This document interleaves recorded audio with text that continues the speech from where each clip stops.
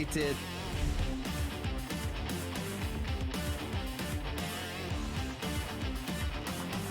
All the time. Yes, it gives you a little bit of regeneration, and it gives you, you know, a little bit of rage buildup as well, right? And it gives you the ability to hunt other teams down.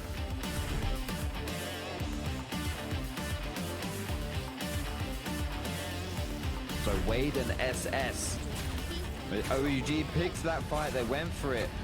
Just trying to bait out that transform, and when the transform came through, went for the disengage, and it worked, except one of their teammates got stuck behind. But then GG go for the follow-up here, they go for the chase, but there's only two of them.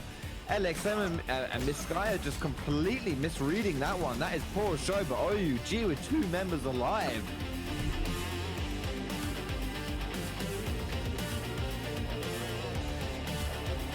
Trying to move back to the building here to buy themselves some space. Want to utilize that longsword, but sees that out. Throwing parry after parry after parry. They're going to stop themselves, go back to the neutral. The freeze comes out. They're able to pick it up, and Jixon comes back through.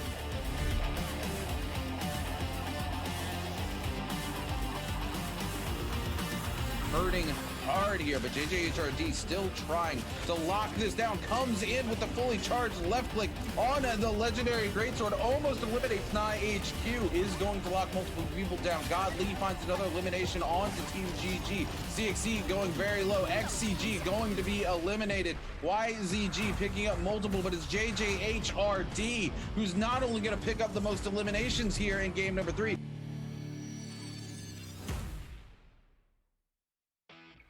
如果是打3排的话，我感觉是所有武器都要会一点的。但是我们打的是单排嘛，然后肯定是看自己的个人意愿、个人武器熟练度。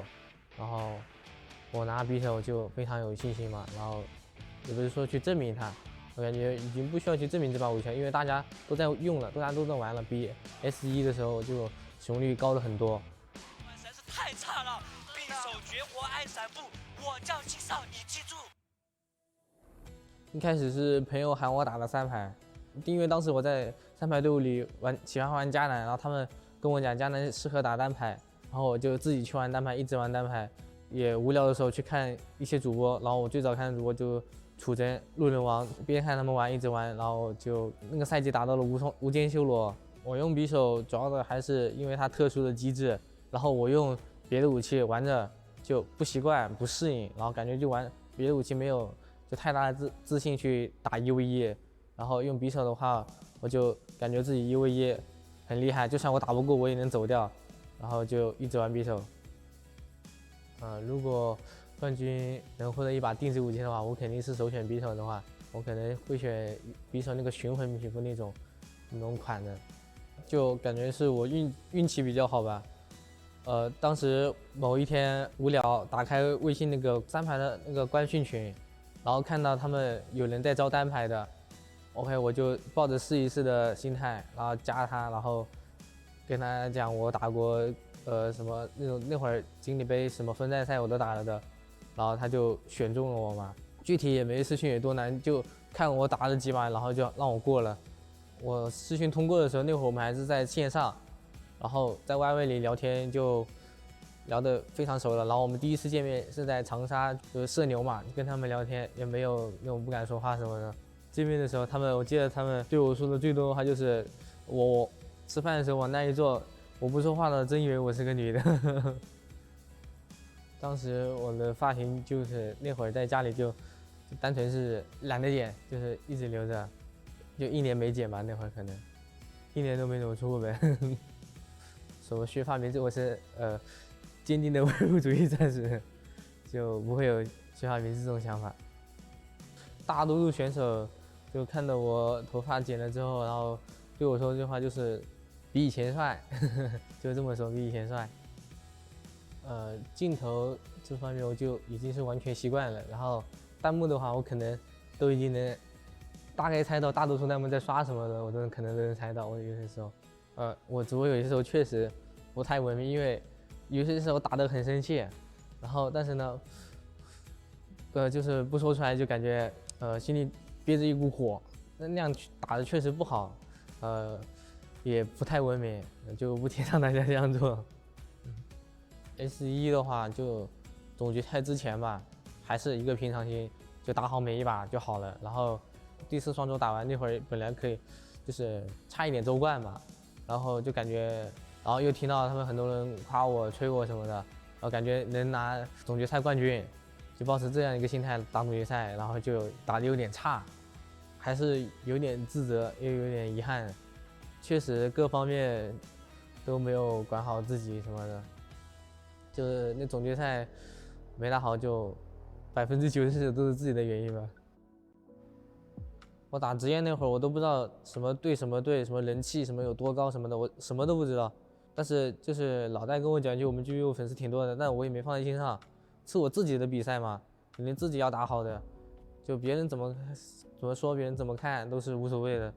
具体时间我忘了，但是我记得是哪天看比赛的时候，就是 GBO 的很多粉丝呼吁我要守住 GBO 最后的荣光什么的，然后我看他们那段时间3排就成绩也挺差的嘛，然后我就感觉我不能被他们影响，然后我感觉有点想把他们带动起来啊什么的。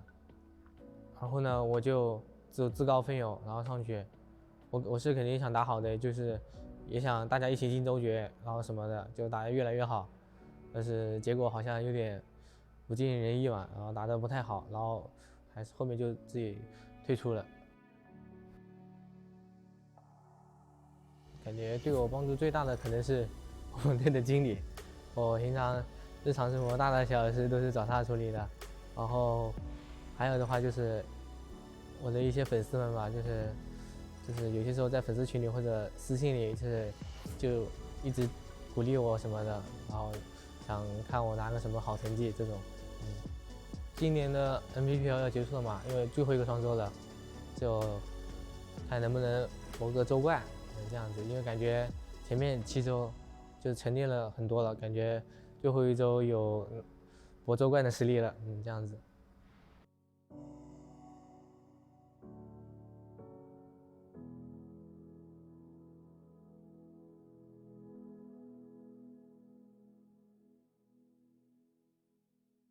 Em sẽ đánh theo kiểu của sẽ đánh theo lối chơi của Trung Quốc để hạ gục họ.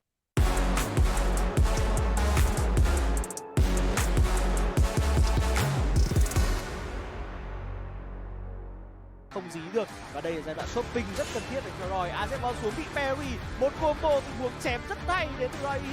Và giờ thì AZBON mới là người phải chạy một tình huống ép đến từ Takeda, nhưng mà liệu có thể dứt điểm đến từ Roy hay không? Combo rất đẹp đến từ Roy. Ta vẫn còn cho mình một lần tốc biến sẽ đổi thành công cho mình gem trắng và trả lượng sát thương, nhưng với cái côn này vẫn đang rất là khó chịu. Hạ bên còn một chấm máu, Snake đang hư chiến thắng ở trong cái combat vừa rồi. Tên mình là Trần Bảo Trọng, tên đi game của mình là Roy và mình đang thi đấu cho VMPC. Là Nguyễn Duy Khánh, em đến từ đội tuyển 50 chút, biệt danh trong game của em là Snake, em thuộc vị trí support ạ. Thấy thì kỹ năng của em rất tốt ở khu vực C, tại vì em còn đã từng vô địch solo 2 lần. Thế là một từ đấy ạ.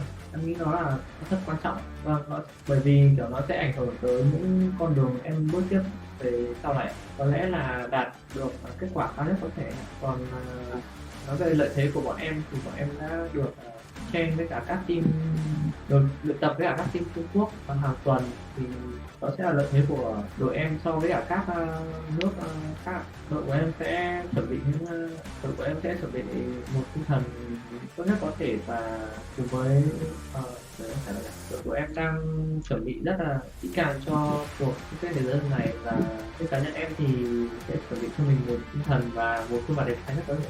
Như thì búp quay ngược trở lại với cái combo của mình, combo thành công. Chém luôn đồng ba, và rồi Hy đọc được tình huống này, mất không còn gì để cứu nữa cả, mà ta phải nằm xuống. Hiện tại thì đội em đang chuẩn bị giấy tờ và tâm lý ổn định để chuẩn bị sắp tới thôi. Đừng ai càng đưa bọn tôi cả. Em không muốn nói nhiều, em muốn thể hiện thôi. Xin chào, tôi là BIWEEKLY4, caster đến từ Việt Nam. Cùng điểm qua về 2 tuyển thủ đến từ Việt Nam sẽ tham gia kỳ chung kết thế giới ở thể thức solo. Với Snake, ở trong màu áo đội hình trẻ của Bamboo Esports, anh cùng đồng đội của mình đã nằm trong top 16 đội tuyển xuất sắc nhất kỳ chung kết thế giới năm 2021. Tiếp sau đó, ở năm 2022 là 2 chiếc Á quân ở thể thức solo tại giải đấu Asian Challenge, cùng với đó là vòng loại chung kết thế giới Việt Nam.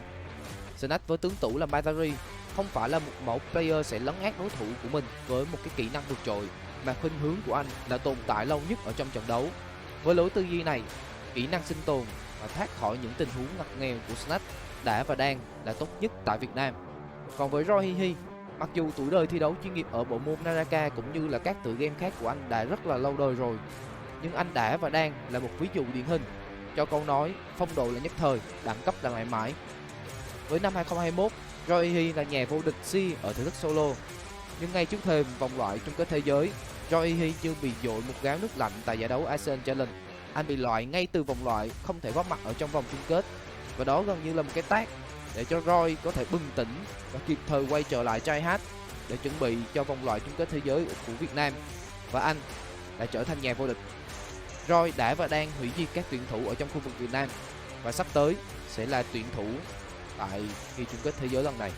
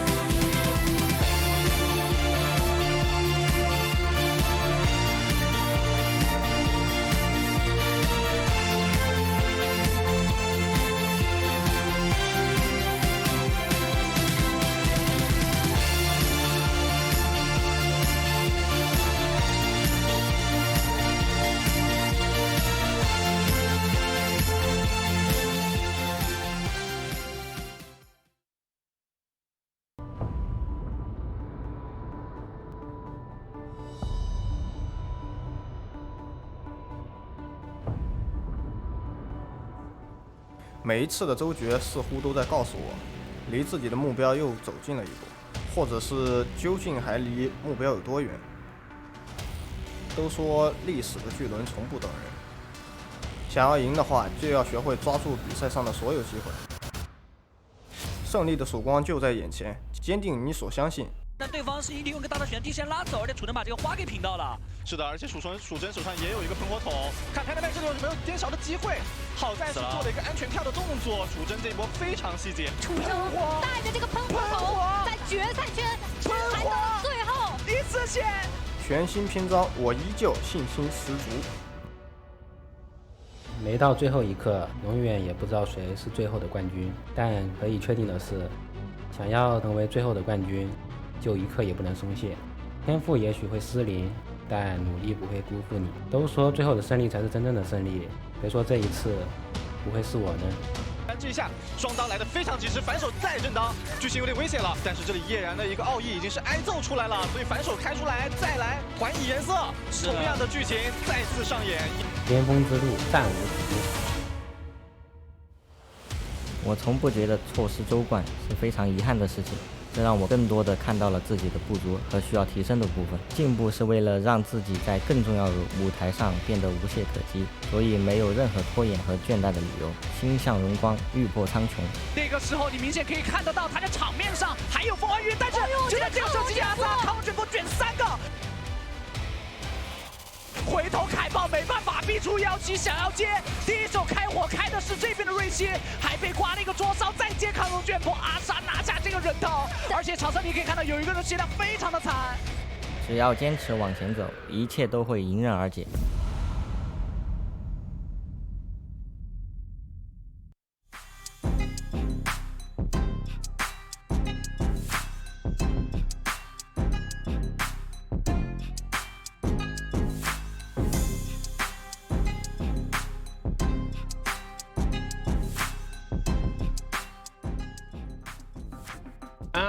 back at it again. And ladies and gentlemen, welcome back to Naraka Blade Point Pro League Season 2. I'm locking it in with my man, RuneKeeper TV, as we're about to lock in for another set of games here. Gonna be some more madness as always. We've been around the block for a while here, but it's always amazing to come back every Thursday, getting it started and saying, hey, it's time to get back to some Naraka. So hopefully everybody's learned from last week. Hope everybody's watched their old clips. I hope everybody has seen the old footage. Because I hope y'all done learned something new, and we about to lock it in for 6 more games today. Rune, how we feeling? I'm feeling it fantastic, Dobby. Look, it's our last bi-weekly of the season, and today we're going to determine what solo players are heading to the bi-weekly finals for week number 4 of season 2 here in the Naraka Blade Point Pro League. Rep Change is next I'm week, excited right? about that. Yeah, Repetitions is going to be next week, and then also on top of that, we're back to that new meta for solos, right? Where you can only play, you have to play a different hero 5 times, so you can only play 5 times in 6 games. That means nobody can play the same character twice. Which no. They get to play the same character once. Right?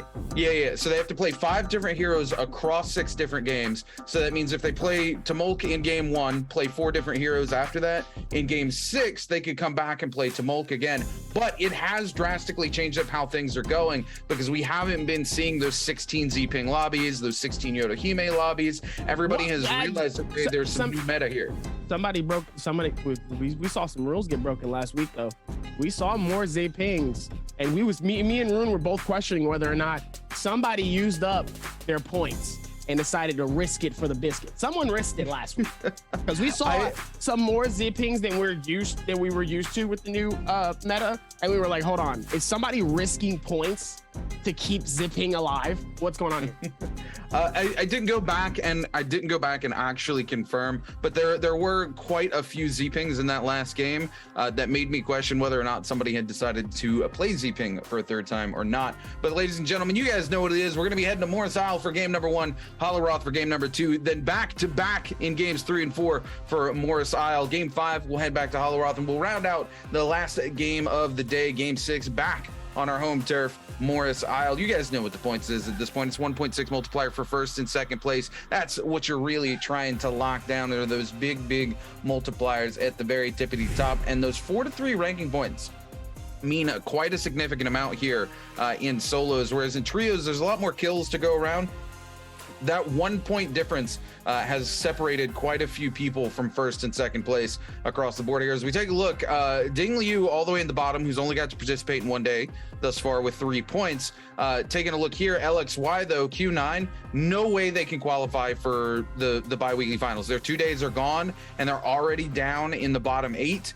There's absolutely nothing they can do to change their stake here. So unfortunately, Q9's LXY not going to be heading up that way. Whereas the rest of these players here, you know, respectively have 1 more day, except for AOW Zhang. Zhang, unfortunately, is going to be stuck at the highest in 11th place. That's if some of these other players don't surpass them. But we do have the likes of KZ's Pandaman, OUG's Luren King, Jux, GG Shaw, big players who consistently put 20+ points up on the board. They have not played their 2nd day yet. I don't see them not being able to climb past Zhang, who's only a couple of points ahead of them. Wolves Kai Bao also almost a 30-point day. J-Team Section also almost a 30-point day. But man, when we get to these top 8, there's going to be some absolutely crazy numbers, because these players out here putting up huge points on the board, really keeping it alive here. As we take a look, Huangfly all the way up in 1st place right now at a 52.1 for both of his days. But WBG Spider, who's only played a single day, in 2nd place with 41 points for a solo day, Dobby. There's trios who don't put up 41 points in 6 games. I mean, now when you're Huangfly, I tell you what, now when you Huangfly has been an absolute dangerous person to go up against so far within these solos. And I mean, we've seen Huangfly come through with some amazing clutches and comebacks, but this is definitely something that, you know, even with what we expected here, we're still able to see how the average points have been here. But look at the difference though in where the placements are for points versus Huangfly and Spider. Huangfly with a decent score, at least slightly or at least slightly under 4 points. where Spider is at a 6.83. Spider is way ahead of the game as far as I'm concerned, and not only as far as I'm concerned, but also these stats. And Wang Liang is in second, literally way further down, at least under a 5-point deficit. Absolutely insane. I mean, man, he's absolutely dangerous coming in as we've seen Wang Liang and a couple of the other players here, you know, getting the makeup done. You got to look nice for the camera. You have to. It's a massive production. You got to make sure that the rest of the boys look good as well. So we're going to lock in for our 6 games here. These solo games are going to be fun. I feel it.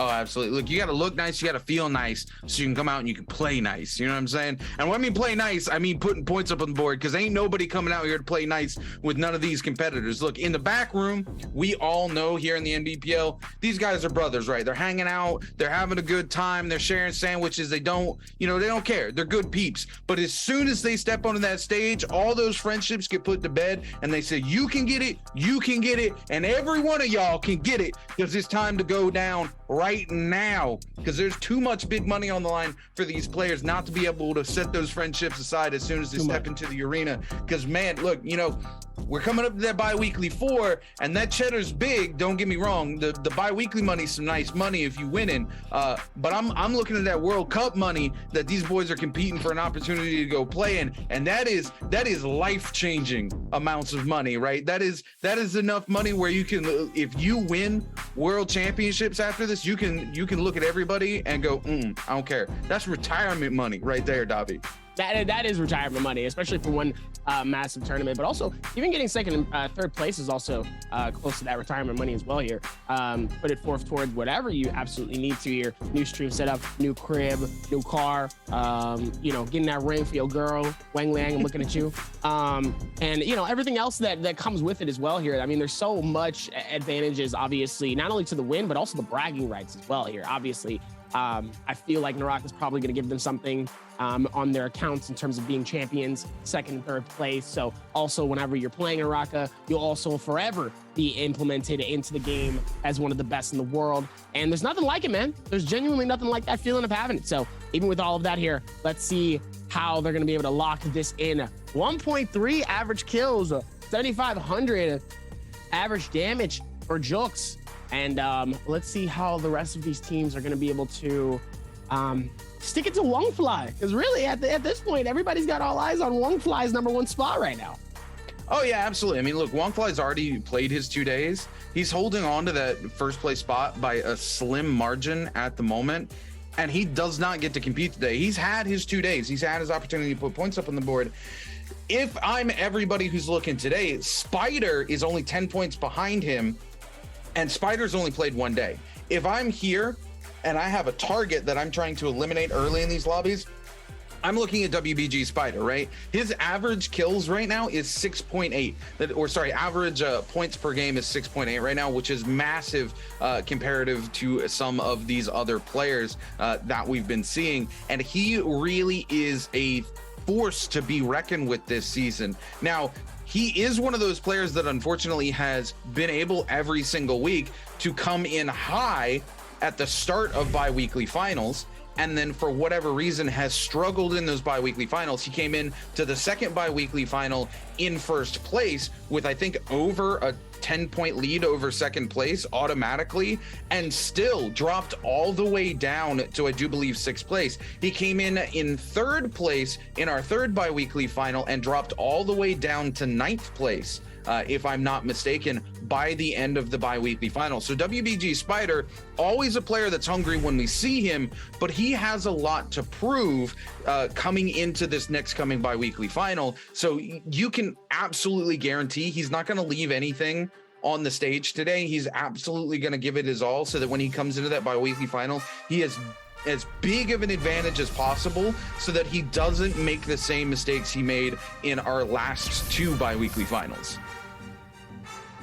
So many opportunities really to be able to switch it up and switch it around here. Let's see if anybody is going to be able to make that amount of energy happen here. As now they should be able to lock this in here very fairly soon here. As we're going to look at all the solo players here, it's going to be a lot of action and a lot of movement happening here for the rest of it here. I feel like now we're going to be able to see how this momentum shifts. And I think it's going to happen within these first 2 games. I'm going to be honest. Oh yeah, things are going to get very, very heated at games 1 and 2. As we take a look here, yeah, man, look at this. We're already seeing 3 different heroes across the board. Tumult, you know, I'm happy to see my boy Temmie coming into the solos. Justina and Zping off the rip here. Interesting to see Zping in game 1 here on Morrisile. We're going to see Temmie. We're going to see Tarka coming in from Bumpless Phoenix's Moo. Shaw going to be bringing in the Temmie as well. J-Team's Action bringing in the Matari. This has been such a healthy change, honestly, in terms of the meta. Man, look at this. Pandaman, DAY5-SOLO, 3 Tarkas in game 1. And we're going to see our first 2 Yodohimes lock in as well. This is what we've been wanting to see here in the solos for Pro League here. 2 more Temmies, a couple Justinas coming in. But there is a vast pool of heroes going across the board here today. It is not going to be an end circle where it's like 6 Yodohimes or 6 Zpings. It is going to be absolutely crazy. There's not going to be a lot of ult for ult trade going between these players. It is going to be anyone's game, and I love to see it, Dobby. Love to see it, though. It's very interesting, though, seeing the wide variety of these players within the first game here. Usually maybe we'll see it like towards the middle, but very interesting to see at the from the very get-go here, as we're going to lock in for our first game here. At least one team Xin is going to be landing in Celestia. Everybody else is going to be a little bit towards this left side here, and a lot of these hut areas like usual, Windfall, Zest Winery, Victim's Haven, Iceland Crater.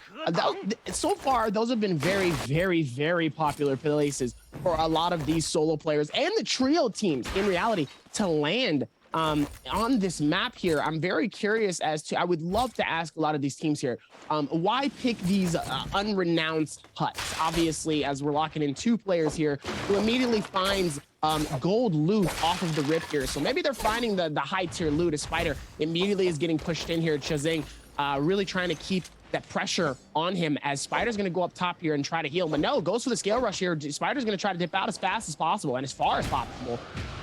Because now he's going to be able to catch up to him, get him caught on the upside of his small sand tornado here, as Spider's immediately going to try to dip out of here. And it looks like Shazam's going to keep the same energy and decide to back out.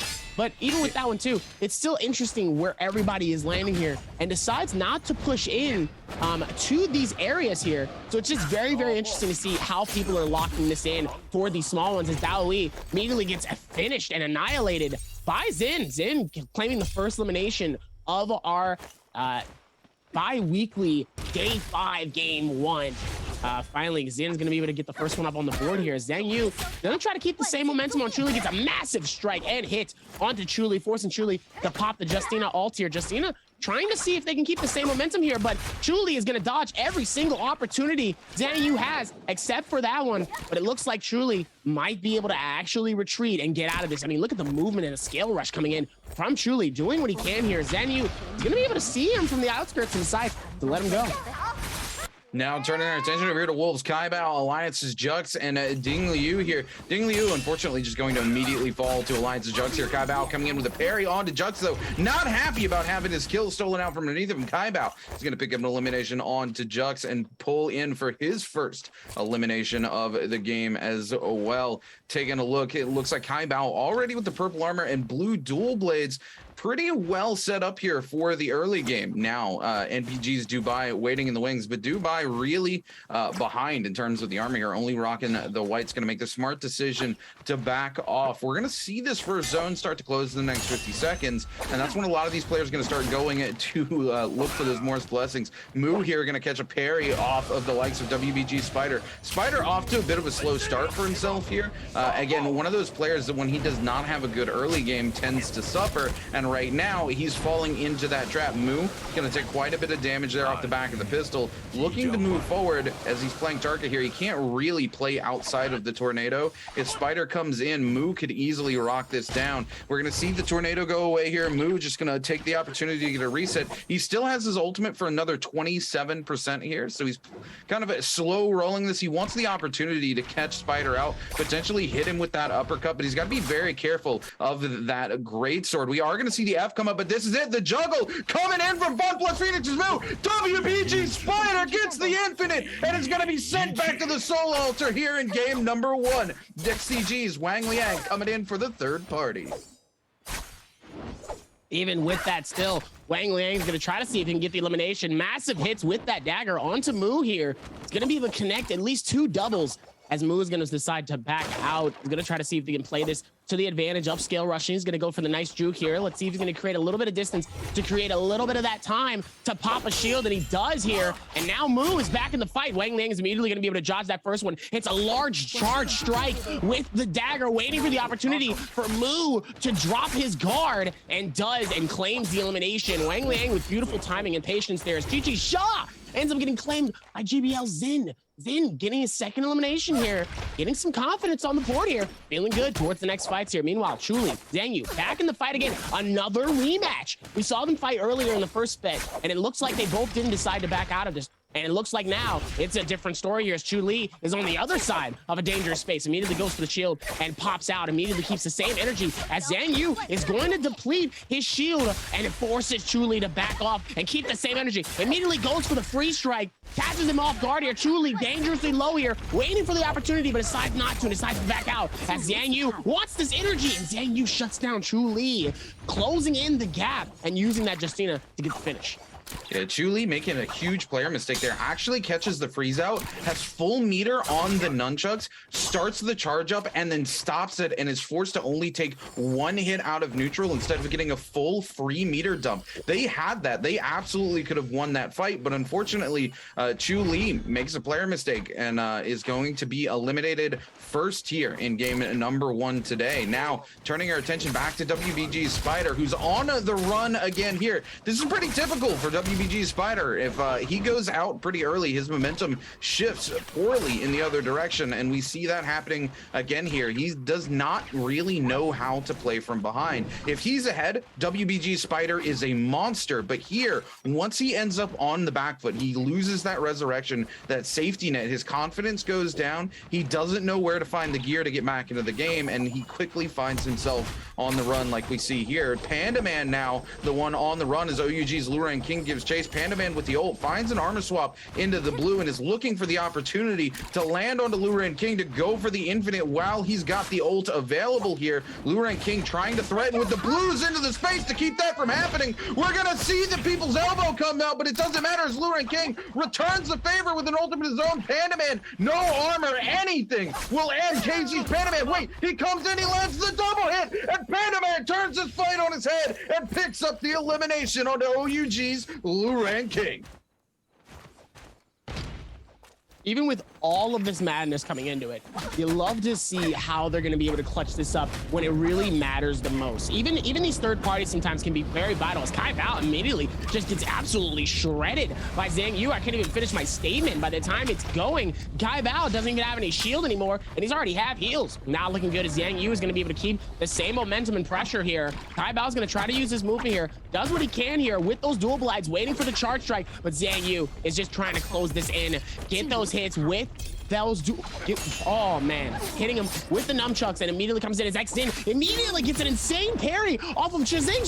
Immediately gets eliminated by Xin. Doesn't even give him the opportunity to recover and maybe even get away here, but there is no way for that, as now he does end up getting the shutdown here, and he makes it look good here. We love it to see it, as it looks like Wang Liang trying to see if they can hold it off here. It looks like WBG Spider was able to get the chest, the Morris Blessing, and it looks like Wang Liang wants it for himself here, immediately getting shredded by those dual blades as Zigping comes in with that F. It's going to be able to shield him up and keep that same pressure, as now Spider is going to back out of this. And it looks like instead of Wang Liang continuing to keep the pressure, he decides to also back up and goes right towards the chest. Immediately, Dao Yue immediately getting ready here, comes through with that strike. And it looks like the first Yorihime one comes out as no, it's a fake. And it looks like Dao Yue was ready for the energy, and so was Ding. Looks like Ding was also ready for it as well here. Immediately comes through, stops the fireball from happening, immediately gets hit by an insane clutches. Dao Yue ends up going the double downer on that massive longsword and gets the finish in style.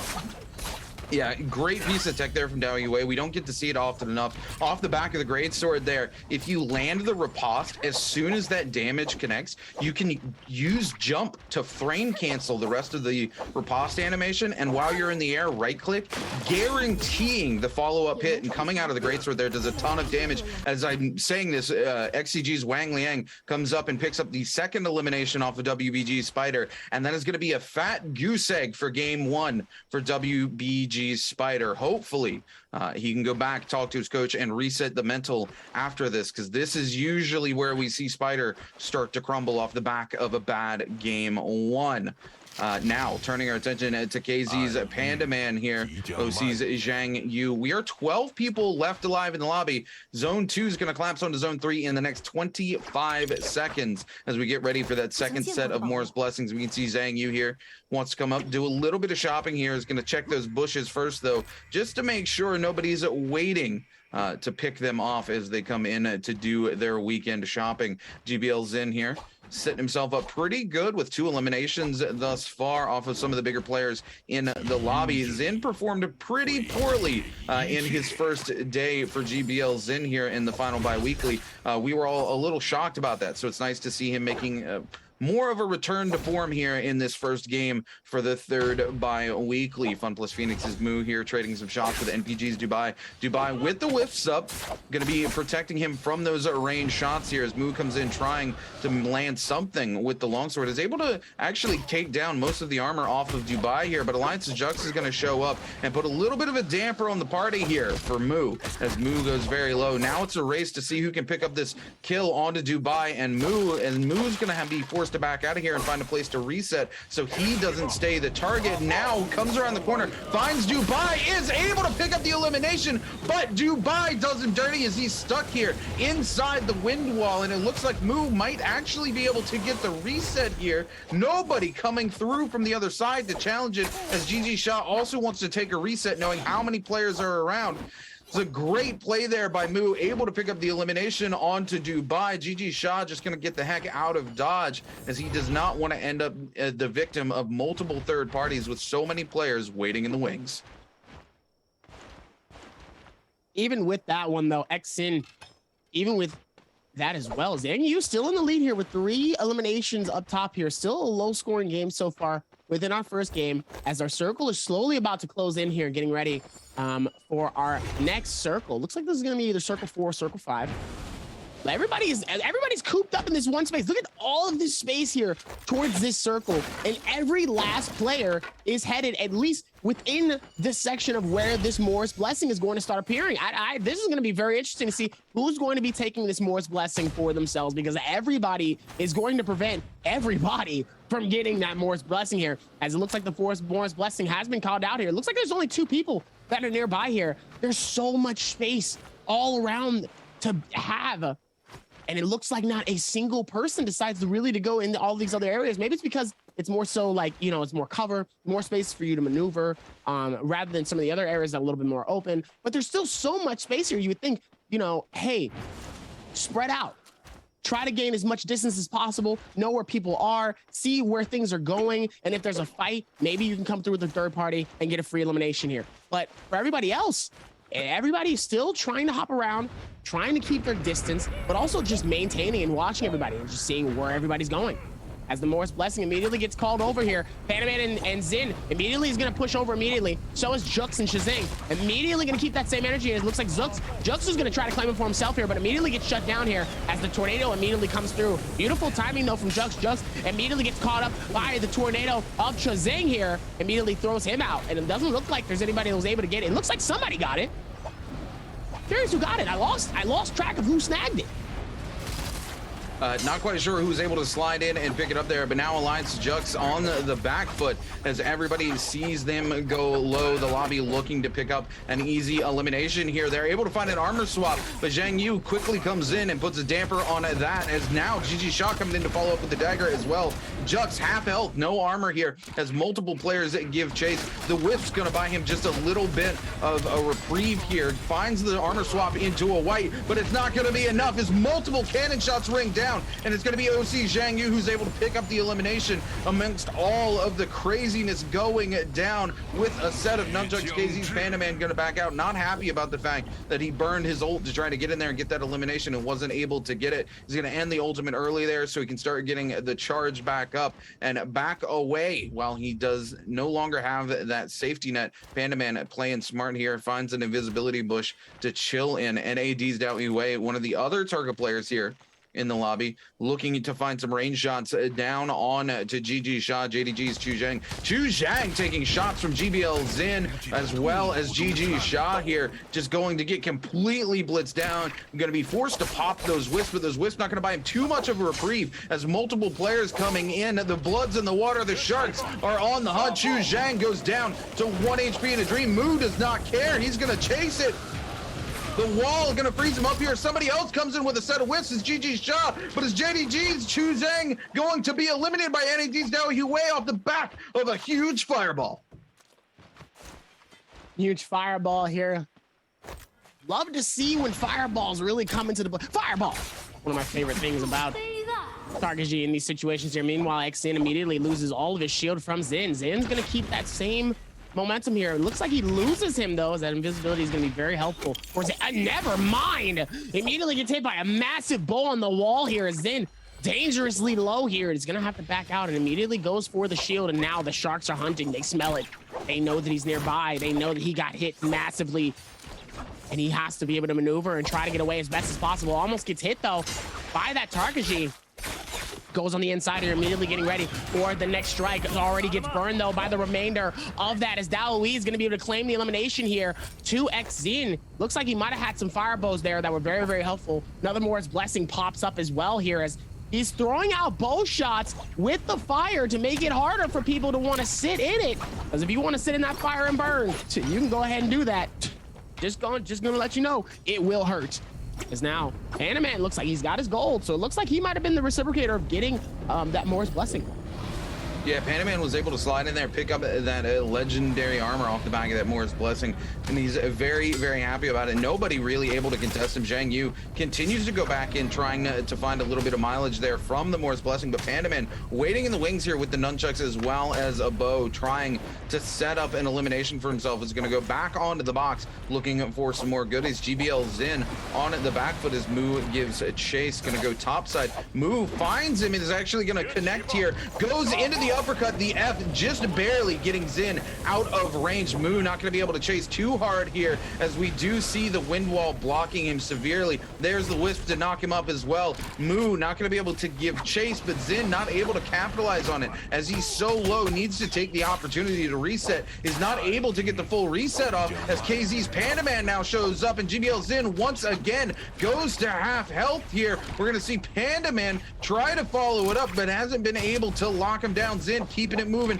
The grapple comes out from Fun Plus Phoenix's Moo, and it's two Tarkas chasing down this tumult here. Who's going to pick it up? KZ's Pandaman almost grabs it, but it's going to be Wang Liang who comes in from the side and is able to pick up the elimination. Moo and KZ's Pandaman going to be forced to back out of the fight as Wang Liang picks up his third elimination of the game. Absolutely insane. Going to be able to claim those eliminations. Zhang Yu with his fourth. Wang Liang and Dao Yue with 3 so far. GG Sha with 2. Who is going to claim our first game of tonight? These one-on-ones are so interesting. How people have been able to play this here. And also, it just seems like the catalyst has been these Morris Blessings. More than anything, the Morris Blessings have been really like just a mating call for all of these players to really come through and say, hey, we need this amount of energy. And obviously, when it comes to these players and how they've been doing it, the Morris Blessing has been this nice middle ground for everybody to just try to fight it out. And some people claim eliminations for it, and some people end up getting eliminated for it, which is unfortunate. Meanwhile, Panaman with that gold, trying to keep himself alive here, trying not to get caught in not too many battles here. This is going to be interesting. We got a couple Tarkas. We got all the Tarkashis alive. At least we have at least all 3, because there was only 4, correct? Or was there 3? There was 3 Tarkas here in the lobby, and I all do believe all 3 are alive right now. Yes, all 3, every last one. There is looks like there's 1 Yorihime, 1 Ziping, 1 Justina, and it looks like we have 2. No, we have 1 of Tumult. Of Tumult. Yes, we have 1 Tumult. After that, looks like the Tarkashis are outliving everyone else. Yeah, it's a really nice mix of heroes here in game 1, and I really, really appreciate it because it keeps things fresh, right? You love to see the interactions between different heroes, so you're not just trading one ability for another. right? Because there's so many different interactions between everybody. If you see the likes of Tumult throw his ult down, Tarka can't really use any of his abilities to counteract that. So it's not like an ult gets traded for an ult. He needs to wait that out and then find another opening to come back in. So there's a lot of baiting abilities going out between these players, and it's something different than we're used to seeing here, as we see FunPlus Phoenix's Moo slide in to pick up his second elimination of the game off of OUG's Luren King. Luren King now has been eliminated twice by Tarkas in the lobby. They need to feel kind of bad about that, lamenting the Tarka supremacy that we're seeing here in game number 1. DAY5-SOLO gonna find a little bit of a space here to repair his bow. We are down to 6 players left alive here in zone 5, getting ready to collapse onto zone 6 in the next couple of seconds. So we're gonna see some of these players start to try to find some ground to call their own, but this zone gonna get fairly small here, and there's not a lot of verticality. So we're probably gonna start seeing some of these fights break out, or at least some damage being traded between players, as many of them try to hold off for the very end. You know, if you're the Justina player, you're just trying to make it to end circle, right? If you're the Tarka player, you're trying to aggressively push onto everybody that you possibly can before the zone gets too small and it's not in your favor anymore. GG Shaw gonna be forced to pop the Tumulka ultimate here just to get away from that flame breath on the back of FunPlus Phoenix's Moo. The Wisp comes in, Shaw gonna follow it up with the uppercut on the dagger into a jump cancel with the aerial combo there. We're gonna see the Wisp come out, but it does not connect onto Shaw. Shaw's gonna keep things moving. Panda Man coming in looking to get in on the action. Shaw the one going low here as the lobby full of sharks begin to look for the elimination. It's going to be NAD's DAY5-SOLO who picks up his 4th elimination of the game, tying it up for first place with the likes of OC's Zhang Yu. DAY5-SOLO keeping it moving here with the Tarka ult active, but he's going to go very low off the back of a huge hit from up top, and the fire arrow from Zhang Yu actually gonna send him home out of the lobby. They were tied for first place, and Zhang Yu said, no, this is my first place, buddy. You can go ahead and get out of here. Not a whole lot that DAY5-SOLO could do there, as the burn tick coming in faster than he could get the pot off just eliminates him.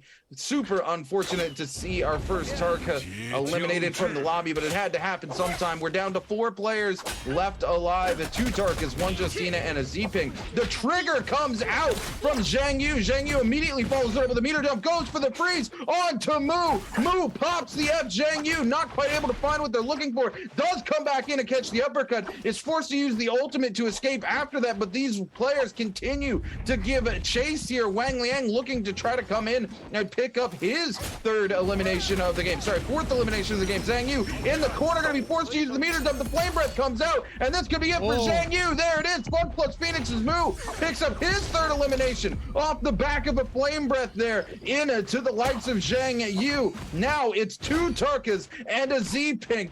Panda Man and Moo going head to head here. Z-Ping going to very quickly become the target, as neither of these Tarkas want to have to 1v1 Z-Ping, who can reset so much here in the end. But Panda Man sees Moo low and goes for the chase, wants to go ahead and pick up that elimination, says, I'll take the 1v1, I don't care. And he's going to be able to pick up the elimination off of Moo. That's Panda Man's 2nd elimination. Now it's Wang Liang versus the likes of KZ's Panda Man. Panda Man in the ultimate here, going to find the space to get a full reset as the F2 burns down off of Wang Liang. Panda Man coming in to the circle, going to take a ton of zone tick to pick up some much needed resources here. Where is the other player? Oh, there he is. Yeah, Wang Liang top side here. Panda Man, no! Catches up with the katana! Almost able to go for the infinite, but the F2 comes back off a cooldown for Wang Liang. They're able to take control back of the neutral, but how long is it going to last, as they're now forced to pop the ultimate? Panda Man at full health, full ult. Couple percent left. He's going to go and end the ult early and immediately starts to build the ult back. The flame breath comes out. Wang Liang, no abilities left under their belt. The F2 is going to come back off a cooldown in the next 1.5 seconds here. Panda Man needs to make his move now if he wants it to happen. He's got nothing left in the tank. Wang Liang able to get the F2 up. The flame breath comes out. We see the scale rush from the greatsword. Wang Liang looks to be the one who's going to take it home, but Panda Man turns around with a charge right click from the katana. Wang Liang goes for the scale rush into the clutch, but no, Panda Man is going to pop the F. Wang Liang waits for it to come out, and Panda Man walks right into the dagger down, and Wang Liang going to be walking away their MVP for game number 1.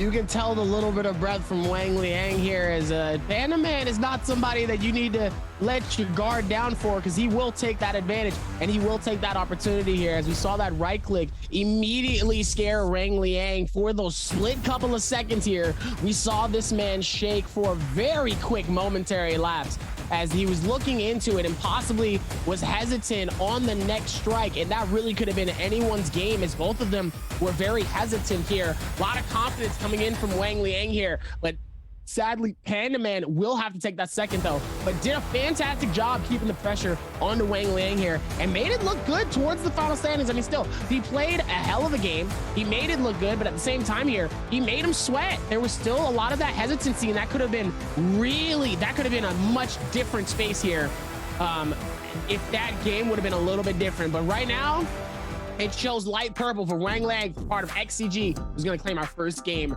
for solos.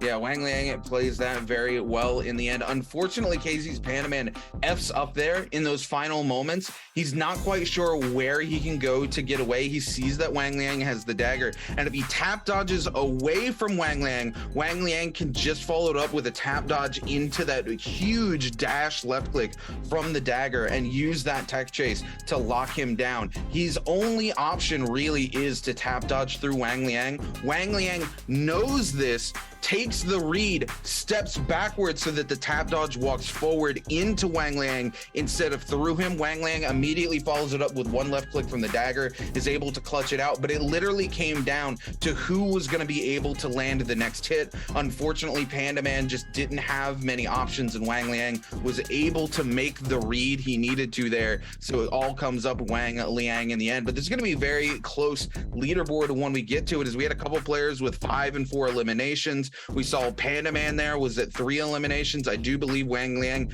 picked up his 3rd elimination by killing Panda Man and taking 1st place. So the point's going to be very close on this one, but what a great game one, Dobby. The hero diversity really changing things up here in the end, and it was so fun to watch all these Tarkas actually pop off, make it to the final circle. Generally speaking, these are the same players we often see play Tarka G. Many of them don't usually end up to the final circle. All 3 of them making it to the very final circle here of game 1.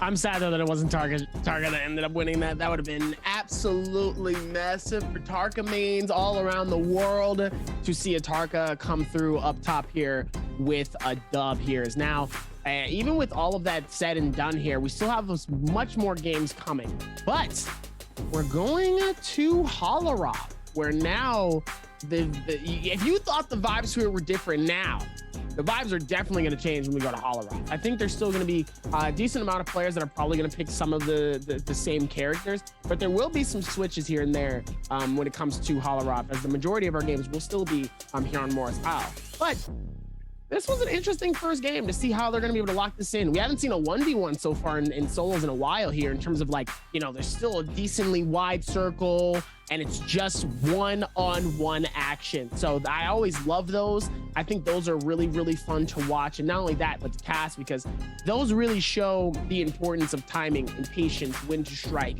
You know, knowing at the very end of that Wang Liang coming through and getting hit with that massive right-click katana, that could have been absolute game for Wang Liang here. And Panda Man really waiting it out with his core, just waiting for the defense to come to kick in here. But Wang Liang doesn't strike. He waits for that to end and able to pick that up here, as Wang Liang is going to pick up our first win of the day at 10.4 with those 4 eliminations. But Zhang Yu with 5 eliminations gets those placement points and ends up with 9 points in 2nd place.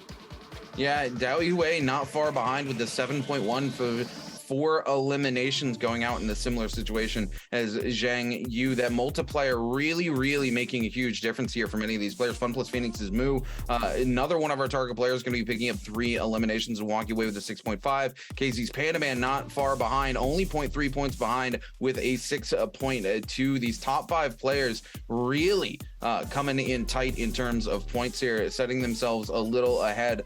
We got to talk a little bit about the elephant in the room, or rather I should say the Spider. WBG's Spider here with 0 points off of game 1 here. This is not the performance he had earlier in the week, as he was able to put up 41 points in a single day, which is an absolutely massive scoreline for a solos player here in the Naraka Blade Point Pro League. 0 points in game 1. This is where we see Spider start to crumble all the time, right? When he has a bad game, it's hard for him to recover mentally. Hopefully he's able to go to his coach. We've talked with him in the past, and it's his coach who's really been able to help him reset his mental when he has those bad games. Hopefully, you know, he went out early enough, his coach and him sitting there talking right now, trying to get the mental state back, come back in, play aggressively into round 1, regardless of whether he gets eliminated or not. But we got to talk about right now, XCG's Wang Liang, who is our MVP for game 1, picks up 4 eliminations. The only Z-ping in the lobby, a very risky play off the back of Wang Liang here, but he's able to clutch it out in the end here with 16,000 damage, 4 eliminations, picks up double parries, and this will be his 6th MVP of the season. Even with that 16K, still was able to do it, and Wang Liang getting his 6th MVP with Earthshaker, Burst Arrow, Blue Moon, Alchemy, Dagger Sap, and Slow Shot. Coming through, really doing what he can here with these last little bit of abilities here, but makes it look good towards the final piece of this game and makes it look good. As you know, we talk about it before here, but you love to see it coming into this. 6 MVPs for Wang Liang. To be honest with you, I feel like he's had more. But he has had a very, very slow start to the season, especially because, you know, in our first season, he was one of the showstoppers. He was one of those players that, like, immediately off the rip, this was a person you needed to pay attention to. In season 2, totally different person. Now that we're finally past the halfway mark, Wang Liang's starting to cook a little bit. Oh, absolutely. Yeah, look, Wang Liang in season 1 was absolutely a threat. And here in season 2, like you said, he got off to a very, very slow start. It's been interesting to see him struggle in this season, because season 1, every time we looked to Wang Liang, he was absolutely popping off. Even if he was having a bad game, he was able to turn fights that you were just like, how is he doing that? You know, Wang Liang, just the king of aggression. Not so aggressive coming into season 2. Really tried to make a change to his play style or something. It hasn't been working out for him, and now as we get later into the season, it's been working a lot better for him. Guys, for you ladies and gentlemen watching from home, we've got a question for you on stream. Answer for a chance to win some treasures. That question being, who won game 1? KZ's Panaman, OC Zhang Yu, NAD's Dao Hui, XCG's Wang Liang. Put your answers in chat. Use A, B, C, or D, and we're gonna be watching chat, and players, or sorry, not players, but people in chat are going to be selected, and make sure you're paying attention to your whispers here on Twitch, because if you're selected, you're going to get some in-game goodies. Hopefully you've been paying attention and you remember who walked away victorious here in game number 1. It's going to be interesting, though, to see how this goes, as now, you know, even with this was as well, you know, I hope people have been paying attention, but also we want to at least make the first question easy. You know, we're starting something different. We want to try something here. So, you know, we want to give you the first question and make it easy. And we'll see kind of where the rest of it goes from there. Yeah, it's going to be interesting. Make sure you guys are locking your answers in A, B, C, or D. No hints coming from us. You know me and Dobby paying attention. I could answer this in my sleep, Dobby. But hopefully you guys can do the same. Walk away with some goodies for yourself as well. I'm excited. We're getting ready to come back for game number 2 here shortly. And man, game 1, super interesting. I loved how much hero diversity we got. These hero rules really coming in, changing things up pretty drastically. You know, we're talking about the difference between lobbies where it was literally the same hero for 16 people across the board multiple times, and then now we're coming in, and I think there was 6 different heroes picked throughout here for game number 1. And in the past, it's only been 3 heroes that have really rotated through the solos. Even in season 1, at the beginning of season 2, it was the same 3 heroes that were currently meta, and those heroes were always kind of picked, just differences in who was picking them. Every once in a while, we get a little Tarka sprinkled in there by our boy KZ's Panda Man or Dao Hui, and we would love that. That was a nice little treat. But now, seeing a lobby with 6 different heroes going into a final circle where there's just, wow, look at the hero diversity that's here. It's not just trading ult for ult, or, you know, okay, Yodohime ulted, so all 16 other Yodohimes in the lobby hit their ult at the same time. And you're like, okay, wow, yeah, that's cool, but now we're getting a little bit of diversity. We're getting trades coming back and forth. We're getting players who are forced to find an opportunity to bait out abilities so that they can make the most of their abilities. And we love to see it. And especially coming into game 2, we're heading over to Hollow Roth, and that drastically changes the hero meta. And we're probably going to see a lot of people lock in some different stuff. You know, I say that, but it is the first game of Hollow Roth. Typically, first game of Hollow Roth, we see a lot of Z pings. So hopefully we won't see that, but we'll find out after we come back. We probably will. Great, we probably will. Get ready to lock in for game number 2. I hate to burst your bubble, but we probably will. Probably will. Yeah.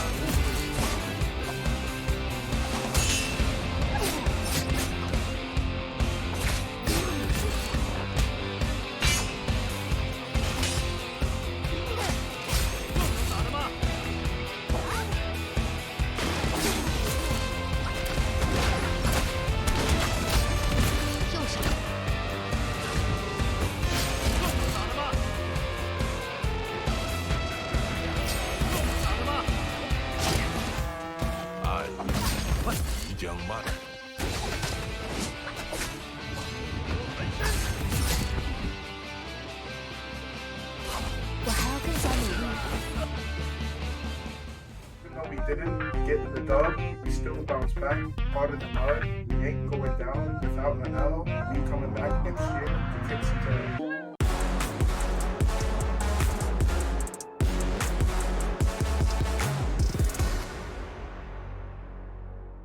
You love to see it, so let's see if maybe they're going to be able to claim this one as well within the space. As it looks like King and them will be able to push in here. Poobie, Tryhard, trying to see if they can do something. Is able to get a massive elimination here. Let's see if they can close this out and go for that finish elimination. It looks like they will be able to, cornering them inside. As it looks like they will be able to pick up. Hello everyone, my in-game name is Poobie from Team Conquerors. Hi, my name is Jared, better known as Tryhard, and I'm from the Team Conquerors. Hi, my name is Jacob, also known as King in Naraka, and I'm from Team Conquerors. Beautiful timing though, dangerously low. Ends up getting the grab. Can he grab the second? Looks like he might try to see if he can throw it down. And yes, he does. He's able to get the elimination off of Abe. Gets the second grab. Can he get the third? No! Qualifying for the Naraka Blade Point World Championships feels great. My new team and I have put in a lot of work these past months to prepare for it. After qualifying, I feel great. I haven't really taken everything in yet, but I'm happy that all of my hard work and my practice has paid off. Imagine putting the 3 most individually talented players on NA on a team. You give that team good chemistry, good friendship, and good communication. And that's why we qualified. We didn't come this far to come this far.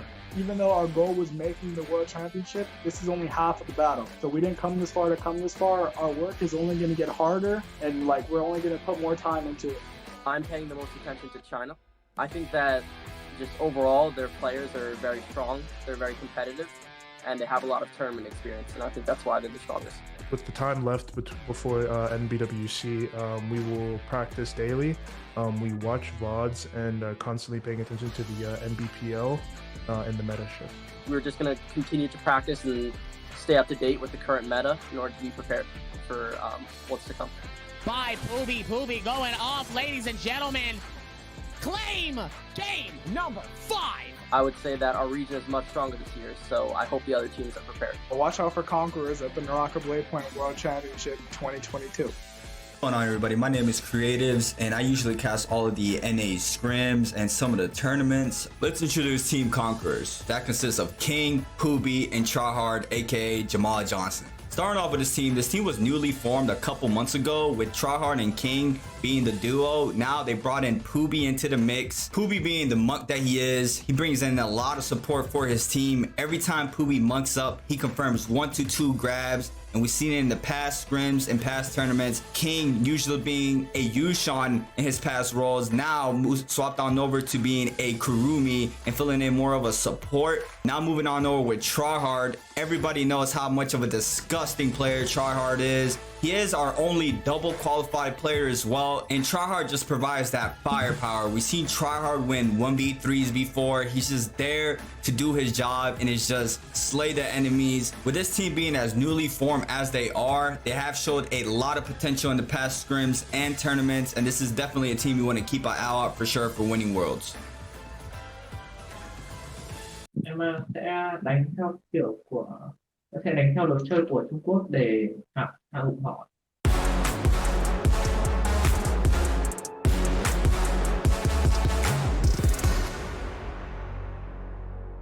Không dí được, và đây là giai đoạn shopping rất cần thiết để cho Roy. AZ xuống bị parry, một combo tình huống chém rất hay đến từ Roy. Và giờ thì AZ mới là người phải chạy một tình huống ép đến từ Takeda, nhưng mà liệu có thể dứt điểm đến từ Roy hay không? Combo rất đẹp đến từ Roy. Ta vẫn còn cho mình một lần tốc biến sẽ đổi thành công cho mình dép trắng và trả lại lượng sát thương, nhưng với cái côn này vẫn đang rất là khó chịu. Hạ bên còn một chấm máu, Snake đang hư chiến thắng ở trong cái combat vừa rồi. Tên mình là Trần Bảo Trọng, tên đi game của mình là Roy và mình đang thi đấu cho VMGC. Là Duy Khánh, em đến từ đội tuyển 50 chút, biệt danh trong game của em là Snack, em thuộc vị trí support ạ. Thấy thì kỹ năng của em rất tốt ở khu vực C, bởi vì em còn đã từng vô địch solo 2 lần. Nó sẽ là một từ ấy ạ. Em nghĩ nó là rất quan trọng, và bởi vì kiểu nó sẽ ảnh hưởng tới những con đường em bước tiếp về sau này. Có lẽ là đạt được kết quả cao nhất có thể. Còn nói về lợi thế của bọn em thì bọn em đã được train với cả các team, được luyện tập với cả các team Trung Quốc hàng tuần, thì đó sẽ là lợi thế của đội em so với cả các nước khác. Đội của em sẽ chuẩn bị một tinh thần tốt nhất có thể, và cùng với đội của em đang chuẩn bị rất là kỹ càng cho cuộc chung kết thế giới lần này, và với cá nhân em thì sẽ chuẩn bị cho mình một tinh thần và một phiên bản đẹp nhất có thể. Như thì búp quay ngược trở lại với cái combo của mình, combo thành công. Chém luôn là pha và rồi Hy đọc được tình huống này, búp không còn gì để cứu nữa cả, và ta đã phải nằm xuống. Hiện tại thì đội em đang chuẩn bị giấy tờ và tâm lý ổn định để chuẩn bị sắp tới thôi. Đừng ai càng đưa bọn tôi cả. Em không muốn nói nhiều, em muốn thể hiện. Xin chào, tôi là BIWEEKly4, caster đến từ Việt Nam. Cùng điểm qua về 2 tuyển thủ đến từ Việt Nam sẽ tham gia kỳ chung kết thế giới ở thể thức solo. Với Snake ở trong màu áo đội hình trẻ của Bamboo Esports, anh cùng đồng đội của mình đã nằm trong top 16 đội tuyển xuất sắc nhất kỳ chung kết thế giới năm 2021. Tiếp sau đó, ở năm 2022 là 2 chiếc Á quân ở thể thức solo tại giải đấu Asian Challenge, cùng với đó là vòng loại chung kết thế giới Việt Nam. Snake với tướng tủ là Matari không phải là một mẫu player sẽ lấn át đối thủ của mình với một cái kỹ năng vượt trội, mà khuynh hướng của anh là tồn tại lâu nhất ở trong trận đấu. Với lối tư duy này, kỹ năng sinh tồn và thoát khỏi những tình huống ngặt nghèo của Snake đã và đang là tốt nhất tại Việt Nam. Còn với Roy, mặc dù tuổi đời thi đấu chuyên nghiệp ở bộ môn Naraka cũng như là các tựa game khác của anh đã rất là lâu đời rồi, nhưng anh đã và đang là một ví dụ điển hình cho câu nói phong độ là nhất thời, đẳng cấp là mãi mãi. Với năm 2021, Roy là nhà vô địch C ở thể thức solo, nhưng ngay trước thềm vòng loại chung kết thế giới, Roy chưa bị dội một gáo nước lạnh tại giải đấu Asian Challenge. Anh bị loại ngay từ vòng loại, không thể góp mặt ở trong vòng chung kết, và đó gần như là một cái tát để cho Roy có thể bừng tỉnh và kịp thời quay trở lại try hard để chuẩn bị cho vòng loại chung kết thế giới của Việt Nam, và anh đã trở thành nhà vô địch. Roy đã và đang hủy diệt các tuyển thủ ở trong khu vực Việt Nam, và sắp tới sẽ là tuyển thủ tại kỳ chung kết thế giới lần này.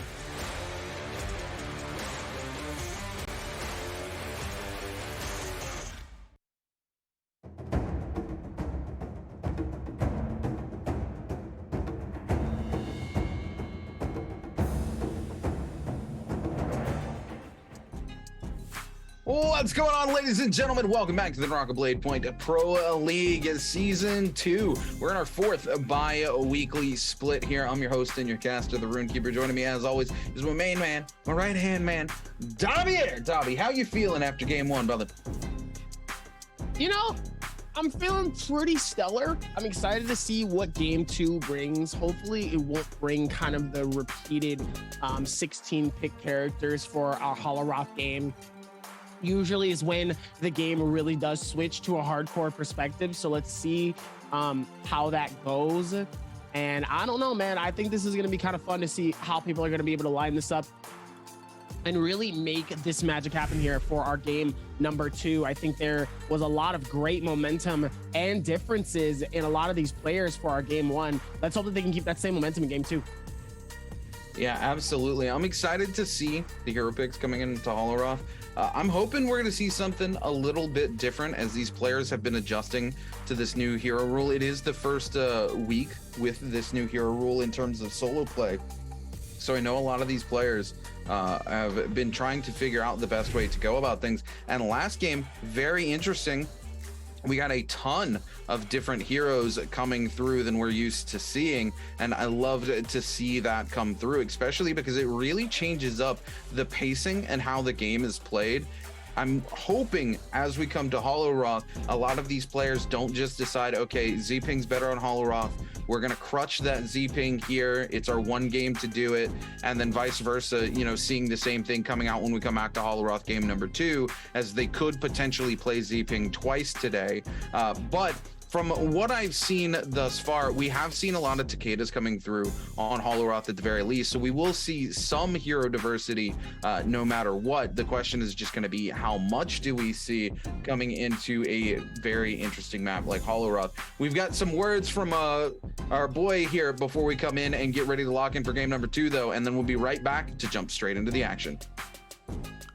一个双周没打的话，影响肯定是有一点。然后其实但是也打了那么久了吧，因为从联赛刚开到现在，我只缺席了上一个双周的比赛嘛。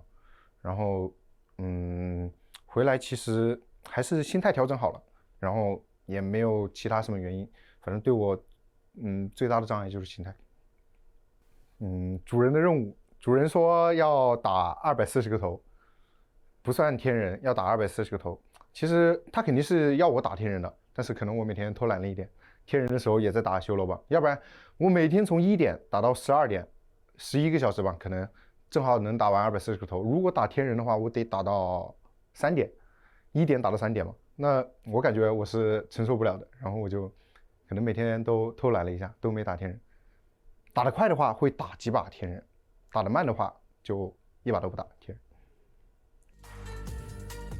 Wang Liang there, giving us a little bit of information on how his days go as a pro player, how he's practicing from what times, and how he's been adjusting to that schedule.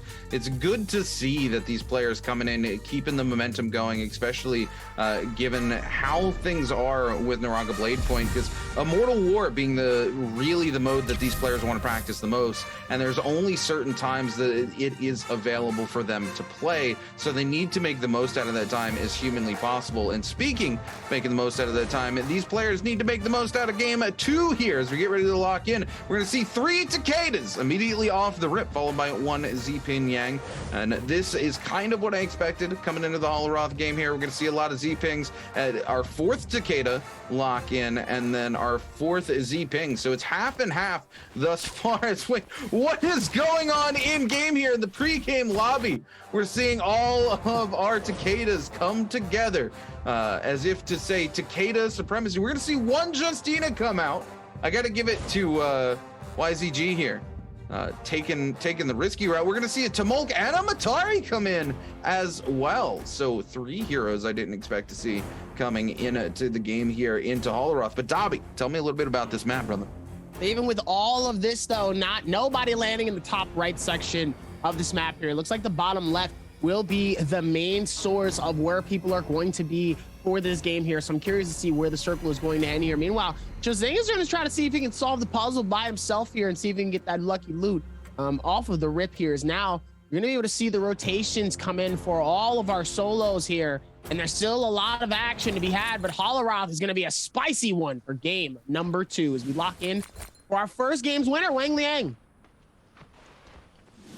Yeah, Wang Liang coming in here, playing the Takeda.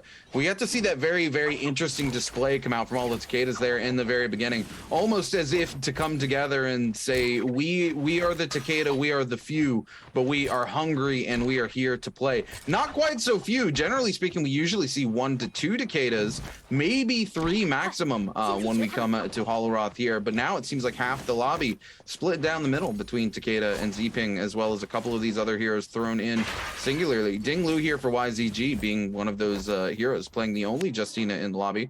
Wang Liang top side here, able to find a little bit of armor. It looks like JDG's Chu Zhang is going to be able to solve the puzzle. The question is, what's going to come out of the box? Our favorite game, ladies and gentlemen, what's in the box?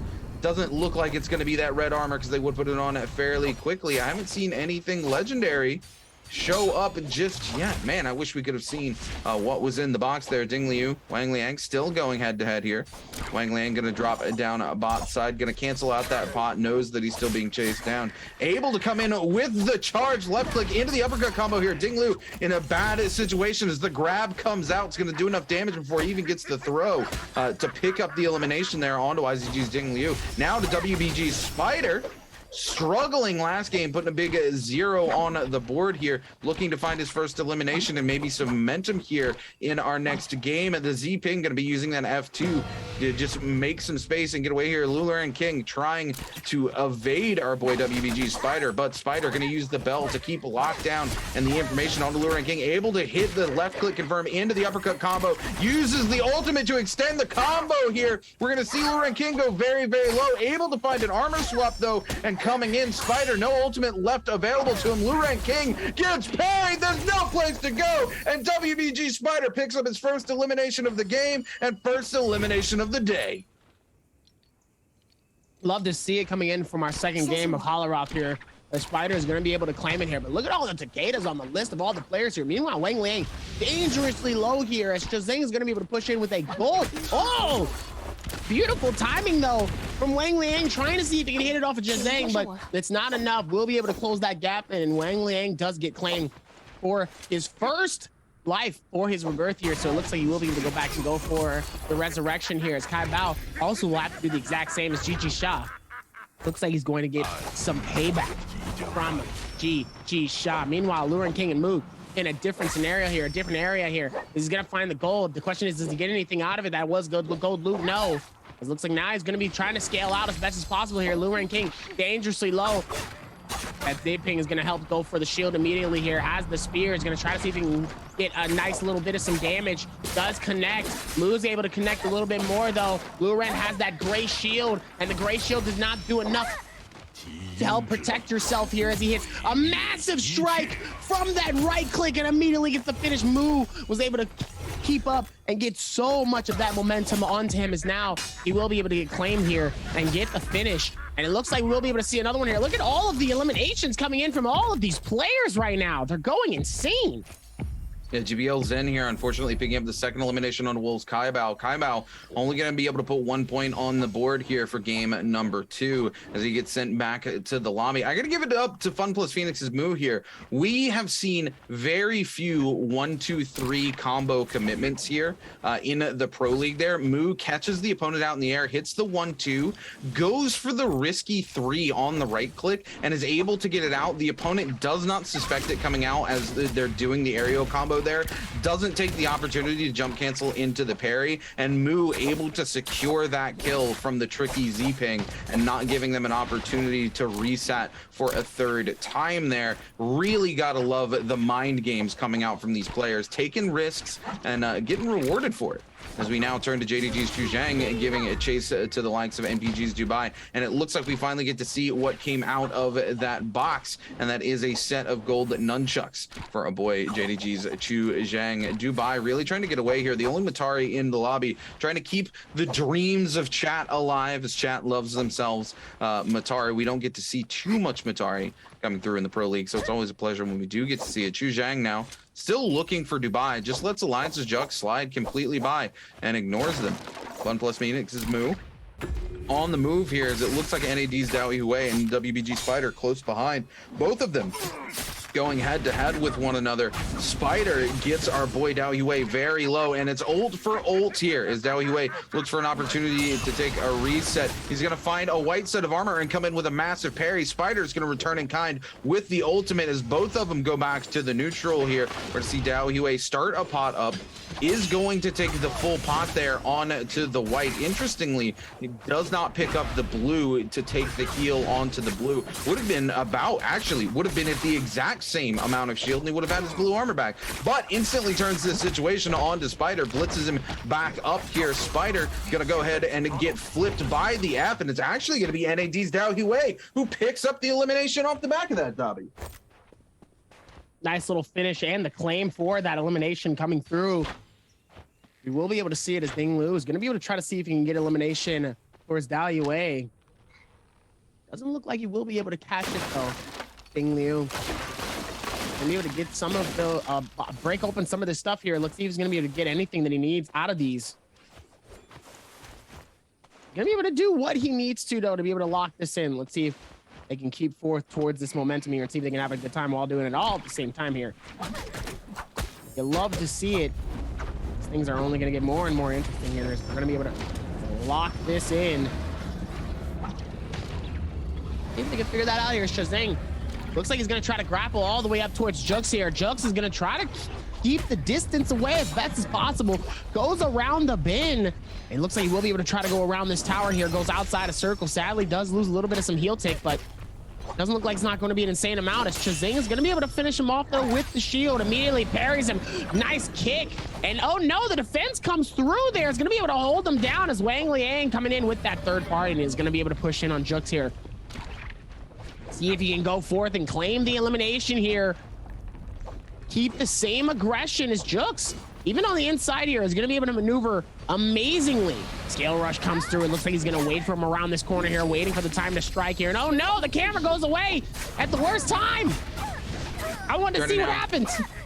Turning out to KZ's Panda Man using that ult to just lock down J-Team's action through the F2, just does not care. It says, look, you can try to take the neutral as much as you want. I've got the ult. We're going to see the armor swap come out. J-Team's action might have bought himself a little bit of time here, especially off the back of this parry. On to Panda Man. Panda Man now in a really bad situation as his ult runs dry. J-Team's action going to have that F2 back very, very soon. Panda Man needs to find some armor to swap into. He's going to move over, take the purple armor, and go for a reset over the hill. Action, though, gonna take the one pot and risk it for the biscuit as he comes back up over the hill. Panda Man with a little more armor is able, doesn't quite get the second pot off. He's forced to pop the F, cancel the animation to defend himself from action, and action though gonna immediately turn the favor back on to Panda Man after the graph comes out and gonna start pumping out some huge damage, and all that shield Panda Man was able to get back is unfortunately going to be set to the wayside. Panda Man no place to go, caught in the dual blades, is gonna immediately be eliminated here by J-Team's action, and Panda Man gets sent back to the lobby. Now turn into GBL's action, looking to come in here, but it's actually Fun Plus Phoenix's Moo who's able to pick up the elimination onto NBG's Dubai, and immediately just says, cool, I'm gonna take that and get the heck out of Dodge, and gonna leave the loot. I just want the elimination. WBG Spider. Leave the loot. Does what he can do is dang you. Gonna be able to keep the same pressure onto him, and he's gonna keep the Spider right here on this wall. He's gonna hit massive damage though. Takeda's gonna be able to force the pushback. Does what he can though. Spider's now is gonna try to see if he can retreat as best as possible. Dang you. Trying to hold on and trying to keep the same eye on him as well. The tower in terms of where this space here is here can be absolutely insane. You have to be careful in terms of how you play these certain sections here, because this is where things can get real bad if you're not paying attention. Yeah, WBG's Spider are going to turn that around with the ultimate, but it's ult for ult here between these two Takedas. Spider just trying to hold a little bit of neutral here. They're going to F for F as well, so both of them completely out. It's just going to come down to who it is, and it's going to be OC Zhang Yu, and that is going to be it for WBG Spider as he's sent back to the lobby for the second time. Spider going to walk away with a 2-1 point game here in game number 2. This is not the WBG Spider we're used to seeing, and it's really weird because he picked up double eliminations early and then got eliminated, but he was able to come back and find gear and kind of find a foothold back into the game, but apparently still letting that mental affect his confidence because he didn't have the resurrection anymore, and he gets caught out in a bad situation, gets eliminated for it. Now to J Team's action, giving chase to NBG's Dubai. Dubai dangerously low, caught out in the middle here. Our only Matari in the lobby, no resurrection available. He needs to be very careful. GG Shaw going head to head with JDG's Chu Zhang. These legendary nunchucks just putting in miles of work here for Chu Zhang. Chu Zhang able to pick up his 3rd elimination, if I'm not mistaken, or maybe his 2nd elimination. But either way, a ton of damage coming out from JDG's Chu Zhang this game. He's going to be a force to be reckoned with, especially on Z-Ping with those legendary nunchucks. That box, he was able to get there, able to set him up very well. Dubai trying to find his way back outside here, trying to find a way to reset, but needs to be careful as he's stuck in the zone. Luckily, it is only zone 2, so the zone tick not going to do a ton of damage to him, but he is running low on resources, so he can't afford to stay for too long. J-Team's action trading blows here with the likes of Fun plus Phoenix's Moo, and looking to move around the long side of the circle, and Moo gonna let him do it as he doesn't want to commit to the fight. Wouldn't you not want to commit to this fight when you have all this action insanity happening all around you? You definitely have to play it to your strength and to your advantage here, but if you don't have the advantage, it's time for you to back out. It's time for you to be able to go, no, this isn't me. I need to be able to play this smart and play this better, big boy. Sometimes it's just not worth it. And honestly, that's understandable. Sometimes you don't need that. Sometimes it's better not to do that. And in these situations, you got to be able to call it and play this smart. And it looks like they have been able to, though. So let's see if they can figure that out as now. They will be able to work towards this as now things are going to get just a little bit better. And let's hope that now it does get a little better. Zhang Yu gonna get pushed in, though, by Xin. Doesn't look like they are going to finish it off, though. Let's see if they can pick up towards more statures. Go forth with this rotation is now Moo. Gonna be able to push in here. Let's see if he gets the advantage and actually gets this.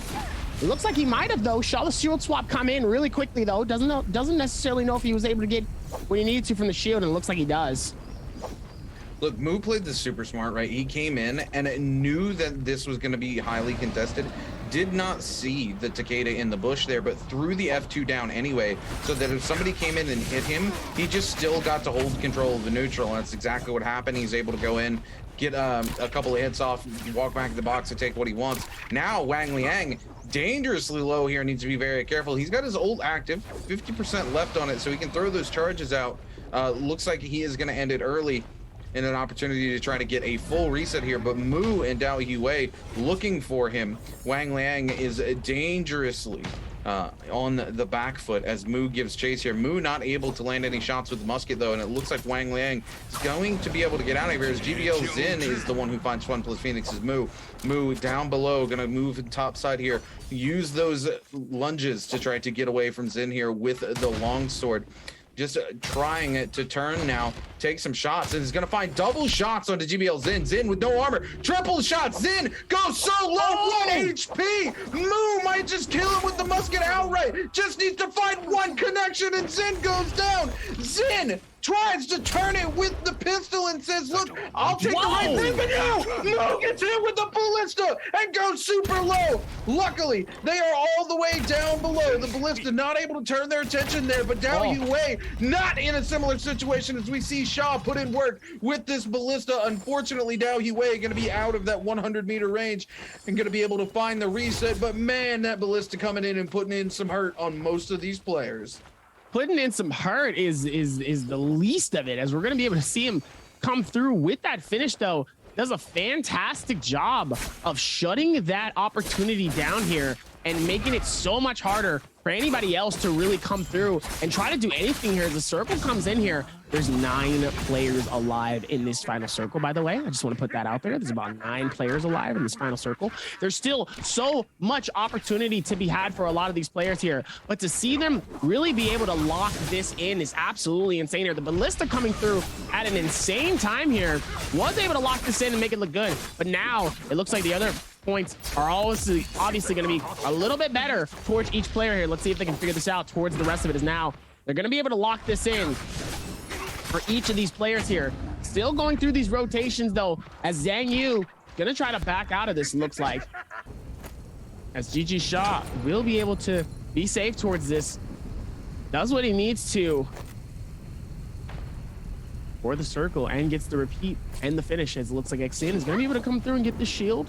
He's going to do what he can and what he needs to. He doesn't need to push over and do any more than he has to. Yeah, 7 players left alive here. Zone 4 finally is fully collapsed down onto. We're taking a look at the leaderboard here. FunPlus Phoenix's Moo and JDG's Chu Zhang at the top of the order with 3 eliminations each. GG Sha and OC's Zhang Yu holding on to 2nd place respectively with 2 eliminations each. Wang Liang at J-Team's X-Gen holding on to 3rd with 1 each. And then Alliance's Jux, unfortunately, with 0 eliminations under their belt, just trying to coast their way through the rest of this lobby. We are 3 Takedas for Zping, so almost 50-50 here coming into the end. I do believe all of our other heroes, our Tumulks or Mataris, unfortunately have been eliminated. Moo gonna come to the shop here, do a little bit of shopping. OC's Zhang Yu giving chase to GG Sha. Little Takeda on Takeda violence here. You know, they came together at the beginning of the lobby in a little bit of solidarity there, showing their Takeda brothers some love. But as soon as you get out here on the battlefield, all of that goes away because these players know what's on the line respectively for themselves and their teams, and they want desperately to go to that World Cup for a chance to compete, to prove that they are the best. JDG's Chu Zhang still with those legendary nunchucks putting in absolute work during this lobby as he's up to 3 eliminations now. GG Sha playing it smart, checking the bushes before he finds a little bit of cover to get a reset. And, you know, I don't think we're going to see a ton of fights break out here for a while, Dobby. We're only zone 4 with 7 players left alive. 7 players. Yeah, like there's so much space for these players to move. Nobody really needs to commit to anything till the end. Everybody just needs to try to hold on, get as much out of these points as they possibly can. Moo now on the backside here sees Zhang Yu. Zhang Yu just going to threaten the space there with some scale rush. Moo going to actually get grappled out by GG Sha, though. Nobody able to follow up with the damage, and Moo keeps things moving. And this is what I expect to see a lot of, right? A lot of these players trading shots, trying to pump some damage out. Nobody wants to commit to a player unless they're already low, right? That there's a guaranteed chance that they're going to be able to get something, especially on a Zping at this point. Because the last thing you want to do is spend the next 4 minutes trying to chase down a kill on a single Zping Yang when you've already got 2-3 eliminations under your belt and you're just trying to get as much placement as humanly possible. And then all of a sudden at the very end, you know, you spend all that time chasing that elimination, somebody comes in, steals it from you, and then eliminates you too. It's just a bad feeling. So a lot of these players playing very smart, just trying to maximize the amount of points that they can get. And here in the league, that's really what it's about. You have to change that mentality, right? You know, if you're playing solos, you're playing ranked or something like that, you kind of start to run the lobby down, and you're looking to prove like I'm the better player than everybody else here. Here, it's not about proving that you're the better player. It's about putting points on the board so that you can qualify, right? So at the end of the day, regardless of how you have to play it, whether you got to play Bush Wookiee or whatever it might be, you got to put those points on the board, and you have to play smart. Because if you're not putting points on the board, you know, eventually you're going to get replaced. That's just the fate of it is here in esports. Wang Liang on the receiving end of some shots here, trying to create some space to get away, as a lot of these players saw somebody go low, but Wang Liang quickly able to get the reset, turns that energy around onto JDG's Chu Zhang, though, coming in with the ultimate. J-Team's action here, coming in with the flame breath, trying to pump out some damage of his own, and many of these players going low. Chu Zhang, the one being chased down here by Zhang Yu, though, and Chu Zhang with his legendary nunchucks is a great target. If Zhang Yu can pick them off here, it's going to be huge for them to pick up those legendary chucks. Chu Zhang not wanting to drop those, continues to try to keep things moving. Zhang Yu takes a lot of shots and goes very low. Moo also turning her attention to that target, but X-Gen trying to turn on to Zhang Yu. Zhang Yu able to find part of a reset,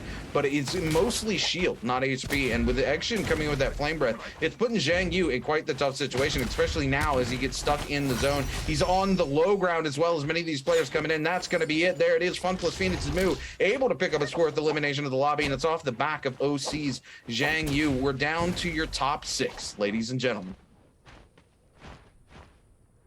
Even with that one though, Wang Liang and GG Shaw dangerously close by here. Looks like they might even try to see if they can get into a fight here, but decide not to here. See if they're going to be able to go through with any form of rotation and try to see if they can lock in something here. But all these players are not going to try to be able to create any form of fighting if they don't need to. Here is now they're going to be able to do what they need to. Let's see if they can figure this out. Here is now. Looks like Mu, Shazing, Shaw, Wang, XZin, Jux, final players of this fight here. Mu in the lead though with 4 eliminations so far here. So let's see if we can really put this in. And really be able to put this in as now things are only going to get more and more interesting. See if they can figure that out towards this final fight here. As now things are only going to get more and more interesting. Wang Liang lost some of his shield though. Don't necessarily know where it came from though. It could have been a bow shot. It looks like Wang Liang is going to be able to rotate this out here. The circle is going to start closing in 20 seconds, ladies and gentlemen. This right here is where things get good. As now, see if they're going to be able to go through with this rotation, push this in. Somebody's going to have to make the first strike. And I'm curious where the first strike is going to come from. Who is going to be the one to set this fight on fire?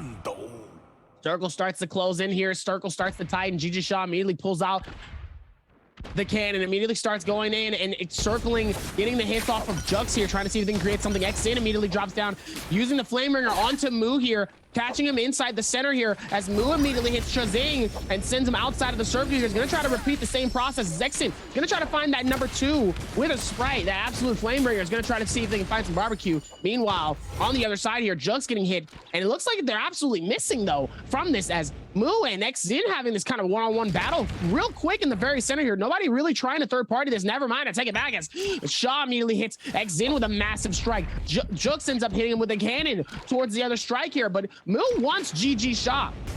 Doesn't really plan to here, as now it looks like he's going to be using the grapple juggle throughout the rest of this game here. GG Shaw immediately is connecting all of these hits. Jux ending up getting hit outside of this. Is now they're going to be able to go forth with the rotation, trying not to get caught by these bad slashes coming in from GG Shaw. It looks like Mu is going to be the most recent one that ends up catching it. Nice dagger coming down. It looks like XZin is going to find it as well. GG Shaw is just hitting them today.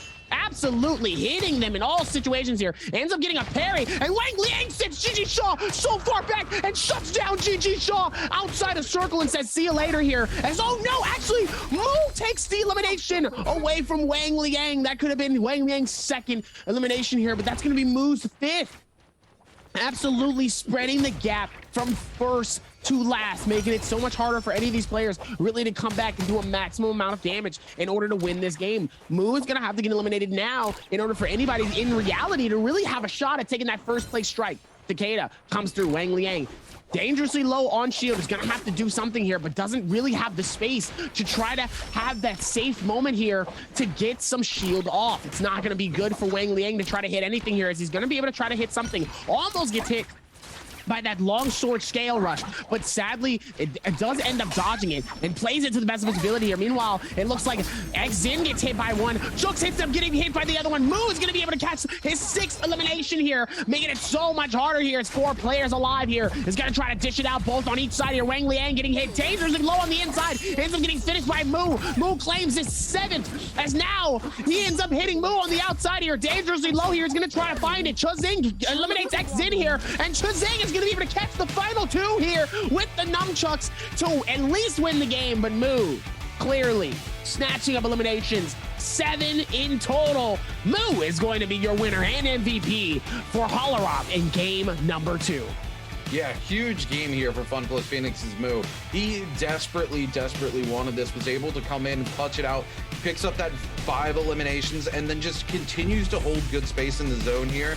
Lock people down with the Flamer, pump out damage, able to pick up eliminations. You know, 7 eliminations, really huge. Even if you're going out in 2nd place, that 1.6 multiplier, massive on the back of those 7 eliminations here for Mu. He's got to be feeling very happy about his performance.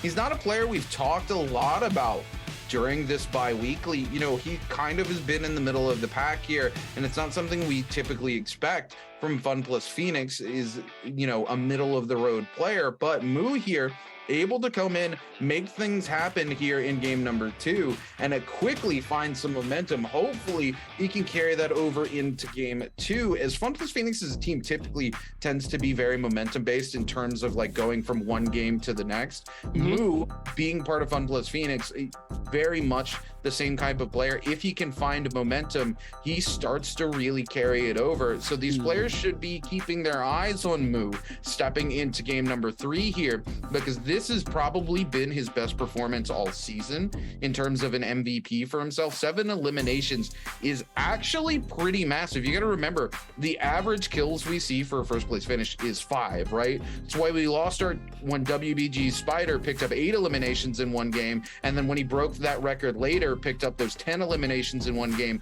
Double digits was unheard of. So 7 eliminations is a pretty elimination heavy game here in solos, and Moo hasn't had a game like that all season. So hopefully he takes that momentum into the next game and things get even more interesting as we step into game number 3. Hopefully see an absolute pop-off, because at the end of this point, you definitely need to pop off and stay at a pop-off momentum if you even want to even see yourself in the qualifications for solos, to where you don't have to fight in rep shots. And that's where a lot of these players are really going to play a lot more aggressive. As I said before, rep shots is like scrims, because now it's not about playing you know, the long game, right? The thing about, you know, when you play for Naraka Play Point Pro League, you play for the long game. You got weeks, right? You got weeks and weeks of competition. You keep going. If you get one bad week, that's okay. Run it back and go crazy next, right? You don't have that amount of time now. You don't have that. No. You got a whole week. You got a whole weekend to do it. You got a whole weekend to do it. So as of right now, as we're looking at it right now, 14.2 points coming in from Moo. Shazam coming in with 12, 5 eliminations, and Lee's able to secure that second place spot. GG Shaw, who put up I would love to see how much damage GG Shaw did in this game. He put up so much damage, seeing so many of those longsword slashes connect. I think he didn't miss at least 6 until he hit one where he didn't connect anybody. But I think he hit almost everybody in the circle.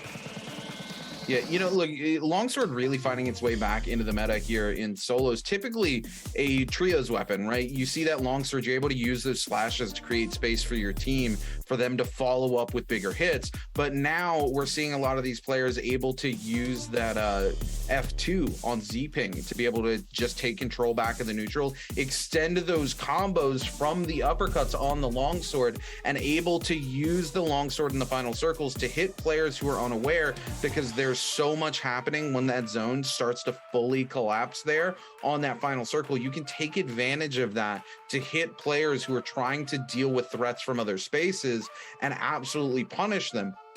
One of the things these players have to remember, though, is that longsword, very punishable, very parryable from range. So they have to be careful about when they're letting it rip. GG Shaw was parried, I do believe, twice during that final circle. So as much damage as he was able to pump out, unfortunately, he was punished multiple times for it. Only picks up the 2 eliminations, and sadly, it's all about who gets the kills, not who does the damage. And speaking of damage, we're going to take a look here at FunPlus Phoenix's move. This is going to be his 3rd MVP of the season. 7 eliminations, 20,000 damage, Dobby. But look at this, 12,000 of that coming from the musket. Do you remember the elimination this game where he just turns around, and I think it was Wang Liang who tried to fight him with the pistol, and he just bops him to death with the musket almost instantly? Even with that too, his 3rd MVP, detonating rounds, slow shot, longsword slap, flame breath, trigger, and attack Soul G. 7 eliminations, he comes through with 20k. If he did 20k damage, GG Shaw did 30. GG Shaw did 30. If he did that much, GG Shaw did 30. That's all I gotta say. Because Moon went crazy, but GG Shaw went crazier on that damage. That's all I'm gonna say. That's it.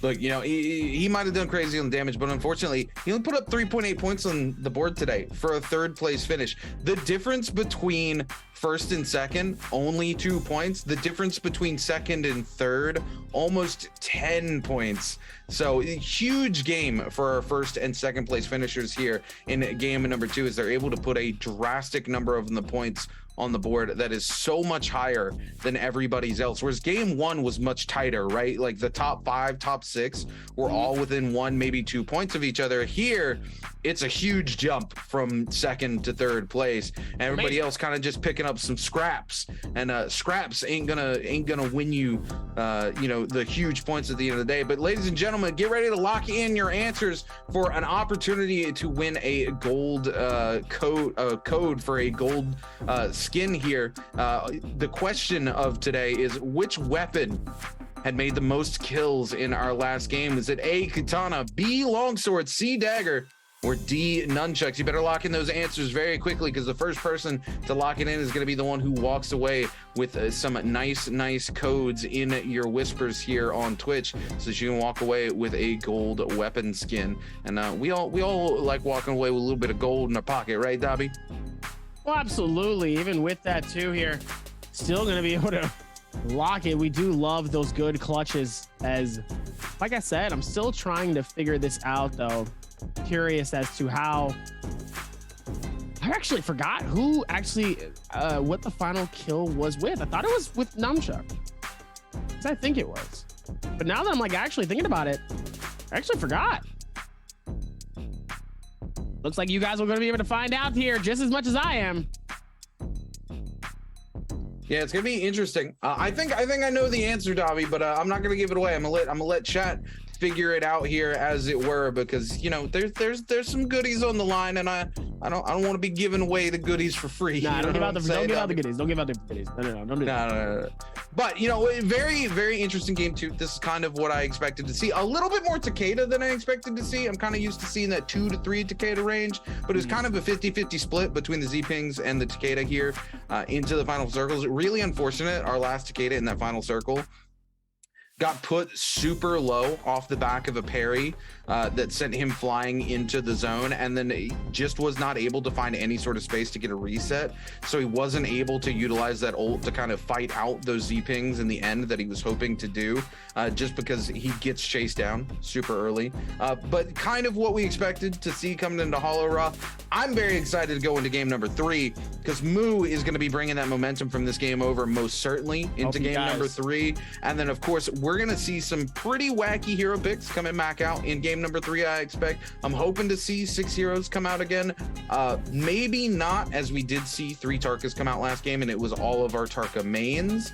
So I don't think we're going to see people who typically don't play Tarka pick up and play Tarka, just because he is kind of like that niche hero where a lot of people kind of disagree with some of these people picking them into the pro league, because it's kind of universally accepted by most of the players here in the league that, hey, he's not really meant for pro play. He's not that great into solos. But some of these players just really enjoy playing that character so much, and have mained them for so long in, solos in terms of playing ranked, that they can just bring that comfortability and make things happen. So the fact that they can't really pick the same hero more than once, I don't think we're going to see too many Tarkas. So maybe we'll get 5 heroes. Who knows? Maybe we'll see some Valda come out and we'll still get 6 equally. But it's going to be interesting to see. And speaking of if we're going to see some Valda or not, we're going to take a quick break before we come back in and lock in for game 3 and find out if we're going to see Valda lock in for game 3.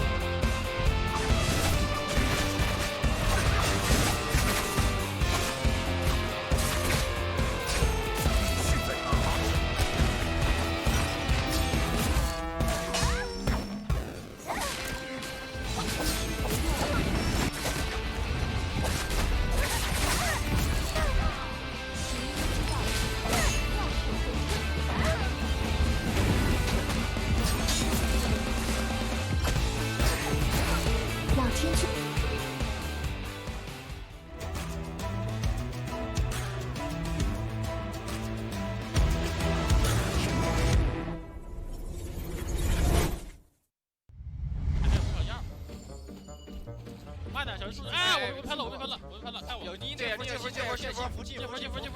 去草路可以吗？能来吗？可以。加别球。哦，没事。不行，我得走了，我他不行。走。哎，我躲不，还是逃不过去。我就把钱花2钱。他也被炸一下。他被炸2下。我把钱花了，我搞不了，我现在炸死他！差一点，打不死。好杀！吃花自己吃花走。我吃了。吃花走。自己玩，不用管我。我没事。我杀一个。我炸，你自己玩，别管我。自己该吃花。好吃。我吃了。哎，好喂。稳住，不用和他博弈，自己狗命就行。自己绕。哎呦。傻。哎呀，你谁呀？大妈！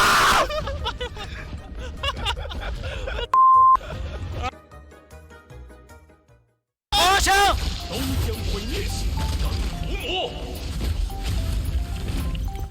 好踩，好推。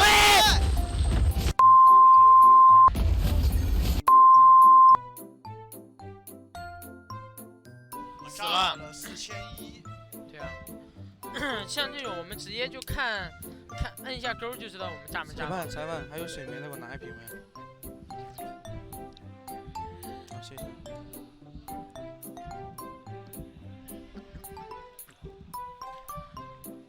苍天笑，切了跑了。鸭子给我唱首歌，放松一下。我唱歌很贵的。哦，不然。门前大小巷，流过一群鸭。1、2、3、4、5、6、7。死了，刚说完死了。刚说完。兄弟，刚说完。啊，老八，对呀。哎，老八。啊？哦，吓我一跳。他们玩常规双变了。他们一把杀佛，一把常规佛。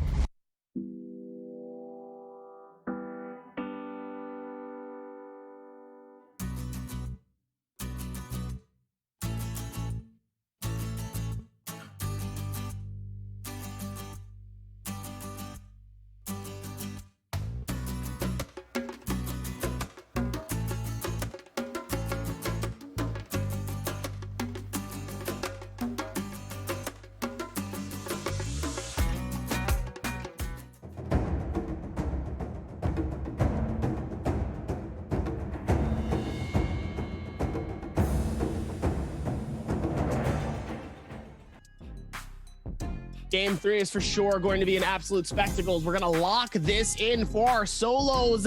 Ladies and gentlemen, welcome back. I hope you guys have been paying attention. I am your host, Ncaster Davieres. I'm accompanied by my main man right next to me, RuneKeepers TV.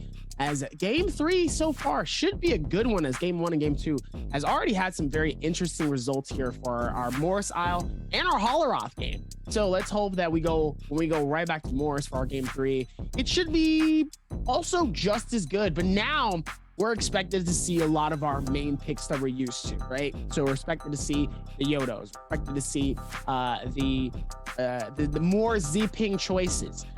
But this could also be a game where we might see a little more variety. You never really know. And maybe everybody's saving their main picks for this last one.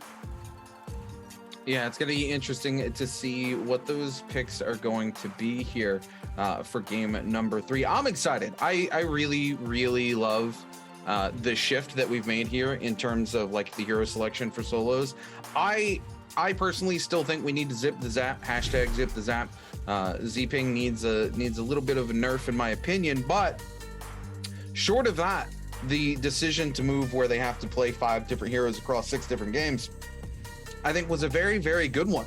I was kind of dreading it at first and felt like maybe it wasn't going to change things as much as we've seen here, but it's been a very, very good change overall here at the end of the season, and I hope we keep it moving forward because I love to see these lobbies full of so many different heroes.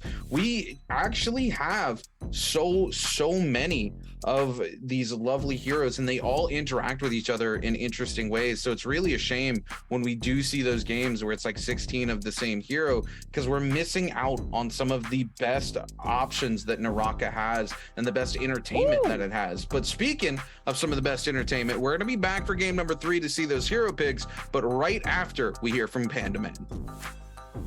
就我觉得现在这个赛制改的就是对那个就有些那个混男玩家来说就优势很大，其实，因为就以往来说的话，就可能一局嘛，就那么1-2个混男，然后14个全是药刀技，或者全是影子兵侣那种，就那种局的话，就14个兵侣会打你1个混男或者2个混男会一起射你，一起盯你打，这样混男的就很难存活下来。但这样改的话呢，就是船上的英雄都很多嘛，就是现在就你一个英雄就只能玩一盘差不多，然后我觉得就是更加的完善这个赛制，我觉得非常的成功这个赛制。是的，我想上，首先我想上天人第一，然后就其次的话，我是想只用火男这个英雄去打上一个天人第一嘛，因为从历史以来，就这个游戏刚出以来就没有一个火男能用火男去打到天人第一，然后我就想去完成这样一个成就吧，就有这样一个目标，所以我会一直冲那个分，天人。You'll love to see the confidence coming in from Pandaman. Really locking this in and going, I am one of the best, and I'm showing the world what I can do in these games. I love to see how a player like him, even with all of his time and his energy, and even with the amount of time that he's put into his game, obviously seeing his stats from his Immortal War, he's still committed to becoming the best of the best, and clearly it's showing in these games. Oh yeah, absolutely. I mean, Pandaman is still a force to be reckoned with. Will always be, and I think he's always going to be a fan favorite as well, right? Like, you know, even with the statistic, you know, it was NAD's DAY5-SOLO who played Tarka the most in season 1. But it was Pandaman who really made Darka G a household name in terms of the Pro League, and was the player everybody always gets excited when we see the Darka pick come out. And I don't think that's going to change anytime soon. Pandaman is and will always be a fan favorite here in the Pro League. But we're getting ready to lock in for game number 3, so it's time to see what those hero picks are going to look like and how our predictions come out, Dobby. And God, I hope we get to see another game with 6 different heroes in it. Absolutely love it.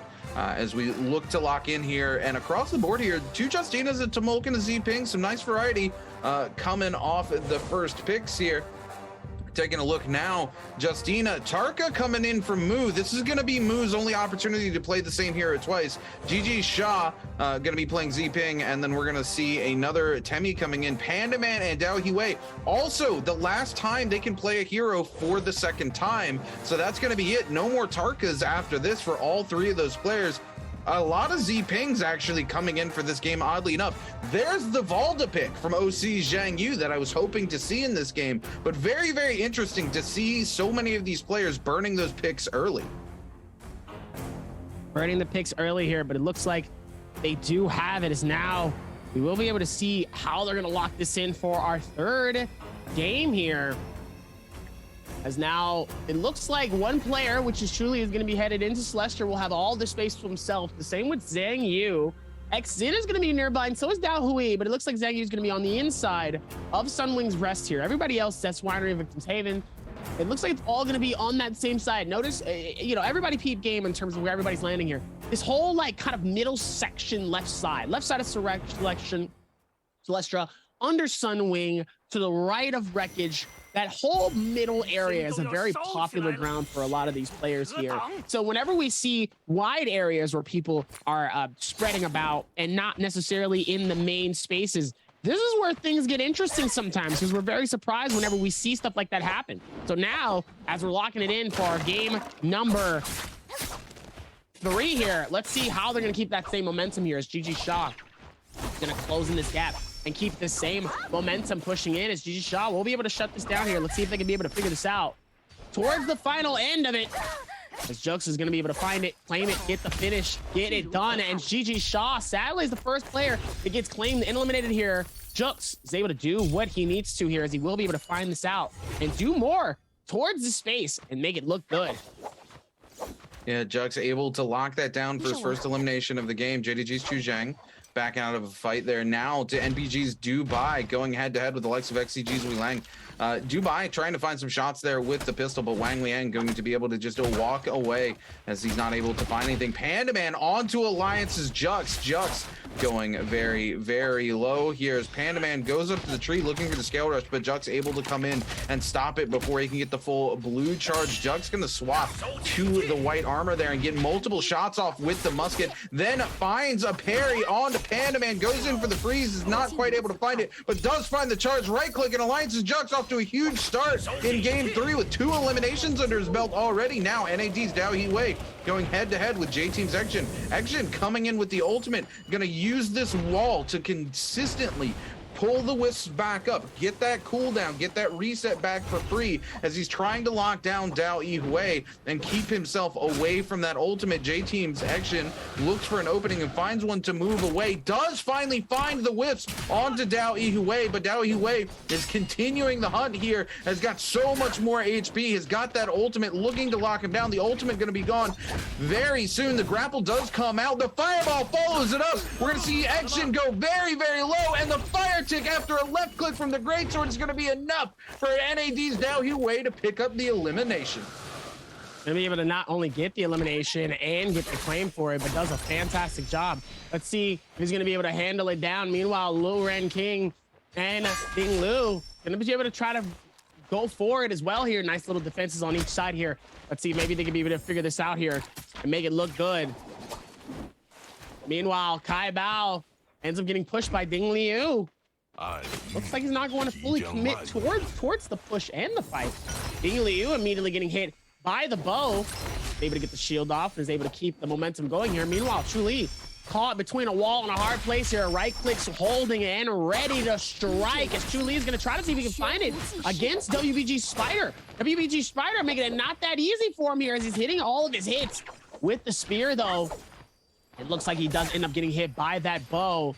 Chuli dangerously low here. WBG Spider really could finish this off here, but being Z-Ping doesn't make it easy, and it makes it a lot harder for you to really get and claim those eliminations here in this space here. Let's see if they're gonna be able to rotate this out and get this going here, as he's gonna be able to try to see if he can claim and find the elimination here. Doesn't look like he will be able to though. And he's struggling to find it. Chuli, dangerously low though, could have the massive opportunity. This is the exact push that Spider needed, and he does push for it. And he does claim it as officially is done. We'll be able to go back and see if he can find it for the resurrection, but he needs to go back for the salty run back. Meanwhile, Kai Bao immediately trying to find the defense here. DAY5-SOLO having the advantage, only to get hit in the back by a massive strike here. He still wants to try to see if maybe he can find this elimination though, but it looks like Luren King will be the one that snatches it up here. Question is, can he get 2? Yes, he can! Luren King ends up snatching 2. It does a fantastic job of getting the finish and the layout. Meanwhile, has the full sand to protect him as well here to be able to pick up both of his loot. And now he can basically has the freedom to do what he needs to.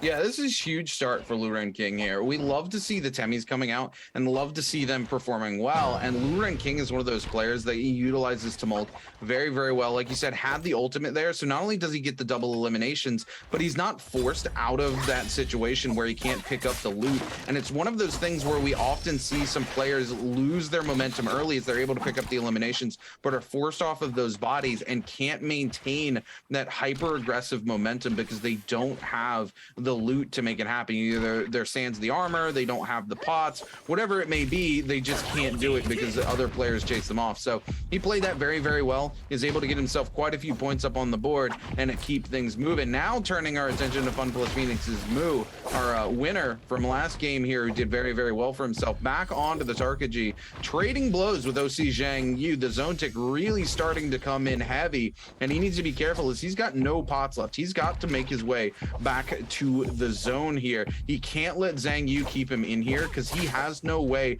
to get the reset. Is able to catch the grapple and move towards the zone here, but things going very low. They're gonna see the bubble come out, the poison as well. Moo has no place to go. Zone tick poison, that's gonna be it. Zhang Yu just able to get a little bit of a reset there off of the Soul Bloom to keep themselves alive, but they need to get in this zone very quick because all they have are small pots. This could be it. 1 tick, 2 tick. Oh my goodness, 2 more ticks and Zhang Yu would have been down. He's able to get in. He's got small pots, but he needs to find a way to get to a shop, get himself some of those healing pots and get himself back into the game. able to do what he can here, as he will be able to go through with the shutdown here. Makes it look good, as now gonna be able to go through with the rotation. Pandaman getting hit massively, but luckily already has his ulti out, which means he will be able to create that trail of fire, and decides to back out. BIWEEKLY4 looks like he still has Pandaman in his sights here, trying to see if he can hit him with the bow, but decides it looks like he's gonna miss that shot and that opportunity. See if they're gonna be able to go through that rotation, though, as now they're gonna be able to do what they need to here. See if they can keep that same momentum pushing into it, as now things look pretty good towards the space here. Love to see it. Casey's Pandaman. Oh. As I say, Pandaman there able to find a reset out in the open, but it's NAD's DAY5-SOLO who just comes in and snatches the purple armor out from underneath everybody, Dobby. Absolutely insane coming into it. Now he will be able to find out how he will be able to do it as DAY5-SOLO. See if they can work towards this one, though. See if they can put it down towards these next spaces here. Meanwhile, Chuli struggling to try to see if maybe he can open up the box and get what's in the loot, though. And it looks like WBG Spider will find Chuli and officially eliminate our first player of our game number 3. Already into our halfway mark here of our games, is now we'll be able to go forth with that rotation. Let's see if they can keep that same momentum going into these next ones. As Spider will end up getting stopped, though, by Wangliang here. Spider deciding to back out and keep the rotations going. Meanwhile, Wangliang is going to keep the same push on to the next player as he did the first time. Catches Spider inside of a quarter here. Right click is going to be able to get some decent damage here. Going to wait for the parry to see if maybe they can create the damage. It looks like GG Shaw is able to claim elimination off of Jokes in the kill feed here as well. Wangliang now in another area here, trying to use the buildings to scale rush and get out of certain situations here, as now he's dangerously low and he's going to need to go back and get the heals off. Over to OUG's Luren King here, who's had a really good start to the game 3. He's going to catch Zhang Yu, send him flying back in the zone. But we do see that Luren King very, very low. Actually finds multiple musket shots onto Zhang Yu, though, as he gets them picked up in the wisp. This is playing smart. This is why I love Luren King, when they start playing these kind of off-meta heroes. Not that Tumulk is particularly off-meta right now in solos after the change here, but they tend to find interesting ways to utilize them here. Most players wanting to go for the follow-up hits from the Sandwisp with the melee weapons, trying to get a combo off of it, but we see the smarts coming out from Luren King, knowing that the damage from the musket actually doesn't drop them out of the whips, so he's just able to take multiple shots there and absolutely put Zhang Yu in a situation where Zhang Yu couldn't possibly follow up to kill Luren King, so Luren King just takes the free reset off the back of it. Could have even potentially pushed in, taken one more shot and picked up the elimination, but plays it safe here as he doesn't want to lose that safety net while he still has it. Gonna pick up a decent parry there onto Dubai, but Dubai trying to follow it up now. The wisp comes out. Dubai holding on for dear life is gonna get knocked into the middle of the zone here. We see a parry come out because of the verticality difference, though it doesn't do anything really to Luren King, and Luren King able to come back in from above with the charged right click on the longsword and picks up his 3rd elimination of the game. Man, what a game this is for Luren King. We haven't seen him play like this since season 1, and I am all about seeing it here now. WBG Spider giving chase as we take a turn back to XCG's Wangliang, and Spider puts him in a corner, but Wangliang turns around with a massive parry. Unfortunately, he doesn't really have anything to follow it up with. Their Spider has the ult, Spider has the F2. The zone tick alone going to be enough. It looks like we see Wangliang get a little bit of a heal, holding on for dear life, needs to get back into the zone, needs to get away from Spider and find a place to reset. And Spider sees all the players down below and decides to stop giving chase because he himself doesn't want to end up victim to all of those. those, and Wang Liang gonna go deeper into the zone as he tries to find those resets he needs. Spider sees him though and wants to continue the fight that he started as many of the other players push away due to the zone. Spider keeping it moving. Wang Liang gets into the zone, no shield available, but Spider gonna use the F2 and immediately pressure in, knowing he can take the neutral whenever he wants here, is able to lock Wang Liang down and keep him into the zone, and picks up his third elimination here in game number 3. Looks like even with all of that as well here, Wang Liang still able to go through with the resurrection here, still has the opportunity here to resurrect, has that free rotation for himself here, as it looks like Spider will be leading the pack with 3 eliminations so far. Cool. Looks like Jux trying to see what he can do as Moo, it looks like he's going to be on the backstretch. He's going to be very aggressive in front of Moo here. Moo trying to do something with massive right click here. Is going to connect onto Jux here. Scale rush up top of the trees, just waiting to see if maybe he's going to be able to hit it. Misses the opportunity as he charges the next one just to try to get close. Looks like now they will be able to go through and put more of that information and more time towards this, as Jux is going to be able to back out and just try to go for the rotation here. Ding Liu looks like he's waiting for the opportunity to strike here, but he's just watching as Lu Ren King is in a different space here. Sadly, Lu Ren King with that gray shield giving himself a massive disadvantage here between him and Lu Ren King. Lu Ren King not looking good with that gray shield, ending up getting caught by Xin. He's going to have to play this the best. Yeah, Lu Ren King forced into the armor swap there, is not happy about his situation in life, as GBL Xin and J-Team's action giving chase. Lu Ren has done very well this game thus far, but unfortunately now, as the Sharks show up, the parry comes out, there's just no place, and the re-parry from J-Team's action onto GBL Xin. Action just trying to lock down elimination after elimination. Unfortunately, Lu Ren King gets sent back to the lobby because we are fully closed on Zone 3, so there's no resurrections left available for anybody, and it's DAY5-SOLO who wants to continue to give chase to Jin here, trying to find that elimination. Gets the parry, but unfortunately it's through the wall, not able to follow up on it. Xin gonna pop the frost core. We're gonna see the fireball come out to the side to counteract that and see a ton of damage continue to pump out. Now J-Team's action shows up, and Xin just trying to keep that distance going, burns their ult as much as possible, as many grapples as they can, and they're gonna be forced to hold on to a white dagger here, as they had no opportunity to secure their weapon back, and DAY5-SOLO action trade blows as Xin hides behind this house. Looks like now they will be able to keep that same momentum coming into this space, as now they will be able to slowly put this in.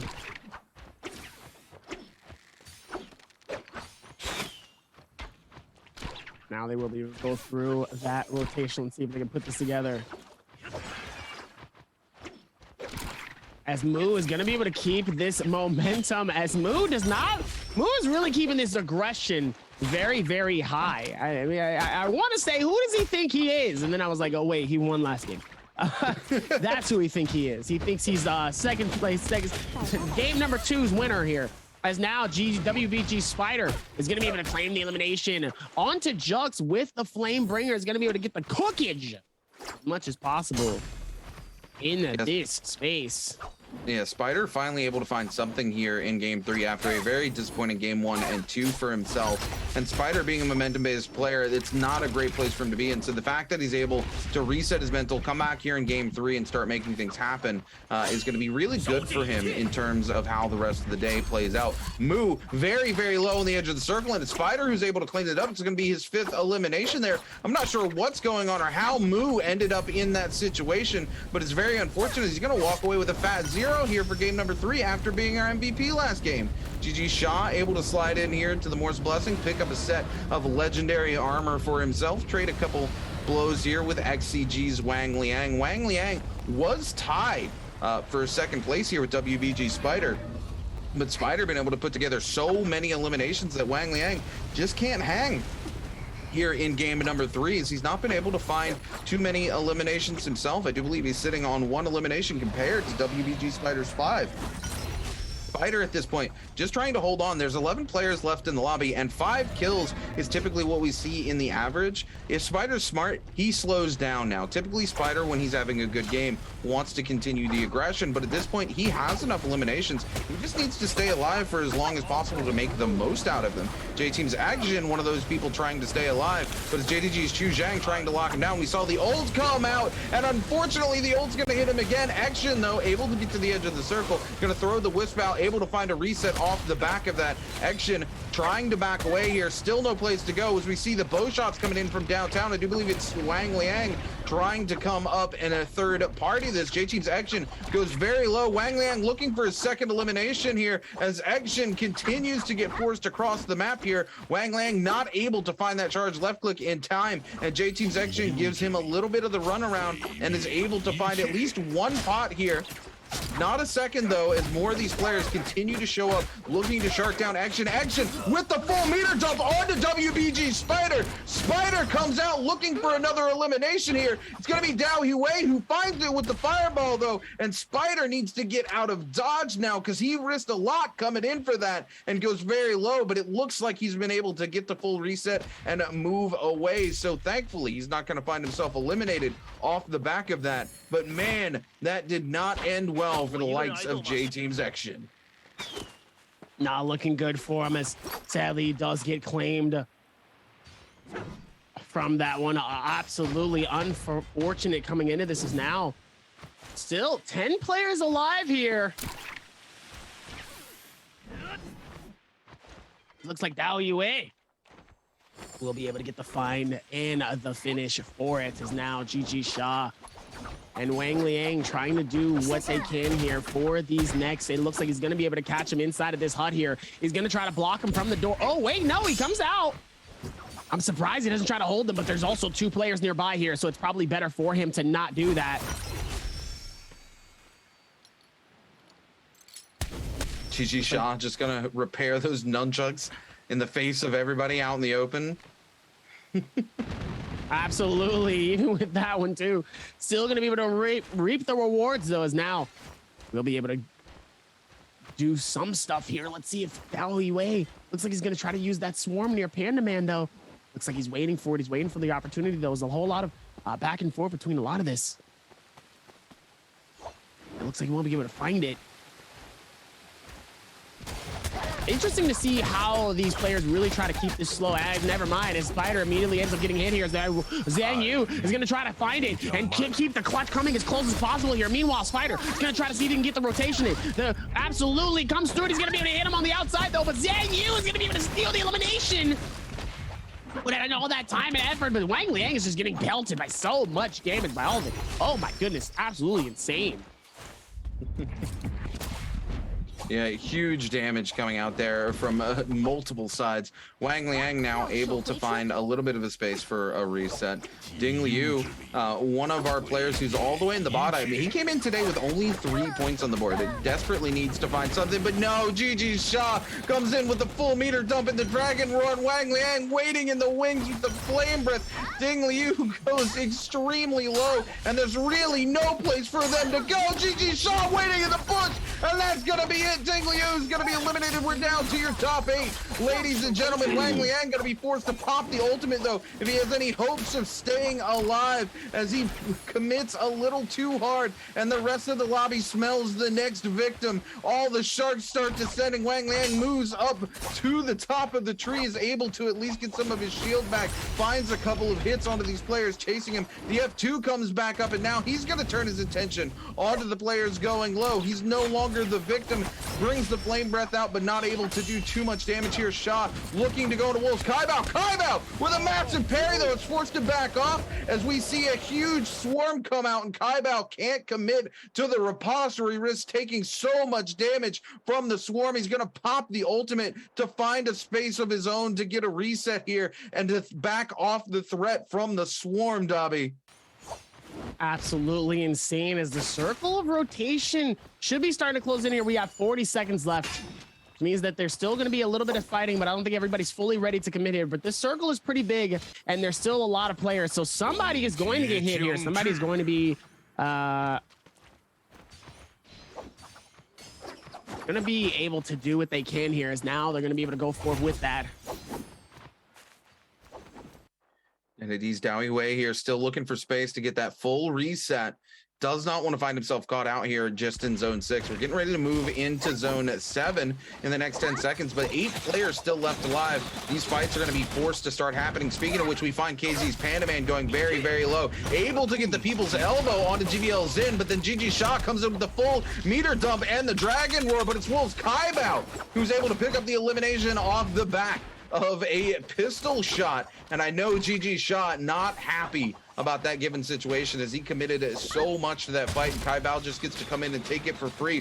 GBL Zin back on the other side of the zone, terribly low here as Wang Liang tries to threaten the space with that legendary Soul Jade on the longsword here, just trying to knock Zin in. He's not able to find the opportunity. The Frost Core comes through, and Zin's going to be able to find most of a reset here. Wolves Kaibao threatening the space as well. Needs to be careful as NAD's DAY5-SOLO waiting there, trying to get the full charge off there on the greatsword, looking for somebody to slip up and not notice that he's sitting there with that greatsword fully charged and just capitalize and do some big, big damage with it. Going airborne here, not able to find the second grapple, so he can't keep the skywalking going. GG Shaw once again continues the meter jump with the Dragon Roar as he tries to find anybody stupid enough to walk into it, but he's not able to, as we see Kaibao get eliminated here by GBL Zin. Didn't even see what happens. JDG's Chu Zhang goes down to Zin next. Zin once again coming alive here in game 3. Did it in game 1, looking to do it again here in game 3. Wang Liang goes so low. DAY5-SOLO goes low. The ultimate is there. DAY5-SOLO trying to find any spaces he can. Throws the fireball onto Zhang Yu. Finds another one. Finds a third. Knocks him into the zone. The fourth comes out. I'm not sure, but it looks like it connects onto 2 players. DAY5-SOLO goes so low. GBL Zin topside here gets sent into the zone by Zhang Yu, and it looks like this could be it for GBL Zin. And the whole time this is happening, I do believe DAY5-SOLO's looking to pick up the elimination after a reset, doesn't find it. Now it's GG Shaw versus DAY5-SOLO. 1v1 Shaw with the legendary armor and the nunchucks. DAY5-SOLO comes in with the fireball though, sends Shaw into the zone. The flame breath comes out. DAY5-SOLO needs to find his opportunity. The zone tick doing so much damage. DAY5-SOLO is gonna go down to the burn. It is GG Shaw who comes up in first place with 5 eliminations in game number 3. I really felt like GG Shaw eventually was going to get the dub that he needed. He has been putting up some decent numbers, and he has been within the top 10 within these first 3 games entirely. It really only took 1 game, 1 night for him to actually be able to close out a dub here. He actually needed it. He's been putting in so much time. He's been putting up the effort, and he made it look good towards the very end. It was only a matter of time until one of those days, one of those nights, he just connected, and it just worked right. Oh yeah, absolutely. And I mean, not only that, gear playing a huge advantage for him here. He might have only had that blue set of nunchucks, but that Dragon's Roar, when you constantly are building meter in a final zone like that, he's able to threaten so much space. When he sees 2 players go close to the edge of the zone, if they're not paying attention, like we saw earlier, he's just able to turn that Dragon's Roar onto both of them, and they're already at the edge of the zone. So they're going into the zone. They're taking a full meter dump, which is a ton of damage in your face. And that zone tick on zone 7 hurts so much. There's not a whole lot you can do if you're caught out by that Dragon's Roar in that given situation. And Shaw used that to his advantage multiple times from zone 5 collapsing all the way down to zone 7. DAY5-SOLO tries to turn it back onto him. Unfortunately, he had already burned his ultimate beforehand. And that flame breath coming in, doing that fire tick, GG Shaw hits him with it the first time, waits it out, waits for the timer on the reset from the flame, because, you know, if you get hit with it, there is a time where the burn won't affect you for about 3 to 4 seconds, waits for that timer to go down, pulls the flamer back out, hits him, and then if you notice, doesn't even bother chasing him down, realizes he's so low, there's no way he can possibly get the heal off before the tick kills him. The tick kills him, and GG Shaw just kind of wipes his hands and walks away, says, all right, baby, that's it, this is my game. Picks up 5 eliminations here and that first place. It looked like it was going to come up WBG Spider about halfway through. You know, he had 5 eliminations, was doing really well, but he put himself in a situation where he risked it. And I kind of said it in the middle game, right, Dobby? I was like, hey, look, he's got those 5 eliminations. He needs to play safe, right? He comes in, he sees somebody low, and he tries to continue to shark players down, and it ends up costing him. He gets eliminated way sooner than he wants to be, and off the back of that, GG Shaw is the one who's able to capitalize and walks away the MVP for game number 3. And even with that too, we talk about timing all the time. We talk about the idea of like, hey, even in these spaces, you do have to play to the means of ending the end game, right? So even with that still, you still have to go, okay, that's fine. Let's play this to the best of our ability, but let's also be patient. Not everything is about trying to push to get those eliminations and get those kills as fast as possible. You do have to be smart. You do have to play to the best of your ability. And obviously, Spider tying up GG Shaw, Spider is able to at least keep that top 3 regardless, which is massive for him. WBG Spider has been very, very consistent these last 2 games.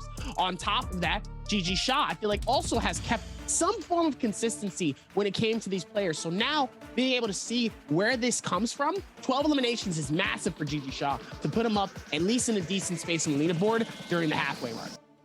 Oh yeah, look, GG Shaw is 6 points ahead of WBG Spider here, and Shaw is one of those players that's very closely chasing the back of Spider. Spider put up 2 points in game 2, put up 0 points in game 1. Spider really needed this game to go much better for him. He had the 5 eliminations, he had the momentum, but like you said, he needed to play patiently here. He had 5 eliminations. Spider is a player who murks end zones, right? If he makes it to final circle, he's able to pop off and take control of those spaces. But instead of taking those 5 kills to end zone, which we know he's capable of, he put himself in situations where he was risking those 5 eliminations multiple times, and it eventually came back to bite him in the butt. Spider has got to learn to find a decent pace. When he starts rocking the lobby, cool. When he's got the lobby playing at his pace, cool. He picked up those 5 eliminations, wasn't able to make the lobby play at his pace. It was time for him to play at the lobby's pace. But GG Shaw doesn't have that problem. He knows how to pace himself through a game. He's able to pick up 5 eliminations, take that first place, and pick up his 6th MVP of the season, Dobby. Absolutely insane coming in. Also tying GG Shaw, tying up with Wang Liang, a veteran. 2 veterans, both getting 6 MVPs here. And it's been such a interesting thing to see with everything going on and all of the momentum that they've been really able to make happen here. It's been wild to finally see all of it come down and finally put together here. As now, with 3 games down, we still have 3 more to go. Yeah, we're at the halfway mark, man, and it's going to be very, very interesting moving forward because many players here in game 2 already picked the same hero for the second time, which means they don't get to do that anymore. That's it. It's a different hero every single game. We burnt out our 3 Tarka players already. No more Tarka probably coming through unless somebody who doesn't typically plays Tarka decides to pick up Tarka, but it's very unlikely given the fact that the only reason we see Tarka is these players are so comfortable on him that they can make some things happen, whereas many of these other players just don't agree that he's capable of doing anything here in the Pro League, much to the lament of chat. But before we get ready to come back and lock things in for game number 4, we're going to throw things over to Jaeger for a quick interview. Hello, hi everyone, this is Jaeger and welcome to post-game interview, and thank you our 2 casters. And now I'm standing with Move from the team FPX-ZQ, so let him say hello to our audience. Hello， 阿木，先和大家打个招呼吧。大家好，我是 FunPlus 出血的阿木。好的，再次欢迎你，也恭喜你。其实到目前为止，今天的3把你到现在是一个最高分，感觉怎么样？感觉还行。好的 ，So first of all, congratulations that so far he is the highest score now in the solo game, and he said a little bit tired today because he don't have enough sleep yesterday.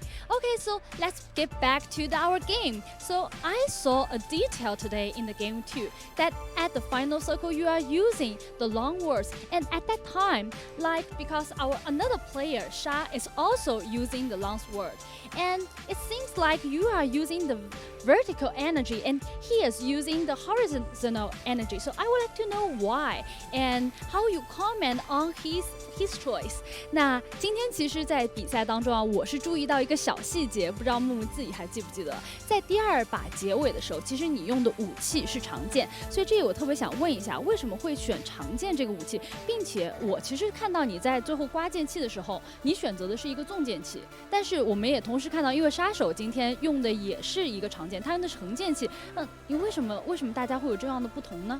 不同选择？因为就看地形吧，地形有时候横剑气可以打到的话就用横剑气，然后地形有时候横剑气打不到就用竖剑气。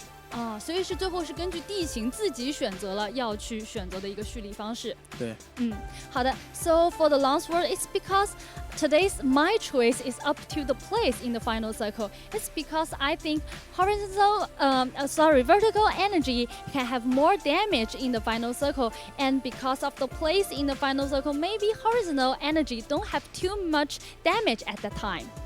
Okay, so also in game 3, we saw Mu today use your hero you are very familiar with, which is the Naraka. And I would like to know, because we know nowadays like various heroes are chosen in the game, and why you still use this hero. And because we saw like other players, they may choose the other weapons with the Naraka. So which one is the favorite weapon with you? 那这边也特别想问一下，其实，在第3把的时候，看到木木今天选择了自己比较擅长的火男，非常擅长，其实是对吧？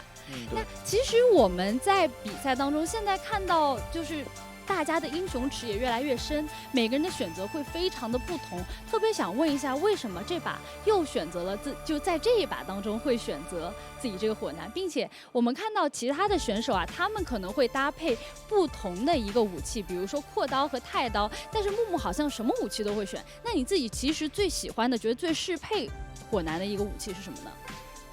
太刀跟阔刀吧。然后长剑的话其实也可以用，因为长剑这个版本它的那个剑气速度加快了，然后长剑现在也其实挺好用的。好的 ，so for me, I think still is the great word, and the Tatada is like fit to the hero Naraka. And for me, I also think that long sword is also very fit to Naraka, because in match pass, it's like the blue charge is more quickly right now, so it's also fit to our hero. 好的，谢谢木接受我们这次采访，也再次恭喜你。Thank you, Mu, for today's interview, and we will take a break and be right back later.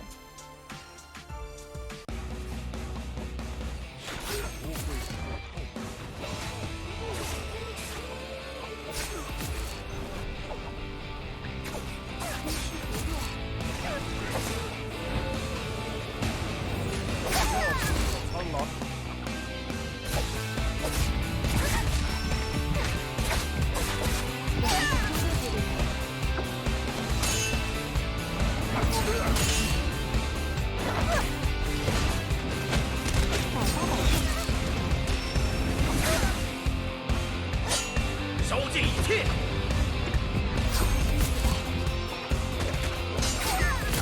烧尽一切。在无尽的痛苦中战斗的苍狼。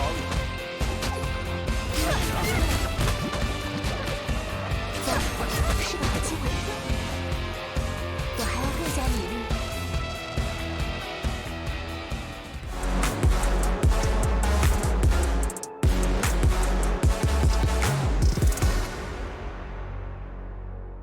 Get the one shield pot off, but Tryhard can't stay committed to this fight now. He's only got one shield powder after this, and then he has nothing. His tank is completely empty. Complete entire reset from the F2 ultimate there, but the meter dump coming out from APF. There's nothing 39 can really do here. One more hit. Pushing and keep that pressure on. Is going to catch him on this other side here. Is going to be able to push in. Hi, my name is Jared, better known as Tryhard. My name is Sean. My in-game name is VL Hypernova. I'm APF.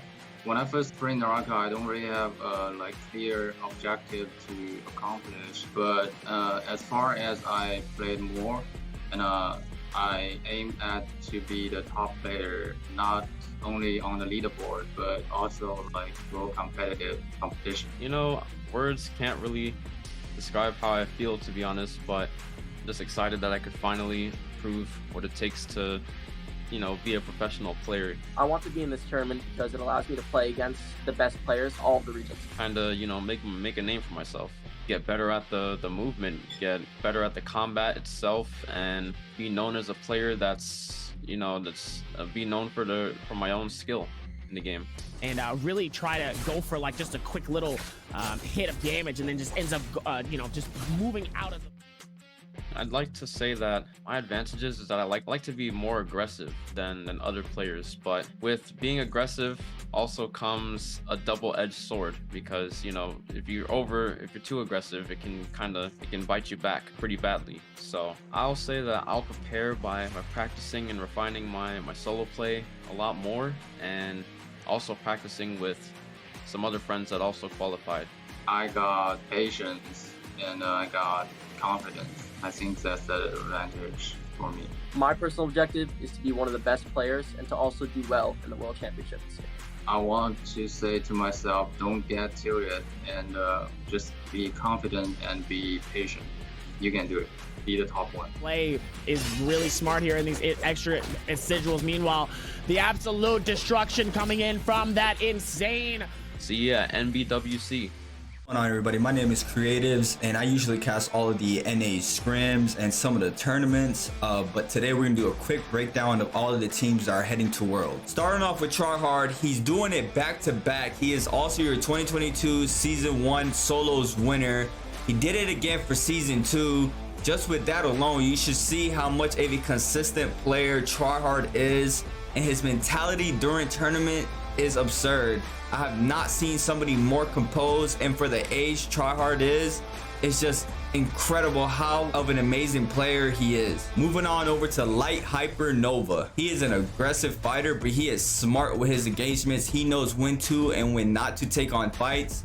During Morris Cup Season 2, he had a very consistent tournament to secure his second place finish, and I'm super excited to see how he's going to do at Worlds. Starting off with APF, he has one of the best neutrals in the game. He is definitely a strong opponent in solos, as well as very consistent. He's a really strong player off drop, and he does a really good job picking up kills mid to late game. APF plays super smart, and you will see him in the majority of the end circles like we saw in Morris, which is major for a tournament like Worlds. He is definitely a demon in the server, and he has a really high chance of taking Worlds. Good luck to all the teams and solo players competing at Worlds.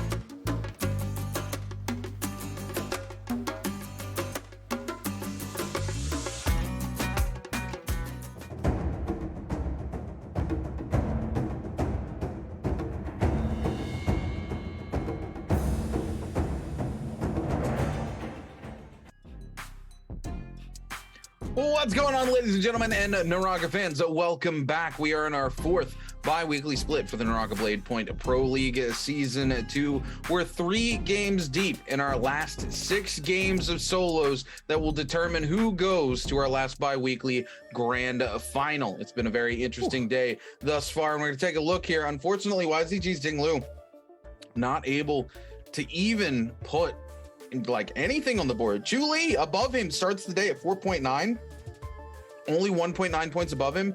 Dinglu not even able to come above him, and he's Julie's put 0 points up. It's been a rough bi-weekly for them. Taking a look here now into our middle 9 Wolves. Kai Bao moving down the list just a little bit here into 10th place. Ventus is Reki holding on pretty solidly here. You know, his first day was an 8.2, but he's put up 26 points. He put up 26 points in day 2, and he's holding on to 9th place respectively. Not a chance to move up, but luckily has not shifted down the list too much. NAD's Dao Hue, however, has moved up quite significantly off the back of a 16.6 today, and he still has 3 games left to play. It could very easily be a 30-point day for him if he continues this level of aggression coming in. OC Zhang Yu in a similar boat with a 17.1, could double his performance from the day before. WBG Spider starting to come up on to bow out Swangfly, but only 8.2 points in 3 games is significantly low for WBG Spider, considering his last day here in solos. He put a 41-point day out. It's going to be rough for Spider to really take a strong lead here, especially with Wang Liang on his heels, as well as GG Shaw off the back of some pretty big games. Shaw with a 19.6 already, setting himself up for the second player to pick up a 40-point day here in the second season of the NBPL, W. But honestly, even with that stature of where it is, it's still top 3, regardless to if Wang Liang ends up taking that top spot here, they're still qualified, right? So I think at this point, I think we know what our at least top 5 is going to look like, correct? So now I feel like the best thing that's more important now is looking at who's just under qualification, who's just going to qualify, and who might get bumped out where they have to go and fight in rep shades next week. I think those are the ones that we need to pay attention to more of now than it is in top 3. I get the top 3. Yes, it's about the winning. It's about getting the prizes, about all of that stuff. But now it's about who is going to actually just make it in the qualification. I mean, like, Alliance Jux is really set up to make himself climb into that top 8. There's not too many players who aren't playing here today in terms of like shifting things. So it's Alliance's Jux really battling the other players, the likes of OUG's Luren King, KZ's Pandaman, NAD's Dowie Wei, who are only 1, maybe 2 points ahead of him, holding on to those bottom kind of 5 positions. And he just needs to work his way up into one of those. The problem is they are playing the games alongside him as well, so he's got to perform better than them in the next 3 games if he wants to be able to squeak in and qualify for that bi-weekly final. Looking here though, you know, at our top 8 one last time, FunPlus Phoenix's Moo is a player who is doing very well today. He's 20 points under his belt off the back of some fairly impressive games, and he's already put the same score on the board here in day 2 that he did on day 1 with only 3 games. So he still has 3 games left to play. He's come out hungry today. GG Shaw, another one of those players who has almost doubled his points in just the first 3 games. So these guys coming in trying to really climb for that top spot, and it matters a ton in terms of how they qualify for that bi-weekly final, because they do get to carry points over. So the more points that they continue to put on the board, the better position that they're going to be in going into that grand final. Now, before we get ready to jump into game 4 and see how things go, we've got a couple quick words from WBG Spider. 对我来说，这个改动没什么太大压力，因为我平常都是什么都玩嘛，就是想玩什么就玩什么，所以说我的英雄池感觉还是可以的。我们俱乐部的教练经理啊，都是就是说帮助挺大的，然后才能那个成绩往上走吧。级杯可能目标肯定是想拿冠军，然后陌生应该也不会太陌生，人都是这些人，应该差距应该会差距应该是有的，但应该不会特别大，调整一下应该能适应。WBG Spider talking about how he's adapting some changes to his playstyle and how he needs to do it very quickly, given how Worlds is just around the corner. And, you know, the meta going to shift once again as we head into Worlds. We're likely going to see at least one more patch before we go to Worlds, and that patch could drastically change how the game is played. I know many players expecting to see nerf coming out for Zipin Yang, aka hashtag Zip the Zap, but will that nerf come through or will it not? It will definitely have a drastic impact. You know what I say? What's that? If it ain't broke, don't fix it. As of right now, WBG Spider's been doing a fantastic job. I understand what you're talking about in the sense of switching up some of the gameplay, especially in certain situations and combative moments when people are fighting and you don't necessarily know how to control certain things. But at the same time, I'm gonna be honest, Spider's been playing his mind off recently, and it clearly shows because he's in top 3, and he's been top 3 the last couple of weeks here.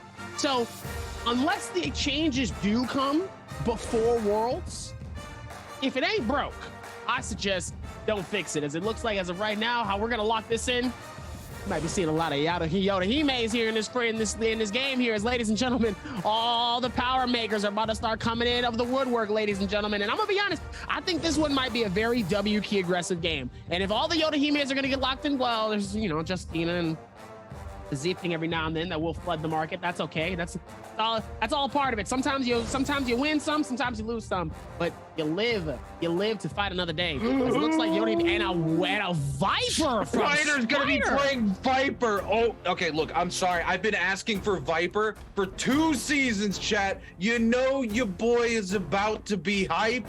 I've been wanting to see Viper come in, and it's no less the WBG Spider who's going to be playing Viper here into game number 4. I'm sorry, Dobby, tell him about the map before I lose my absolute... It looks like everybody is going to be headed at least in the direction of Sunwing's Rest here. Looks like Stillside is finally going to see a little bit of somebody here, and that name is Lou Ren King, as it looks like GG Shaw, Panda Man will also be on that north side as well. But it looks like that entire section near Stillside is going to be absolutely surrounded by players of all kinds. Let's hope these guys are ready to make some magic and momentum happen. I want to see them do some absolute work here, but we have to pay attention because WBG Spider has the venom in his eye, and that is venom, ladies and gentlemen. Let's see how they're going to be able to put this down here. And Spider is going to be able to switch it up. Literally, I love how I just said, if it ain't broke, don't fix it. And then he goes with an entirely left field choice. That's a Viper, but that could be amazing, though. Imagine he makes it all the way to the very end, ends up taking it as Dubai, claims elimination off of Moo. Imagine he goes through all of this, right? And then he ends up popping his ult at a time when everybody is popping their Yoda email, cancels everybody, stuns the entire lobby, and gets multiple finishes to finish the game off.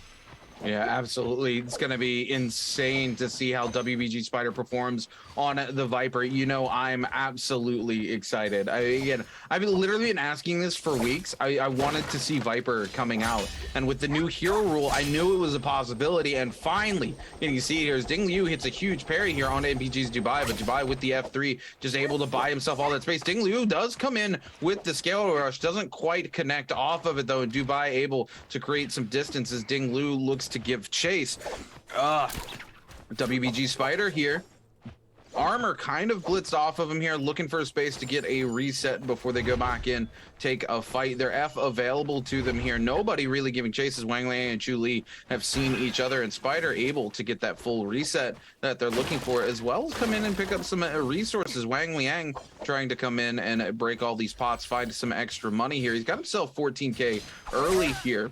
Could go get an early Bane's Breath if he wants to drop one now. Chu Li coming in, trying to go onto him, going to be forced to pop the F2 after walking in to that charge left click from the Katana. Now to GBL's Xin and NAD's Dao Yihui going head to head. Xin going to come in with the grapple, catches Dao Yihui with the dagger and the follow-up as well. Dao Yihui turns around with the nunchucks, but we're going to see the F3 immediately dropped by GBL Xin.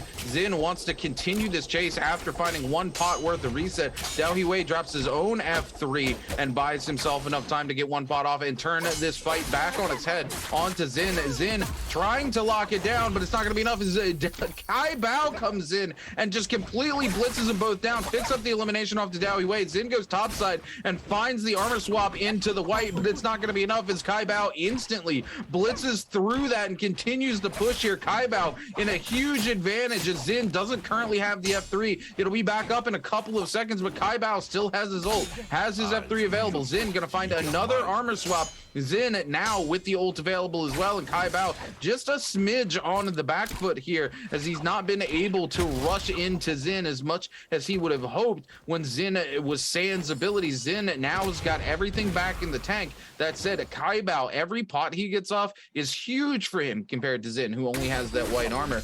And looking back now to WBG Spider, our resident Viper player is going to find the F2 into the combo extension onto the long sword, start pumping out huge damage onto Chu Li. Chu Li silenced here, can't do anything. Spider looking to lock them down with the ultimate, keeping it moving onto Chu Li. Chu Li gets around the corner, but is going to get stunned. Spider needs to follow this up very quickly because this could be it. Unfortunately, the uppercut doesn't go through for some reason. He lands it, it does the damage, but it doesn't knock Chu Li airborne. He's not able to follow it up with the combo. I'm not sure sure if Chu Lee was stuck on the side of the building or what happened, but WBG Spider might get eliminated off the back of some iffy terrain. I love how you was so confused by that one, though. You're like, he's literally stuck in a space where I don't necessarily know how he was able to get away from it. Even the way he's able to do it, though, looks like Luren King dangerously low here. Trying as hard as he can here. Looks like he's made it in just enough time to be able to pop that shield. Just enough to be able to handle a couple of more strikes here. Panaman able to have a massive advantage now with those heals and those shields. All he needs to do is deplete the shield, and all he needs is really one hit. And if not only that, he also, in reality, just needs a parry. One good parry, and that's game over for Luren King. Meanwhile, Luren was able to successfully get fully out of that situation, was able to shield up, and now they're back to no shield, but low on heals on both sides, as Dubai is going to wait for the charge strike here, waiting for the opportunity, though. Meanwhile, Panaman is going to dip out as far and as wide as possible here. Dubai claiming 2 eliminations here, but it looks like Spider is caught in a different situation here. And sadly, no, the Viper is out currently, but still has a chance for the resurrection. Julie is going to be able to claim that elimination. It looks like there could be a salty run back happening, though, for the Viper. Let's see what happens. The only solo Viper in a mainly all Yoda-Hime lobby. Yeah, now turning our attention over to OUG's Luren King and KZ's Pandaman. Pandaman getting a massive parry onto Luren King as this fight continues. This is going to be the 3rd, 4th time they've traded blows here. Luren King does get the reset off of that Frost Core. Immediately turns it on to Pandaman with the charge left click coming out of the dual blade. Pandaman following it up with a nunchuck combo, though, into the uppercut, trying to get away so they don't get locked down frozen by Luren here. Luren hasn't been able to get the freeze and unfortunately only has the 1 dash left, tries to get away here, and Luren King gonna be forced to frost core it again, and Pandaman waiting in the tree with the scale rush. Is going to continue the hunt here, walks into a little bit of those dual blades, but now the ult's going to come out and Luren King's going to try to run away. Pandaman does not want to let that happen here as he's burned so many resources for it. Looks like they're going to get a reset, and Pandaman decides he needs to come to the box, do some shopping to find a reset of his own. OC Zhang Yu on the receiving end of GG Sha. Sha's going to pick it up, and that's going to be it for Zhang Yu. That's going to be the 2nd person completely eliminated from the lobby by GG Sha as he picks up his 2nd elimination here in game number 4. Panaman and Luren King back at it again after the reset. The 5th time they've started this fight from scratch, trading blows. Panaman trying to find another opening onto Luren King there with the scale rush. Luren King gonna actually tap dodge out, doesn't want to commit to sending the blue. Pandaman tries to follow it up, can't find it. The F3 comes out, and it looks like we're gonna go for a reset yet again here. Pandaman and Luren King unable to find an elimination as they continue to go head to head, Dobby. Continuing to go head to head is one thing. Trading blows and ducking it out is another, because man, they was not going to give up until one person ends up getting eliminated within that fight here. And you love to see it as Jux is able to push in with that F3 here. He's going to be able to go forth with that same momentum. Zin going to be able to push in on Jux here, get some nice blows here, depleting some of the shield off of Jin here. Jin waiting for the opportunity, does end up getting a nice scale push onto that one with the dagger. Is going to be able to try to see if he can do it again here. Waiting for the fake. Look how he's able to play this, though. Waiting for the opportunity for Jux to strike. For him either to be short of hitting him, or maybe he goes a little too far. And in that situation, he was able to hit him, but not too much here, as Jux is going to try to see what he can do here, but ends up getting a blow traded right in beneath it, as they're both going to be able to push in on this. And they're both smelling the blood here, as there's no more shield onto Jux. Jux is a 3-man squad, goes for the F3, is going to send one of the players onto a nice whirlpool into the F3 immediately. Jux trying to climb trees, trying to do anything to try to gain some cover. Meanwhile, GG Sha, Zin, and Dubai is doing whatever they can to stop Jux in their tracks to claim this elimination here. Jux is caught between too many trees, so many players, and a lot of open area. A big opportunity for Jux to be able to get away from a very sketchy situation here, and Jux might do it, but each time ends up getting grappled and fall halfway down, way further than where he needed to, as Dubai is not making it easy for Jux to try to get away from this. I mean, they're absolutely chasing, but Jux had enough time to be able to pop that shield. It looks like Dubai ends up getting stopped in the middle of the chase.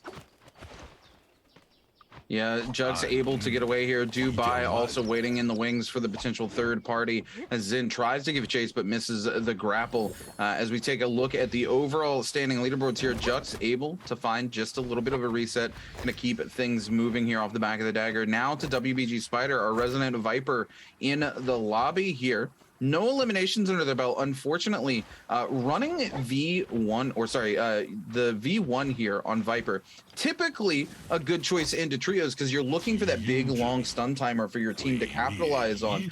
But here into solos, not kind of the best pick for Viper, honestly. V3 potentially doing her much better into a lobby that has so many Z pings and Yodohime's, because that V3 allowing her to silence everybody out, especially in big groups like you're going to see in the final circle. Whereas if you land that huge stun in final circle, all you're really doing is setting up kills for other players. You can only capitalize potentially onto one of those kills, and everybody else who doesn't get stunned gets to come in and clean up the other one. So you're really kind of feeding kills into some of those other players if you're not playing it super carefully. JDG's Chu Zhang here goes very low, is going to be forced to pop the ultimate. It's stuck in the zone and it's literally between a rock and a hard place. That hard place being a Justina, the rock being a wall. Wang Liang able to snipe it out through the wall with the Yoda. It's going to pick up the elimination on to Chu Zhang. Man, what a sticky situation to be stuck into, and now GBL's in, picking up the elimination here on to NAD's Dao Ihuwei and looking to turn that energy on to GG Shop. How was he able to do that? That was insane. I mean, I understand the whole aspect of you follow the player and try to guess and gauge where his body is going to be and try to hit it at that exact moment. But even for me, man, that's impressive. I gotta go into that and go, man, that took time. He was able to get the finish, and you made that look good. That was clean coming in from Wang Liang. That's why Wang Liang is in top 3 currently right now, because of plays like that. Wang Liang is gonna be outside of the circle here. Ends up getting gatekeeped by Ding Liu and Xin. Wang Liang forced to back off here. Gonna take some of that heel tick, but luckily the heel tick isn't that badly. Probably a smart move though, knowing that Xin is outside the skirts of the circle, waiting for Wang Liang to pop off here. He really could come from any space here that he really wants to, so he has to play this to the best of his ability here. Meanwhile, back at it again with Xin. Xin trying to see if they can do anything. As Xin claims 2 eliminations here, so he has done a lot. He is one of those players that we've seen. We talk about consistency all the time. He is one of those that puts the C in that consistency as much as possible and makes it look good towards final standings. As now Xin is going to try to see if he can find it though, as he ends up immediately getting metal clanked and hits the parry. Panda is going to shut him down here as Xin is going to go through, hits the F3, goes for the shield as WBG Spider is going to come back. Come on the outside, maybe surprise one of the players, and is short and misses the opportunity to strike. GG Shaw is gonna be able to shut down and hit an insane parry onto that Viper that ends up trying to do a little cheeky play there. Unfortunately, isn't able to find anything. Absolutely incredible timing for GG Shaw to come in after that as GG Spider. WBG Spider. It's not looking good for him as he's dangerously low. And Spider, our only Viper of this game, officially gets eliminated though. Brave play coming in from Spider here, but sadly, it's just not enough to try to last towards endgame. And clearly, with him missing that, that's one of the reasons why it's really hard to play Viper in these solo games like this. And oh my goodness, Shaw Zhang ends up getting eliminated by a Bane's Breath. Oh no, that is so unfortunate coming in as Zin is going to be able to claim that elimination actually. So he ends up getting his 3rd because of the Bane's Breath. Shout out to the gods. You love to see it though. Shout out to the Serpent God up top, showing your boy some love. Yes, sir. Thank you very much for helping me get that elimination. As Chu Li claims the elimination off of Wang Liang from a bow shot. Julie's going to be able to push in and keep that same momentum on to Jux here. Jux trying to see if they can create any type of defensive flow here. Waiting for the parry. Unfortunate as they're going to be able to scatter off here. Yeah, now turning our attention to KZ's Panaman going head-to-head with the J team's action. Gonna hit him with a huge uppercut combo coming out from the nunchucks. Still holding on to that full meter, is able to find it a second time. Panaman's gonna eliminate action from the lobby.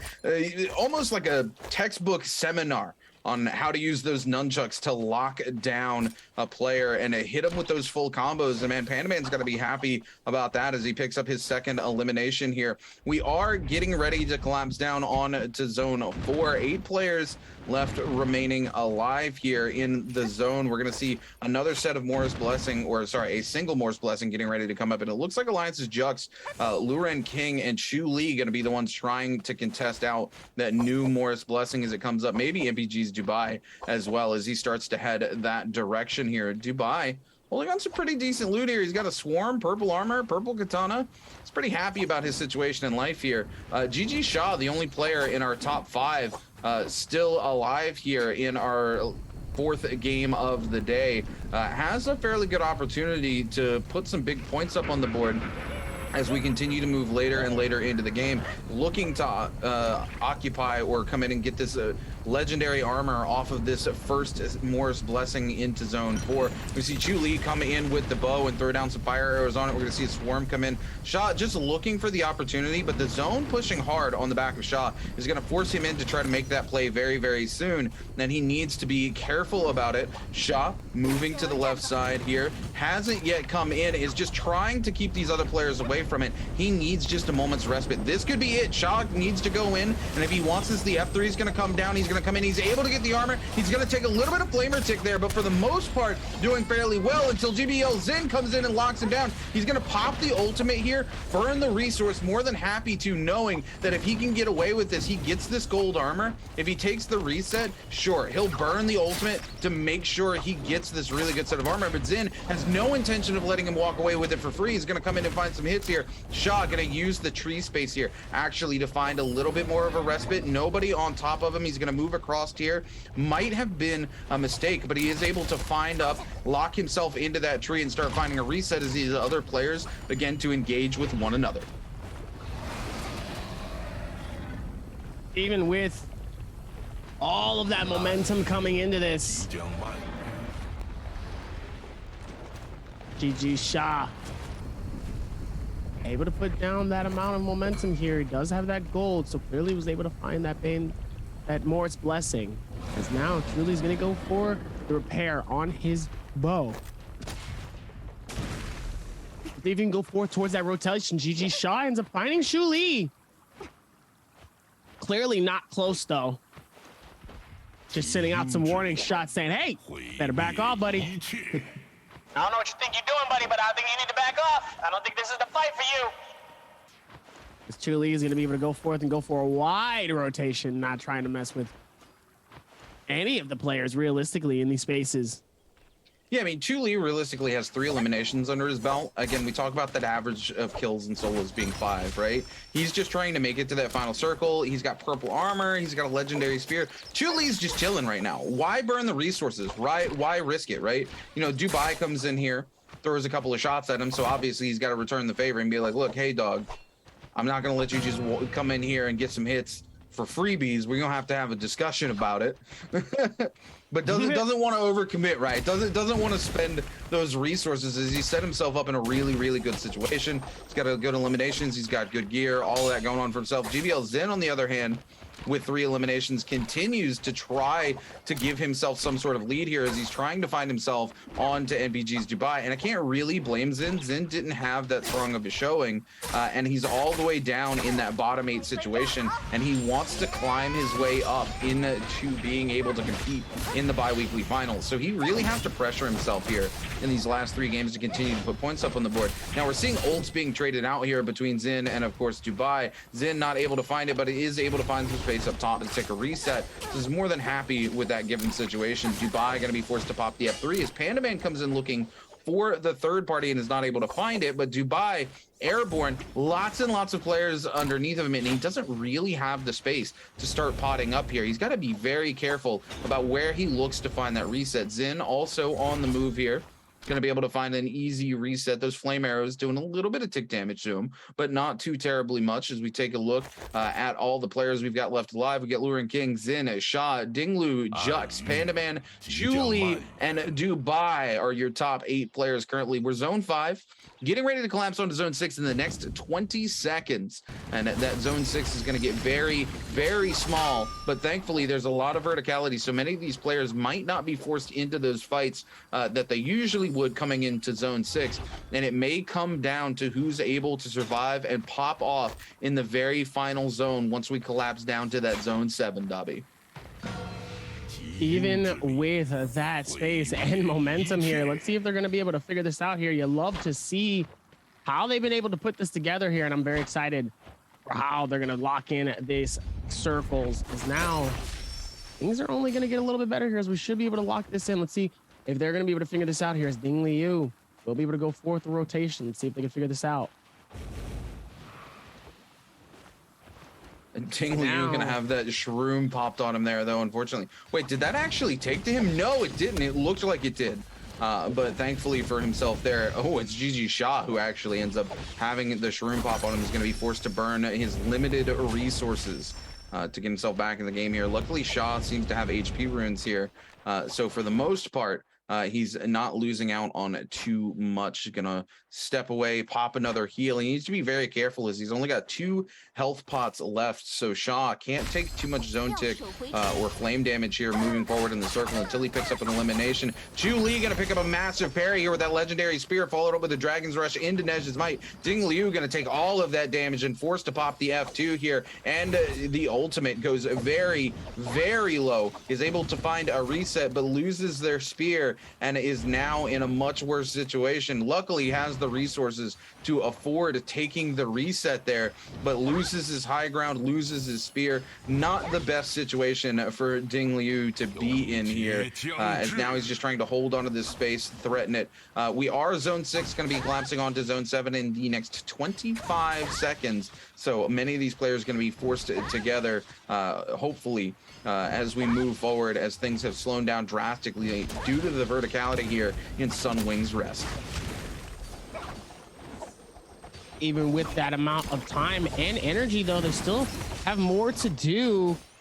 Even with all of this momentum and space that they have, Dubai not making it easy, as he will be able to back out here, get all the way up top of this tree, and is able to have free time to be able to go for his shield and heal. Do what he needs to be able to lock this in here. See if we work towards what's next here, as we will be able to see the momentum push into this. As now Chu Li will find at least something, though. It looks like he will get hit by the Flames Breath, though. Immediately gets grappled up top here, but he was able to get enough distance where there's no way. I take it back. GG Sha wants this energy. GG Sha acts a little different. I don't know what's going on, man. He acts a little different. You know, he's got that legendary armor. He's got a little bit of a buffer here, right? He's also low on resources, right? He needs to find an elimination very soon, because otherwise he's only going to be able to get that 1 reset off, and that's going to be it. And as the zone gets closer and closer, it's going to be even harder for him. Ding Liu coming in with that flame breath, just absolutely pumping out damage. Pandaman trying to get a reset here, but Dubai forced down into him. He's going to do a ton of damage there with that purple greatsword. Pandaman continues to find just a little bit of a space to take these resets here. Sha now swapped over to the cannon, trying to throw some shots up here into the likes of Ding Liu, Jin, Jux, and the rest who are holding up onto this house here. Chu Li coming in with the scale rush on that legendary spear, doing a ton of damage to Sha. Gonna force the F3 out so Sha can find that reset. But again, Sha's got to be careful. He's down to 1 shield pot and 2 health pots. He can't afford to trade too much damage in this final zone. He's just trying to wait for the next 6 seconds for everything to collapse down so he can capitalize off the back of that ultimate, and he's dangerously close to losing that opportunity if he continues to be forced to trade damage into those pots. Sha gonna throw a little bit of flame down onto OUG's Luren King here. We're gonna see multiple shrooms pop as these players look for any damage on to each other, as we are seeing the final zone coming in and collapsing down. Sha able to hold on to just a little bit of a high ground, gonna pop that last shield pot, knows knows things are getting ready to go down, wants as much of a buffer as he can get. Everybody goes skyward, and Shaw gets knocked. The F3 comes in and buys him just a little bit of space here. We're going to see the first ultimate from a Yodohime come out, and it's going to be KZ's Panda Man, who goes very low and is forced to go and pop it. It's going to be GG Shaw, who actually picks up the elimination onto Jux, though. Zin gonna pick up the elimination onto Ding Lu, and now we're gonna see ults. F3s go flying. Zin picks up one. Luren King picks up one. Panda Man picks up one. Shaw looking to pick up the last one here, picks up Julie. Shaw picks up 5 eliminations and takes the first place finish, and it all comes up GG Shaw here in game number 4. GG Shaw able to do it again. I know GG Shaw has to be feeling good coming into our game 4 and is able to finally qualify and get another dub here. 2 back-to-back here, as we're going to be able to get the repeat and get the finish off here. You love to see the lock-in coming into this. They need to be able to figure this out here, as they're going to be able to plot this. As the full screen is full of pink all over the place here. Yeah, GG Shaw just playing this very, very well here in game number 4. He played very patiently. You know, when it came to that gold armor, some of these players in the league would have immediately rushed to that box to take that gold armor, right?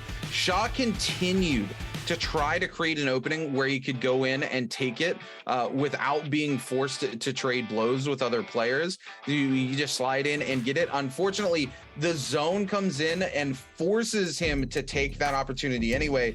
Zin comes in, pumps a lot of damage out onto him, but GG Shaw plays patiently, plays smart, uses scale rushes, uses the terrain to his advantage, finds that opportunity to get the reset, and off the back of that is able to use that gold armor to come in and pop off in the final circle exactly the way he wanted to. Again, he had those low resources, right?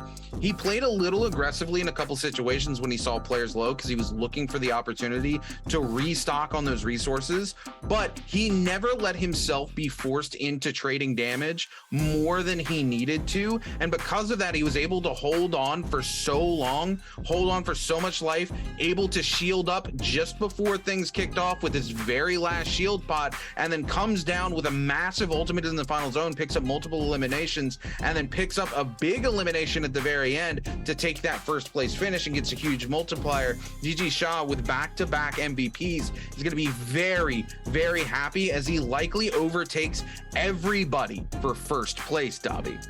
Absolutely insane, as GG Shaw is going to say, see ya. Bye bye. Bye. You guys did great. It was fun. Appreciate you. Just looks down and says, I'll see you guys later here. I'm going up to the top of the leaderboards, ladies and gentlemen. I'm going to collect my dub and I'm going to go home. As we still have 2 more games left here. We're headed back to Holleroth. Holleroth. It's going to be a lot of zippings, I'm going to be honest with you. This might be one of those very slow, very relaxed games. Or it could be a bunch of Takedas. Either or. I would love to see a bunch of Takedas coming into this, but I don't think so. As GG Shaw is going to take the top spot here again, back-to-back as a solo with 12 eliminations. Looking good with 8 coming in from Julie, 6 coming in from Zin. 4 eliminations tied between Julie and Zin.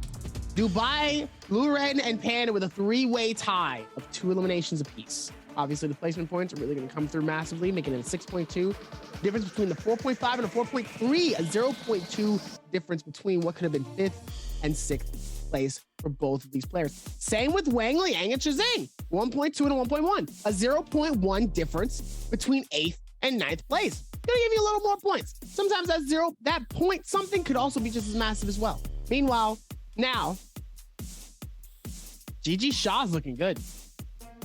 GG Shaw doing very, very well for himself here. All the big contenders getting eliminated early in this game served him well, and then he played patiently. This is what we talk about, right?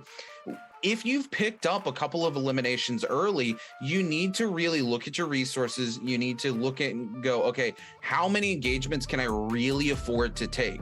Can I, be forced out of this fight, take a reset, and still be okay going into the late game? What hero am I playing?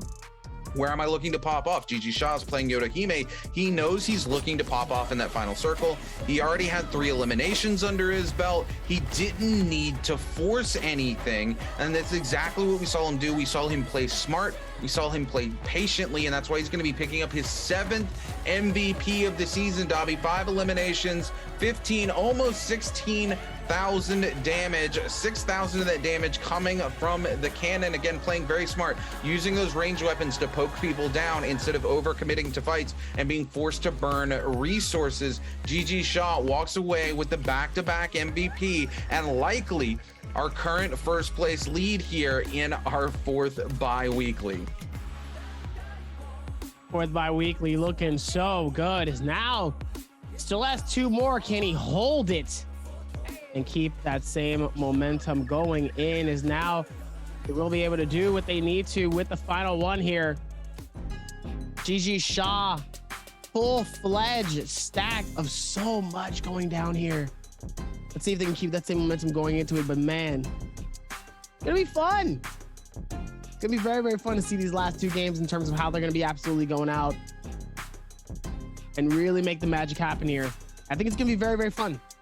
Oh, it's gonna be really interesting because, you know, Shaw has moved into that first place position, but he's only there by a couple of points, likely, right? So everybody who's in that kind of top 5, you know, some of them might be resting on their laurels just a little bit. They're like, I'm already qualified. I'm in the top 5.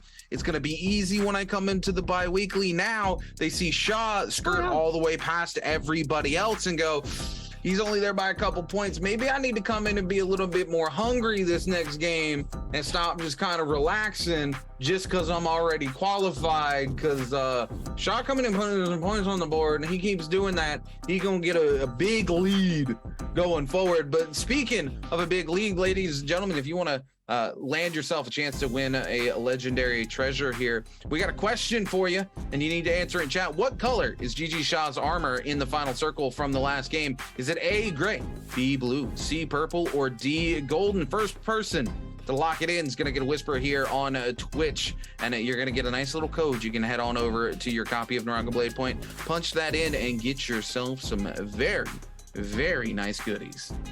That's unfortunate because I was not paying attention to that. I really could have applied for that one and I didn't even realize it. And then I saw that and I was like, wait, I actually forgot. That's tough. I actually really was thinking, I was like really thinking about it. So I was like, wait, I know. No, I don't. No, I don't. I would like to think I do, but I don't. Y'all gonna have to do it, chat. Y'all gonna have to figure it out. Because I done forgot. I can't help you.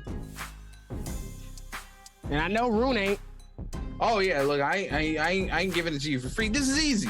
This is super easy. We just took a whole 3 minutes talking about how GG Shaw's position was and how he secured that final circle, and part of that was because of his armor. I'm not going to tell you what the armor was, but you know, it certainly helped him with keeping that patience going and making sure he didn't lose too much HP or shield there, so he didn't have to burn all of those resources going forward. And hey, you know, that's pretty huge for a boy GG Shaw, as he's able to lock down that back-to-back dub. The question is going to be, are you, chat, going to be able to lock down a dub with the answer to this question? You know, moving forward though, we've got 2 games left. We're getting ready to go back to Hollow Rock. I'm expecting to see a whole lot of Z-Ping, a whole lot of Takeda. Quite a few players though have already used their double hero. Like all of our Tarka players, they cannot come in and reuse Z-Ping or Takeda, right? Because they already used Tarka twice. There's a couple players already used Z-Ping twice. So this might be a fairly interesting game in terms of hero picks going into Hollow Rock for at least 6 of our players.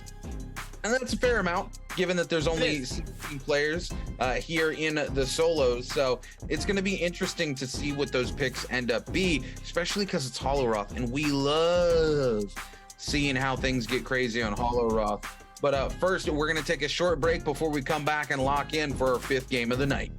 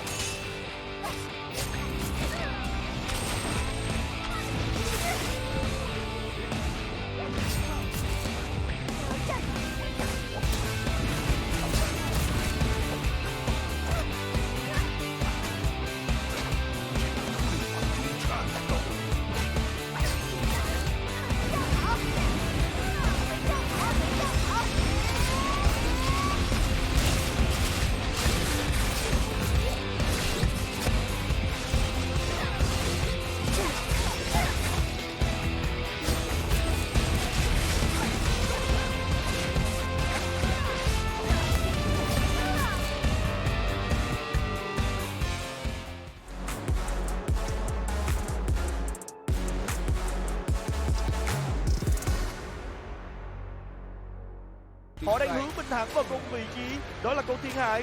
Và thôi xong rồi, cái phone này thì cũng đã phải nằm xuống. Jason đang khắp máu.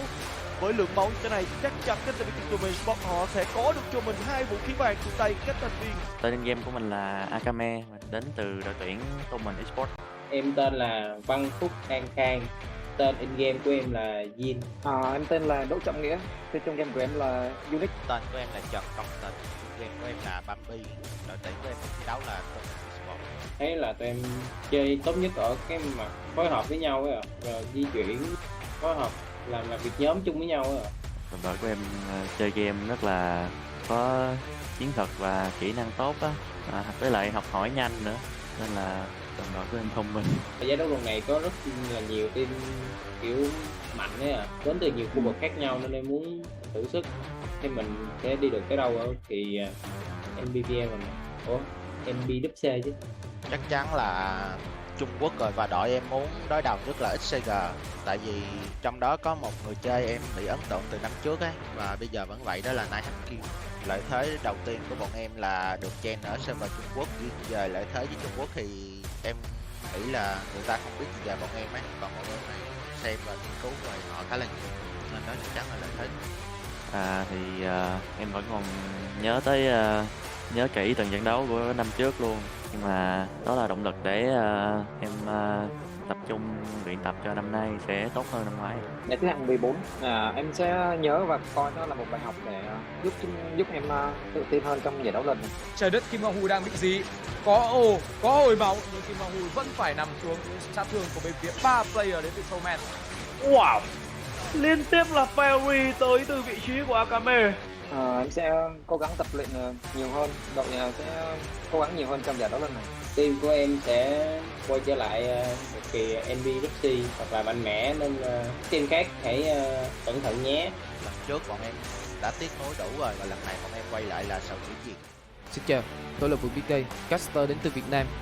Để nói về Toman Esports, đội tuyển kỳ cựu nhất trong làng Naraka Platform Việt Nam, với một club không có quá nhiều biến động trong suốt khoảng thời gian thành lập, cùng với bề dày thành tích tại các giải đấu họ đã đạt được, đã khẳng định đây là đội tuyển có phong độ ổn định nhất Việt Nam thời điểm hiện tại.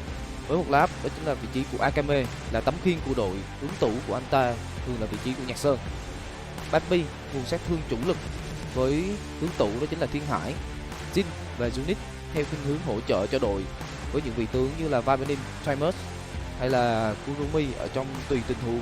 Và bọn họ đều là những tuyển thủ có tuổi đời thi đấu chuyên nghiệp ở các tựa game dày dặn, cùng với kinh nghiệm thi đấu ở đấu trường quốc tế tại kỳ chung kết thế giới 2021. Với lần trở lại ở kỳ chung kết thế giới 2022 lần này, chúng mình hứa hẹn sẽ đem đến một làn gió mới trong lối chọn tướng dị của mình để cạnh tranh cùng các đội tuyển và hướng đến một mục tiêu chính là nằm trong top 8.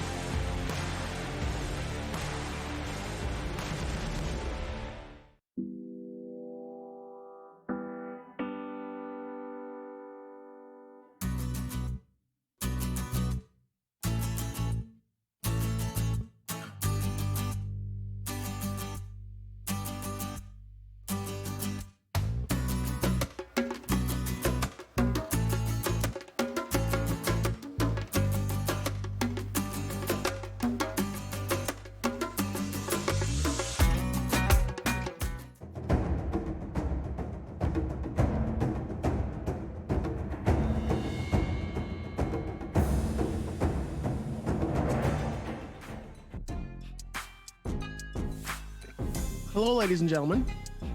Welcome back. As we're gonna lock in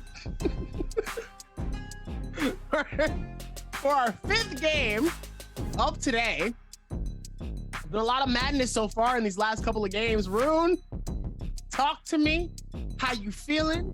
Are you excited for these last 2 games? Holorop is gonna be a little interesting. Or it can be kind of, you know, the Justinas, the zippings and all that.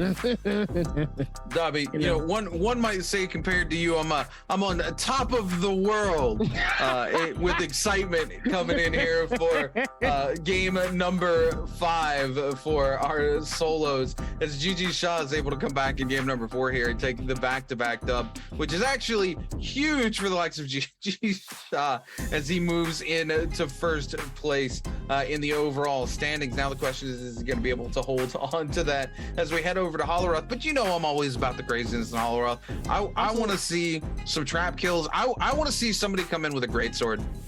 Not send somebody absolutely flying, and the direction they send them flying is into one of those big thorny rollers as it comes around the corner, and just watch the life drain from their face as they realize, oh, I'm about to die, and there's not anything I can do about it. Oh, I'm about to get rocked. Damn. Sometimes that happens. Sometimes that's unfortunate. You know, you end up caught in these bad situations, and sometimes you just look death in the eyes and go, all right, here we go.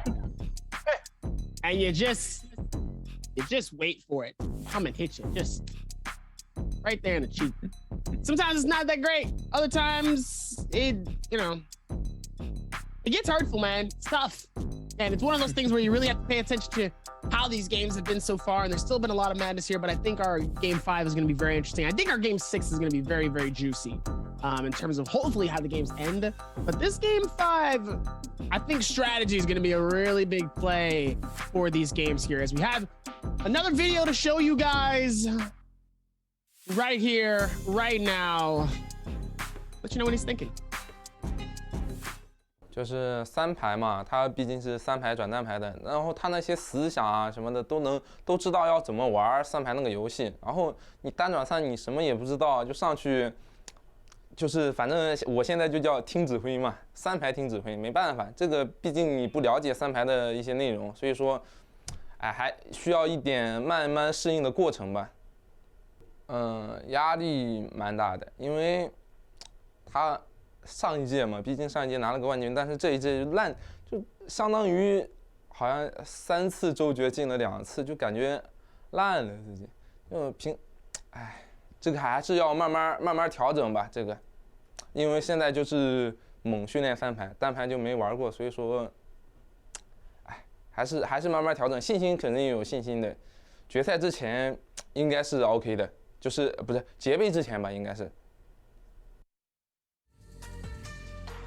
He's like really thinking too.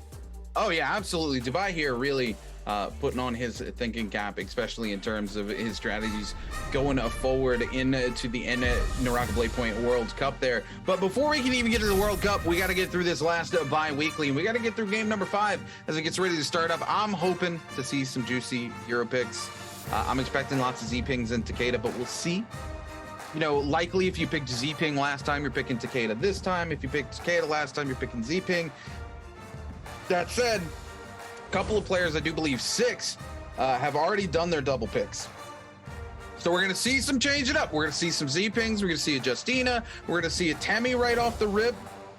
Happy to see it coming through. There's a Takeda. There's a Valda coming through. 2 Z-Pings on this side. Sha, Action. Some more Z-Pings, some more Takedas coming through, kind of half and half across the board like we saw before. You know, nothing against expectations here. This is kind of exactly what I figured we would see. We're going to see a Yodohime and a Justina come through as well here into our final 4 across the board. So, you know, kind of what we expected to see, but a nice couple little extra ones. Dobby, tell me about the map. What we got going on? Even with how things have been going on here, they're still able to lock in for our last game of Holleroth, but our 5th game here for today. Looks like they're going to be able to lock in with a lot of it. Looks like at least Trizing and Zhang Yu, it looks like they're going to fight for the puzzle here. So somebody's going to be walking away victorious here, and somebody's going to walk away, you know, having to go back and resurrect. Tough timing coming in, but this is where the going gets tough and the tough gets going here. We'd love to see how they're going to be able to lock this in, and I think things are going to be pretty interesting as we're going to be able to rock it in for our 5th game of today. You love to see it. Let's see how they're going to be able to keep this momentum going for the last 2 games here.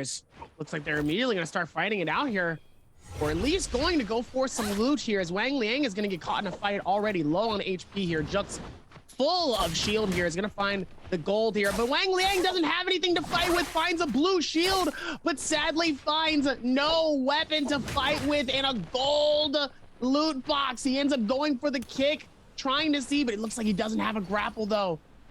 Looks like he's able to get something, and it looks like Wang Liang actually might get away? Yeah, Wang Liang able to move into the armor swap, find something there, and keep it moving as we turn our attention over to Fun Plus Phoenix's Moo and Wolves Kaibao trying to trade blows here, going head to head. Move throws the bubble out, but's not able to connect on it. Kaibao comes in, catches him with the katana, does quite a bit of damage there. Is going to mistime the parry, but has the F2 to come in and take control of the follow-up onto Moo. Moo looking for that bubble to come back up very soon, trying to use those charge right clicks on the longsword here to create some distance. Kaibao looking for an armor to swap into. Moo also looking to get a reset off themselves here as Kaibao backs off. And now we turn our attention over to YZG's Ding Liu. Ding Liu goes very, very low, but it's Luren King over Dubai who's able to secure it. Dubai not happy about that as he put in most of the work. Luren King gonna pop the F2, looking to trade blows with Dubai, and is gonna back out after he's more than happy to just take the kill, say, look, I got my eliminations, you can have the gear, let me get out of here. And GG Shaw gonna lose their resurrection early here to NAD's Daoi Hue, who hits a massive parry and turns things around. Ladies and gentlemen, if you're looking to pick yourself up a copy of Naraka Blade Point, you better keep them eyes peeled because them codes are going to be coming up very soon on the right-hand side of your screen.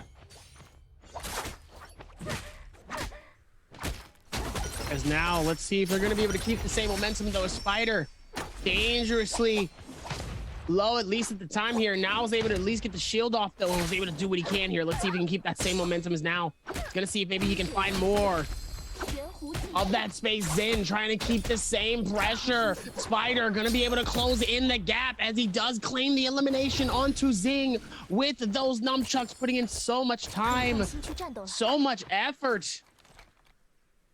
You love to see how they're able to put it together here and make it look good. Spider is going to be able to claim that elimination. Meanwhile, there are so many people on top of this massive rock formation of a bird. Luren King juts up top here. Let's see if they're going to be able to keep the same aggression and push in towards this next fight here.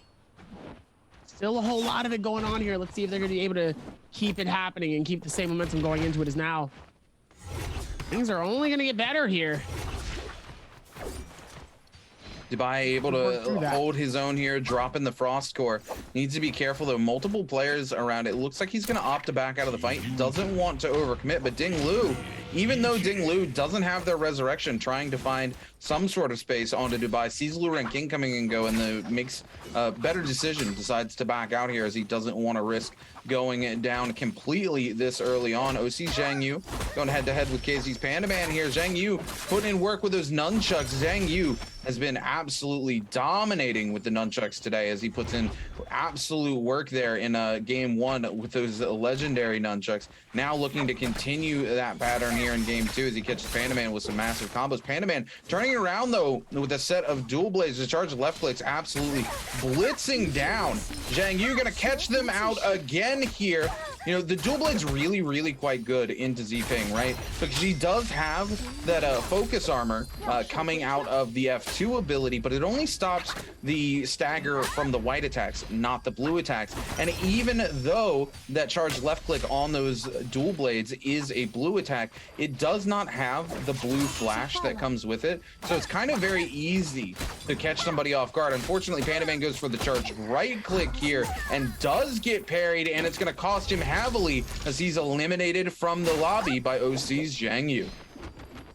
Zhang Yu sadly does get finished and claimed from these games. Let's see if they can work towards keeping the same momentum alive here. They are going to be able to find wherever the next steps are and do what they need to and what they can. Now let's see if they can keep the same momentum going into it as now. Then able to do what he needs to.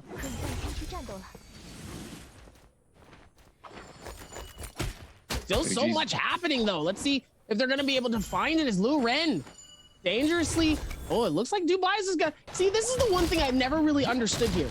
Lu Ren has at least low shield, right? He has almost full shield. I don't understand why he doesn't push on that when he has, when you know, when they say the tough gets going, the tough gets good. Why do you not push and fight for that? Look, it very much depends also, especially into a lobby full of Z-pings like this. Yeah, they might not have full shield, but all they have to do is pop that F2 and run away till they get that shield back up. And you're spending time, you could be getting better gear or looking for much easier picks, chasing a Z-ping across this lobby who's just going to reset in your face 6, 7 times, and then you're not really able to make something happen. You really only want to commit to a Z-ping once you've seen them pop that F2, you've seen them use the ultimate. Okay, now is the time. You've got about 30-40 seconds to really make something happen and try to capitalize on the fact that they're Sand's abilities. Otherwise, at some point, it's better just to make the decision to go, I'm going to take my reset and I'm not going to chase you around for an eternity. I'm going to see you later.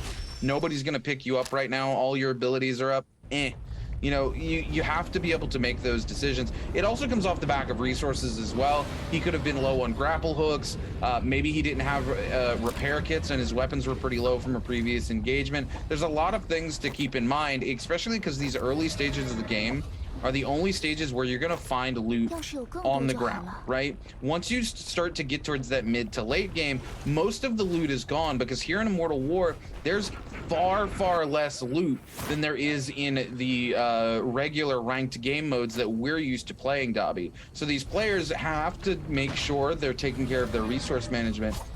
And sometimes it's just not worth it to chase a Z-ping when you've only got 12 grapples, because you're just like, yeah, I'm gonna burn all of these and probably not get the elimination because they're just gonna reset in my face so many times. Let me go actually stock up on resources while I have the opportunity. And wow, speaking of that, somebody went for the repair while they had the opportunity, and a ballista comes down and says, yeah, you looking pretty juicy right now. This is my opportunity. Turning now to OUG's Luren King, going head to head here with Alliance's Jux. Jux trying to come in. There it is, the charge, the left click, going to overtake the F2 there. The blue absolutely putting in work there. Luren King loses their shield and now wants to turn that energy back onto Jux, but Jux with a full reset is going to make that pretty hard as Luren King backs off to take a reset of their own. Looks like they will find not only the momentum and the madness, though, as DAY5 with that gray shield not looking good with his X in, having the advantage of that blue shield here. Looks like he's going to be able to go for his reshield here with the Z-ping, as DAY5 is going to try to split off as best as possible. Immediately gets thrown on the floor and gets hit with a bow immediately seconds later here, as now he's getting cornered, and it doesn't look good as he's going to force the ulti of the Z-ping coming into this, not the ulti, I'm sorry, of the F. Really trying to keep it around. Even what's going on here is DAY5 is trying to fight his way out of this as best as possible. X-In immediately getting hit and shredded of all of his shield here is Luren King. The only one really with it as gray shield comes in. DAY5 is going to be able to come in. The Z-Ping's really trying to keep the game alive for a lot of them as he immediately gets hit by a bow from halfway across the lake here. Luren King not letting this go, though, as he will be able to try to close this in as DAY5, it looks like he might be able to actually get away from this. Yeah, DAY5 trying to escape here. The thing to keep in mind is DAY5 only 8 grapples left after throwing that grapple down. He's got his F2 here. The question is how much is Luren King willing to commit to chase it down DAY5? We talked about this earlier, where, you know, you don't want to commit too many resources. And here we go. Luren King has no grapples. This is exactly what I was talking about. This is why these players don't want to chase these Z-Pings down, because they're just going to reset in their face 100 times, and you're going to burn through all of your grapples. Now, DAY5 on this particular stable has, you know, the white armor, so Luren King more than happy to try to give chase here without the grapples. But once again, as soon as that ability comes up off cooldown, Luren King's got no way to chase DAY5 now. That said, DAY5 down to 5 grapples. Now to 8 grapples, they come up, take a couple of loose resources off the ground here, and Luren King could be spending this time doing so much more, right? They could go be picking up resources, they could be trying to get grapples back, they could potentially be trying to pick down somebody else who's not playing Z-Pin Yang. Unfortunately, Luren King just overcommits here, and it doesn't leave him in a good situation, as we see OC Zhang Yu pick up an elimination on to NPG's Dubai. Zhang Yu's going to be happy about that, their 3rd elimination here in game number 5. But this is why a lot of people very disillusioned with Z-Ping right now is it's very much a meta that people don't enjoy running into, and it makes things very hard. It prolongs fights, and nobody wants to just chase for 5 minutes straight, right? And even here, we've seen the fatigue in the pro players as well, right? And as you said, you were wondering why they weren't chasing those fights, and it's because they don't want to chase for an eternity. They want to go in, they want to take a fight, and know whether they're able to pick up the elimination or not. And in Z-Ping, if they've got their abilities up, it's very hard to guarantee that, and you know you're going to have to burn so many resources making it happen. And that's what we're seeing here. This is probably our most Z-Ping heavy lobby we've seen to date. Today, sorry, not to date. And because of that, many of these players not really able to hyper commit to anything here. They're just gonna trade blows and back out and pop F2, wait till they're reset, and they don't want to spend too many resources. We're seeing many players running low on grapple hooks here. Kind of hard to run low on healing or shield pots when you're playing Z-Ping because you're constantly healing yourself all the time with your abilities. But it's very easy to run out of things like grapple hooks that you're constantly using if you're having to chase or be chased while you're healing. Not only with that as well, you do have to also keep in mind too that once you don't have any more grapples, your way of really being able to rotate and also just like get away decreases immensely. I never realized how vital grapples really were until you didn't have them. And then you're like, wait, this actually isn't good. And if you don't know the movements like how some of these pros do, you're even more in the situation of like, well, I'm just like running like a default character in the very start of this game. I don't know exactly how good this is going to look. Meanwhile, the chest finally starts to open here as, ladies and gentlemen, the spread starts to come in and everybody starts to dish and duck it out, trying to see who's going to be the one that claims them, making it a lot harder for them to be able to claim those finishers. Looks like Spider, looks like he's going to be on the rotation, though. Dangerously low on shield. It's going to have to hit something here. Ends up finding another one on the other side of this wall and immediately steps back out, tries to find a safe space for him to do what he needs to. Yeah, Spider getting caught out here, actually put in the corner. This might be a good opportunity for these players finally to commit to something. Spider, though, just pops the F2 and goes topside. He's popped the ultimate as well, and here we are. He's almost full reset, and this is going to be the first pot he drops, right? He went down to like 2 hits, and then off the back of the ultimate and F2, he's at full health, ready to go again. And again, this is it. These players do not want to commit to these crazy chases. He's going to go into the zone here. He's going to buy some resources. A lot of shield bots bought there. Very, very interesting choice from Spider, given that he is playing Z-Ping and has the reset. Doesn't buy a single grapple hook, and he is sitting only at 10 as we get ready to head into zone 4 here. That first set of gold armor getting ready to come forward. Being sans grapple is not a situation you want to be in. JJHRD's Chu-Li here, 25 grapples under his belt, plenty of resources, and that is likely because he has not given chase to too many Z-Pings. Unfortunately, that means he doesn't really have any eliminations under his belt right now. I'm not sure what Luren King just collided with there, but gonna keep that chase from going forward. Luren King finally, you know, we looked at him earlier. He had 0 grapples while he was chasing down that other player. He's able to put together 21. It looks like he went and did a little bit of shopping for himself because he does not want to end up back in that same situation.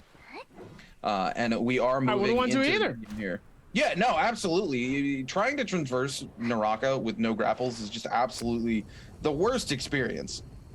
Please take a look. Luren King has found himself back on a JJHRD's Chu-Li. Chu-Li just trying to keep it moving. And really doesn't want to be a part of these fights. There's too many Z-Pings around for Chu-Li to burn resources and then end up, you know, on the receiving end and stuff. Able to take that parry and instantly pick that up, but we're gonna see a huge scale rush come out from the likes of Dubai. Chu-Li gonna be forced to drop the F3 here to take a reset best that they can. They're gonna get that one pot off and keep things moving as they do find a blue armor to swap into. Unfortunately, they did burn the pot first, but given the situation, they had to drop the F3 or risk of being sharked down on by all of the Z-Pings left here in the lobby. We're gonna see that Moore's Blessing come up out in the middle. We're going to see multiple Z-Ping F2s come out as many players come in and try to secure this. I'm not quite sure who, but somebody on the right-hand side was able to slide in and get that legendary armor out from underneath everybody else. It might have been WBG Spider, who goes very, very low here.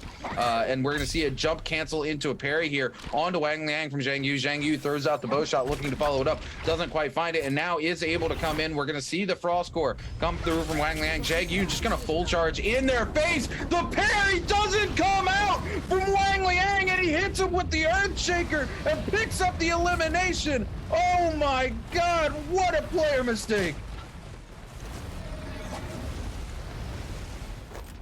Absolutely insane. Gonna be able to lock it in and lock it down. Oh no! Oh, wait a minute. How did Zin not even get hit by that one at all? I know it was towards the edge, but huh? Even with that one, still gonna be able to do what he needs to is now. Move. Up top. Gonna be able to find it. Where is Moo trying to see if maybe he could find something here? Trying to scramble just to look for something here, but is unable to really find anything here. How's there a massive Bane's Breath, but he can't see it from that distance? That's also very interesting too. Obviously, meanwhile, Dubai on underneath. Can he see the feet that's dangling from outside of the tent here? Hold on. That'd be interesting if you could be able to factually find that, though. Now, we'll be able to go through towards these rotations as now things are only going to get better. See if they can go forth with this rotation. WBG Spider able to do what he needs to. Oh, beautiful parry coming in. Gonna be able to shut that down for Shazang. And Shazang immediately gets eliminated from Kai Bao from a pistol from I don't know where the hell it came from. As now GG Shaw and WBG Spider is gonna be near the rotation here trying to figure it out, but Exit is nearby and he's gonna be able to absolutely surprise him and say surprise. As now he comes out of nowhere here. He's gonna be able to hit him in the back. Moonrun King able to do the same thing with WBG Spider. Spider with no shield. Immediately is gonna pop that F, give himself a little bit of some heals. Nice little bit of shield that's gonna help him very, very much towards the rest. Blue Red King coming in from the rotation, able to do something. Able to go for the F. Gotta see if maybe he can find something as well. Able to do what he needs to.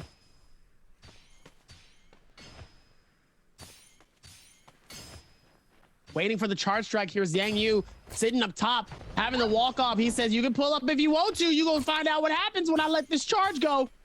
I don't think you'll want it. I don't think you'll like it. It's not gonna be friendly to you, but it'll be very friendly to me. Yeah, Zhang Yu here with the Earthshaker and the Greatsword. High risk, high reward gameplay here. They know there's so many other Z-Pings in the lobby that the blue focus off of that Earthshaker going to absolutely blitz players down if they have their F2s up and are hoping to use them in the final circle. The problem is it's very, very parryable. So he's going to have to catch players off guard in that final circle. And charging that Greatsword to tier 3 is no joke. Now taking a look at WBG Spider, who's found himself up here onto Alliance's Jux, able to catch some hits in the air off the back of a little skywalking so they can get that blue charge going off of the dagger while skyward. Jux going to be caught out by a dagger, left click uppercut a second time here. Again, many of these players using that dagger because that left click on the dagger, the charged uppercut, so very potent and able to catch these players out who are using the F2 on the Z-Ping. And again, you got to remember, you can't hit them with a white. Like, you can do damage with it, but you're not going to stun them out. Whereas the blue doesn't have that issue. They can stun them out and send them airborne here. That's why we're seeing so many of those daggers come through here into the Z-Ping meta, because they are able to make that happen. GBL Zin forced to move off here as JJHRG's Chu Li gonna use their ultimate here, but GG Shaw able to pick up the elimination off the back of a musket while they are ulting. Says, I don't really care about your ultimate. Let me just go ahead and hit you with a couple of these musket shots and send you back to the lobby. Down to our last 11 players. I think there's one Justina, one Valda left alive, and everybody else playing Z-Pin Yang, unfortunately, here for game number 5. Wolves Kai Bao going into a building looking for a reset. Spider comes through with that Flame Breath to pump out a little bit of damage, but Wolves sitting in a pretty okay situation. His F2's up. It's going to heal him to full here. Things going to be very, very slow until we get all the way to the 7th circle. There's so many Z-Pings here. They're just going to pop those ultimates, those F2s, stay healthy, and it's going to come down to the final moments, really, Dubby. Oh, it's absolutely going to here, and I cannot wait to see how they're going to be able to put this together and how they're able to make it off and make it look good with everything happening here. As now it's only going to get better. As now Zangy, what is that charge strike? Hold on. What is that? That's Earthshaker. That's the legendary Soul Jade for Greatsword. I don't remember Earthshaker being red. Maybe that's just because of the color of the... Fun fact, if you have that particular skin for the Greatsword, which is the basically the top tier skin for Greatsword, it turns the lightning from Earthshaker red. What? Yeah, really cool cosmetic. I don't even know what. I'm sorry. So if you get something specific, it's even more crazier. Yep. I mean, it does. It's okay. So it doesn't alter the ability in any way, right? It just alters the visuals for it, so it looks cooler. You're not getting any kind of unfair advantage from having that cosmetic in any way. You just get to look way cooler when you're killing people. Yeah, you're just like, hey, you thought blue lightning was a thing. Welcome to red lightning. As I spin to win, baby. Coming in here and giving y'all the business with that legendary greatsword. You know, fun fact, that was the 6th pull I ever got playing Naraka after closed beta. I own that greatsword skin and I absolutely love it to death. Great cosmetic. There's another one too. The new one, the big crystal greatsword that we've seen a lot of, alters the parry animation for the greatsword as well. Still does the same amount of damage when you do the riposte and everything. It just looks cooler.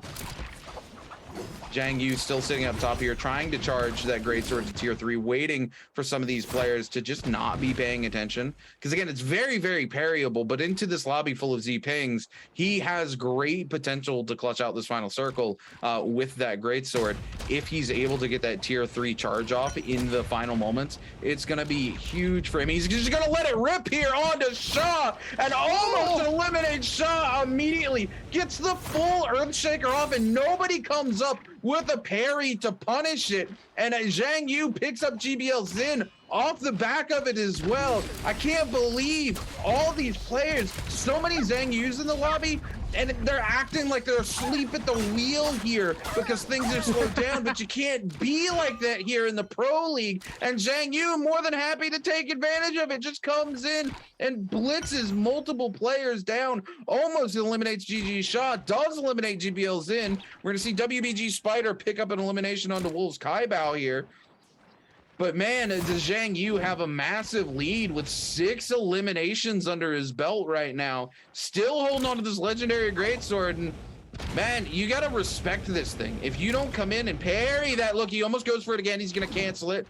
He saw them back off as he came in, knows he's being seen, doesn't want to get parried off the back of it. Shaw coming in here with the Nezha's Might, with the altered version there from the Soul Jade. So it's horizontal instead of vertical, able to actually return the favor a little bit there to Zhang Yu. Zhang Yu trying to find an opportunity to reset here, but needs to find an opportunity to recharge that greatsword, but it's going to be hard in the face of all these players. He backs off. He's going to go let it go, but Dubai's Frost Core stops it. Everybody just trying to hold on. Zhang Yu is actually picked up by a greatsword from NPG's Dubai. Dao Huey picks up Lu Ren King. Dubai picks up GG Shaw. WBG Spider picks up Jux. Dao Huey picks up Dubai again. WBG Spider picks up somebody else, and it's going to be tight. But I really think it's going to come down to our boy Zhang Yu. He had 6 eliminations. Wait, Spider gets it? Spider with 4 eliminations in first place? It's going to be tight between WBG's Spider and our boy Zhang Yu. Zhang Yu had 6 eliminations, and he goes out in maybe 4th, maybe 5th. That multiplier might, the multiplier and the placement points might be enough so that Spider's 1, maybe 2 points ahead. We're going to find out as we get ready to go look at the scoreboard very soon. But man, what a way to end that final zone. It looked like it was all going to come up Zhang Yu, but unfortunately the clank onto the only Justina in the lobby who had their Frost Core up. If Zhang Yu had held on to that just a little bit longer, he might would have hit every single player in the lobby off the back of that and had the biggest game we've seen in solos, but unfortunately it doesn't happen that way, and WBG Spider is able to clean up a couple of eliminations at the end, take first place, and that buys him MVP here for our 5th game of the day. But the game of the day here has been doing good, though. Now there's 2 players with back-to-backs. Shaw's got a back-to-back, and now Spider has a back-to-back. Who is going to take our 6th and final game, ladies and gentlemen? Are we going to see a 1v1 between Spider and GG Shaw in that final circle? I would love to see it. That would be amazing. That would be a fairy tale ending for this type. Like, I'm already like sweating thinking about it. I don't think that's a back-to-back for WBG Spider. That's his first MVP of the day, if I'm not mistaken, Dobby. Wait, what? Yeah. If I'm not mistaken, that's WBG's first MVP. He's only had 8 points on the board up until this game. No. He had another dub earlier. He came in third. He came in third place and second place. He had a dub in game 2, right? Did Spider not have a? Am I crazy? Nah. No. Spider definitely had a dub today. No, because after game 3, he only had 8 points for the whole day, Dobby. He came, okay, so his first day, he put 41 points on the board. That's what I've been talking about all day. Spider has not been performing well. Like, he came up, the game he took 3rd place, he was still 6 points behind the first place person. Who got the back-to-back earlier? It was GG Shaw who got the back-to-back earlier. And Spider. No. Spider hasn't had this is his first MVP of the day, Dobby. Bro, no, dude, I'm not going crazy. I'm not going crazy. I swear I'm not going crazy. I promise you. Wait a minute. Hold on. As we're going to look at the top of the leaderboard here with a 10.4 coming in to our games. Still got to keep watching as well here because there will be drops on the channel for everybody to have their opportunity to get some drops for your account. But 9.4 coming in from Dalyue, Zhang with an 8.8, 6.5 coming in from Dubai, GG Shaw coming in with a 4.3. I am not going crazy. Don't play. Wait a minute. I'm gonna have to look back. I'm gonna have to look back because I don't remember. Okay, game 1, WBG Spider takes 0 points. Game 2, he takes 2.2 points. Game 3, he walks away with 6 points. 6 points behind GG Shaw, who's in first place. Who won game number 2? I can't remember who won game number 2 off the top of my head, but I know it was not WBG Spider because I only walked away with 2.2 points in game number 2. That said, he is our MVP for game number 5, walking away with 4 eliminations, 16,000 damage, and it will finally be his 10th MVP of the season. What? 10 MVP. Not our first player to 10 MVPs, but still mighty impressive. 10 MVPs during a season is still pretty huge. I think, chat, I've effectively broken Dobby.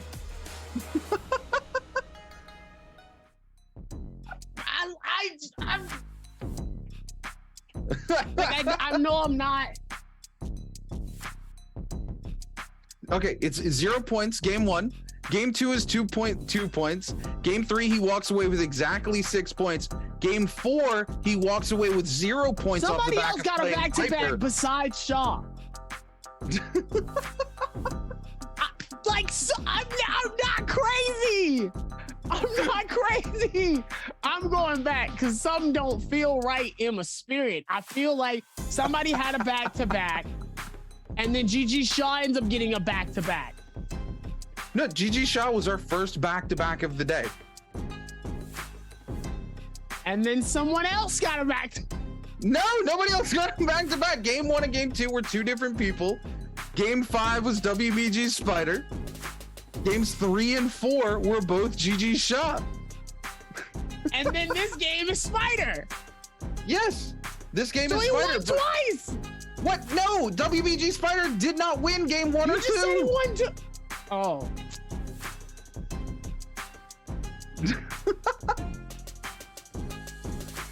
I'm going crazy. I love it. All right, for the question to the people with the answers for the treasures, what colors was Spider's Famebringer in the final circle? Was it purple A, or was it B Golden? Put your answers in right now. What chance to win? I'm feeling some type of way. Look, you know what this question should have been? This question should have been, did WBG Spider get 2 MVPs today? Yes or no? I'd have been like, yes, yes, yes, yes. Oh. But yes, this is the opportunity to get yourself a legendary weapon skin. First person to answer this question correctly. Was it A, purple, or B, golden? You better lock those answers in if you want to get yourself some in-game goodies here for Naraka Blade Point. And if you do win, make sure you watching your whispers here on Twitch, because that's where those codes are going to be coming to you here from the Naraka Blade Point official account here on Twitch. So make sure you're paying attention, because the last thing you want to do is miss out on those goodies, especially if you win them. But that said, very, very interesting game number 5. I've broken Dobby, ladies and gentlemen, in chat. So super, super interesting. Moo wins game 2. Uh-huh. Wang Liang wins game 1. Uh-huh. Shaw wins 3. Shaw wins 4, and WBG Spider wins 5.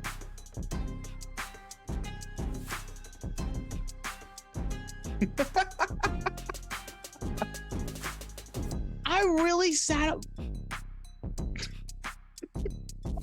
Spider had a pop-off game somewhere. I feel like this is weird. I feel this is what we're talking about. One of those like moments where like you know when the Mandela effect. Am I having like a Mandela effect where I really sat up here and I thought Spider had already sat up here and already got a dub for the day. And then he gets a back-to-back, and I'm sitting there going, now this is gonna be another conversation for the last game, because if Spider ends up winning this, then I can go, okay, he got his back-to-back. I need Spider to win this back-to-back, so now I don't feel as crazy. Dobby having a premonition for you in chat, ladies and gentlemen. He sees the back-to-back dub coming from WBG's Spider. So if we see those channel point bets come up, Dobby's telling you better spend those channel points betting on WBG Spider, because he thinks Spider's gonna come back. You know, Spider's done multiple back-to-back dubs before during solos, so you know it's very possible that Spider pulls it together, makes it happen here for you, Dobby. But we're gonna find out after we take a short break and come back for our 6th and final game of the day. I got it. This is wow. I don't.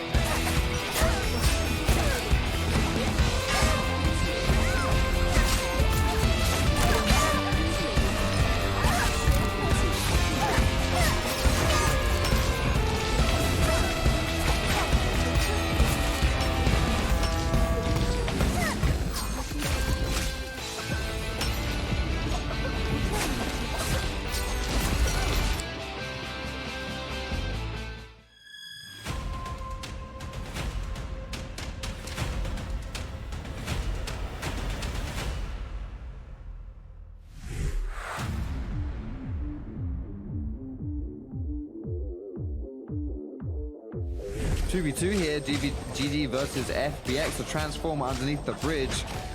It's going to be really, really good actually for TXJ on FBX. He's going to find that first grab. He's going to smash Mikasa down into the ground. He's going to be eliminated.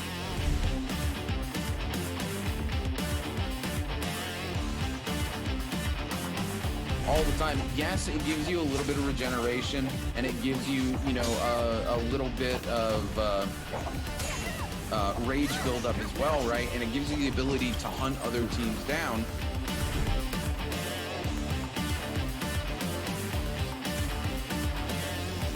So Wade and SS. OUG picks that fight, they went for it.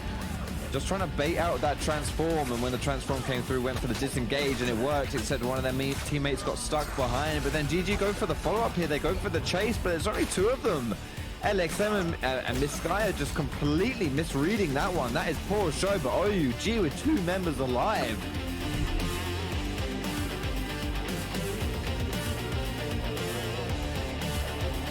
Trying to move back to the building here to buy themselves some space. Want to utilize that longsword, but sees Davao throwing parry after parry after parry. They're going to stop themselves, go back to the neutral. The breeze comes out. They're able to pick it up, and Jixon comes back through.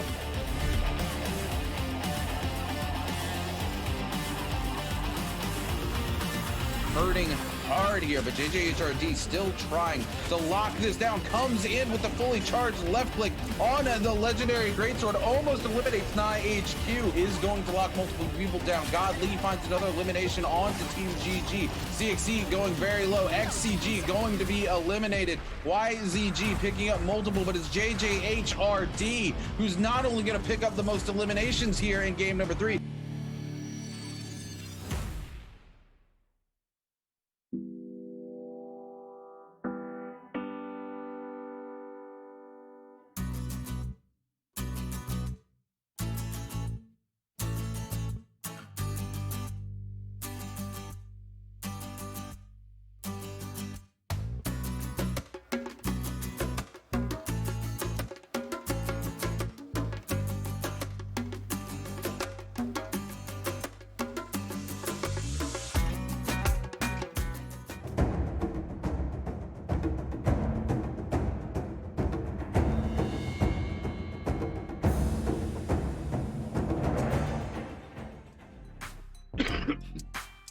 What's going on, ladies and gentlemen? Welcome back to the Naraka Blade Point Pro League Season 2. We're 5 games deep in our last day of solos for our 4th bi-weekly split. Dobby has absolutely lost his mind. He's not sure who's winning, who's losing, whether WBG Spider is just a his last game. It's WBG Spider's game. Spider is taking his game home for a dub and making it a back-to-back. Mark my words.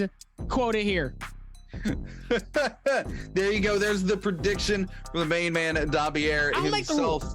Where you host, your casters, and just your general all-around lovers of Naraka Blade Point. Been here since the very beginning. We ain't going anywhere anytime soon. There's no place we'd rather be than right here with you, ladies and gentlemen, in chat, hanging out with us, watching the most fast-paced esport there is. I mean, I can't think of anything else that keeps the action rolling as much as Naraka does. Dobby, what about you?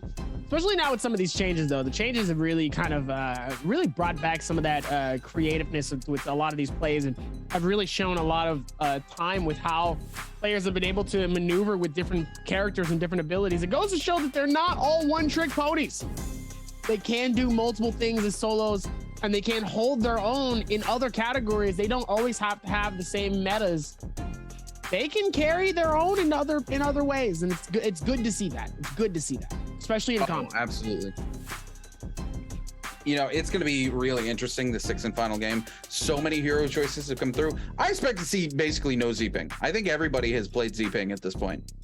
At least, and I think everybody has used their double hero selection at this point. We might see 1 or 2. And off the back of that, that excites me very, very much because, you know, I love some lobbies with no Z-Ping in it. So hopefully coming into this space, we're going to get to see some crazy picks. I got to see Viper today. I didn't get to see Spider do anything with it, but I got to, we saw it in the champion select, Dobby. So maybe we'll see it again. Yeah, I was going to say, maybe we'll see it again in game 6. I hope we get to see it in game 6, and if we do, I hope they're running V3. I want to see that version 3 of the ultimate, but we're gonna find out very soon as we get ready to lock in for game number 6 here. Looks like now we're gonna be able to see how this is here as we look at Chozing and number 21 here. See if they can keep that same momentum as now. We're gonna be able to see them lock into this. See if they can put it down here and make it look good. You love to see it, especially with time and momentum coming into this is now. We're gonna be able to put this together here with more and more stuff happening. I'm excited. I'm very, very excited to see how this goes together. Yeah, it's gonna be interesting.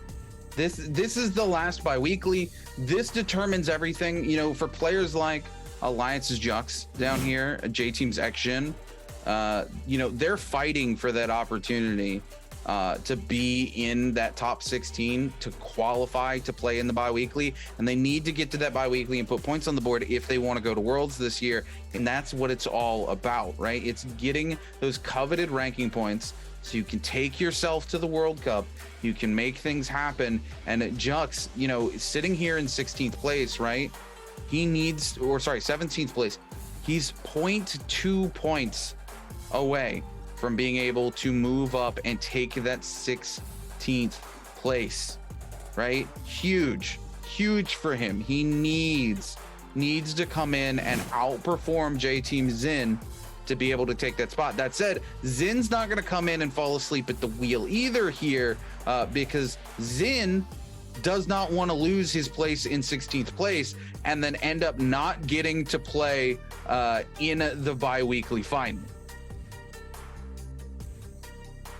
Even with that amount of momentum here, Chewy with negative 21.3 here, really putting in that stature here. We're putting in that magic here as we're going to see our lock-in here for our game number 6 coming in Naraka BLADEPOINT Pro League Season 2. I'm very, very excited, and I'm ready. I'm ready for this magic to go down. It's now going to be able to lock this in for another game. We can have some fun as now. We're going to see them absolutely go off here as we're now going to see the hero picks here in Ruin. I know the excitement's going to be very, very strong as we see it Takeda. As we see... Double Valda's coming through from Wang Liang Alliance's Jux. There's at least one Z-ping in the lobby, 2 Z-pings. We're gonna see... coming up from Shaw. Wait, whoa! This is GG Shaw's first time playing Tarka G in the Pro League. Wait, is that freaking Tion High? No, there's no way. Didn't he was gonna be playing Tion High into solos? Tarka also coming out here from Chewy. The heck with you Z-Ping players. There's a freaking Tion High in the lobby. We got a Tion High in the lobby. We got some Valdas. We got a little bit of magic, and we got a very wide circle spread coming in from the far right section of this map, all the way to Bamboo Grove, reaching Emerald Cottage and Fremos Moonlit Courtyard, all the way up to Stillside Temple. Chuli and Chucks are going to be maining Stillside Temple throughout its entirety, all the way, but everybody around that far right side section, all the way down. They're not even touching the sand. They're just going straight from Golden Tortoise all the way up Moonlit Courtyard, all the way up towards that coastline, and they're just going to see it all the way towards Stillside Temple. Ladies and gentlemen, it's going to be an absolute bloodbath for our 6th and final game, and by golly, I am excited. Oh yeah, absolutely. Things are getting heated very, very quickly. And man, I want to see something come out of that Tion High. I don't have, my hopes aren't high, but I'm just happy we got to see one in the lobby in general. My heart soars as, you know, again, I used to play Naraka BLADEPOINT competitively.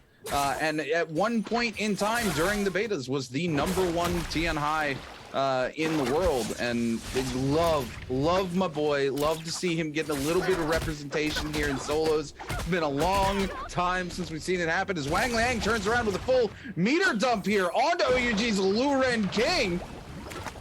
Throws down the bubble, looking to get a reset here. Luren King walks right into the bubble, and a full uppercut combo coming out. Gonna use the teleport portal, though, to break free from that combo. A parry from Wang Liang, though, is gonna send it home for them, and Luren King back to the Soul Altar.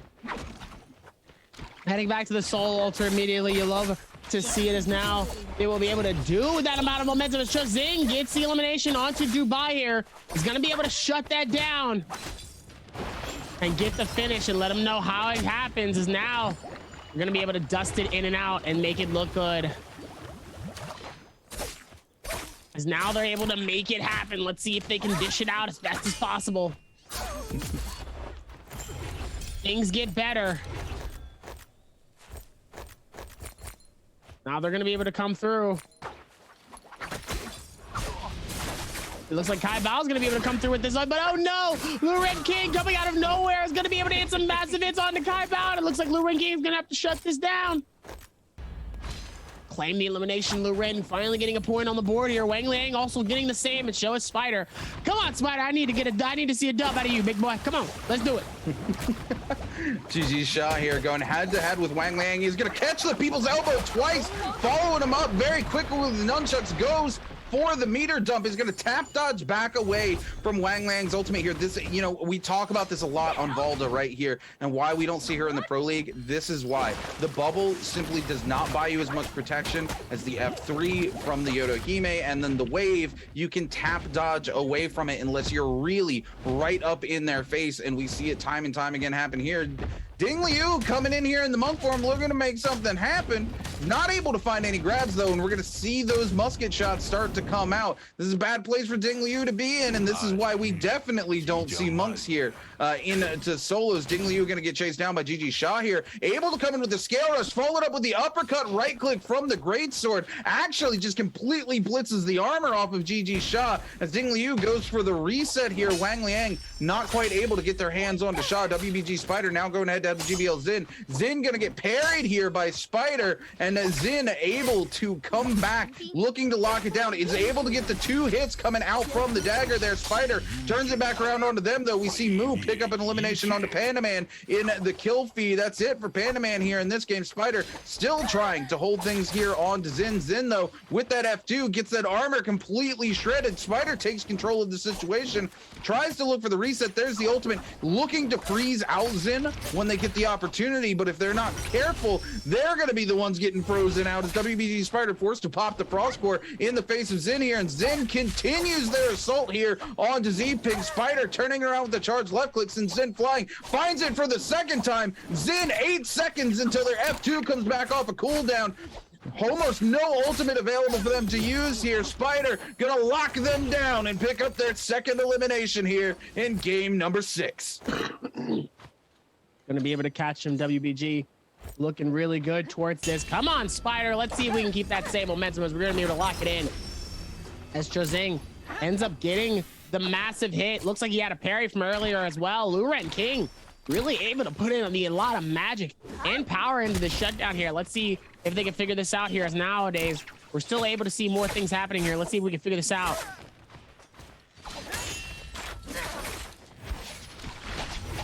As Luren King is going to be able to find it. Oh no! Chozing ends up getting eliminated and getting found literally by Dao Li. Looks like that Wushin is going to come in at a beautiful time with that teleportation. It says, see you later, I'm out. See you later. Catch you on the next one.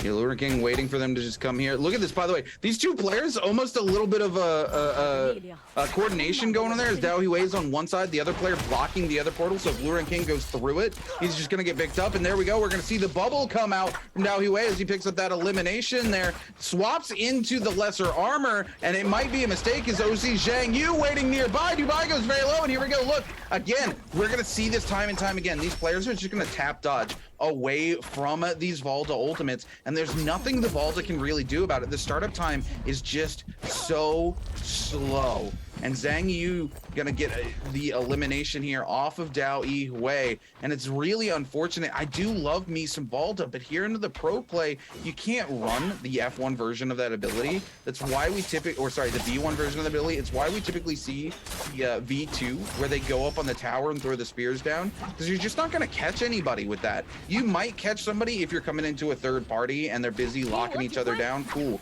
You might pick them both up there, but it just doesn't really happen that often here into solos, as we see more times than not players just tap dodge away and that ultimate get burnt for absolutely no gain on the turn of the Valdas here. Alliance's Jux, one of those players running Valda, looking to move away from some of these fights here, is Dubai looking to get a little bit of vision on the situation. Oh, Ding Liu gonna get eliminated here by JJHRD's Chu Li, and that's gonna be it for our Tian High player here in the lobby, as Chu Li on Tarka picks up their second elimination of the game.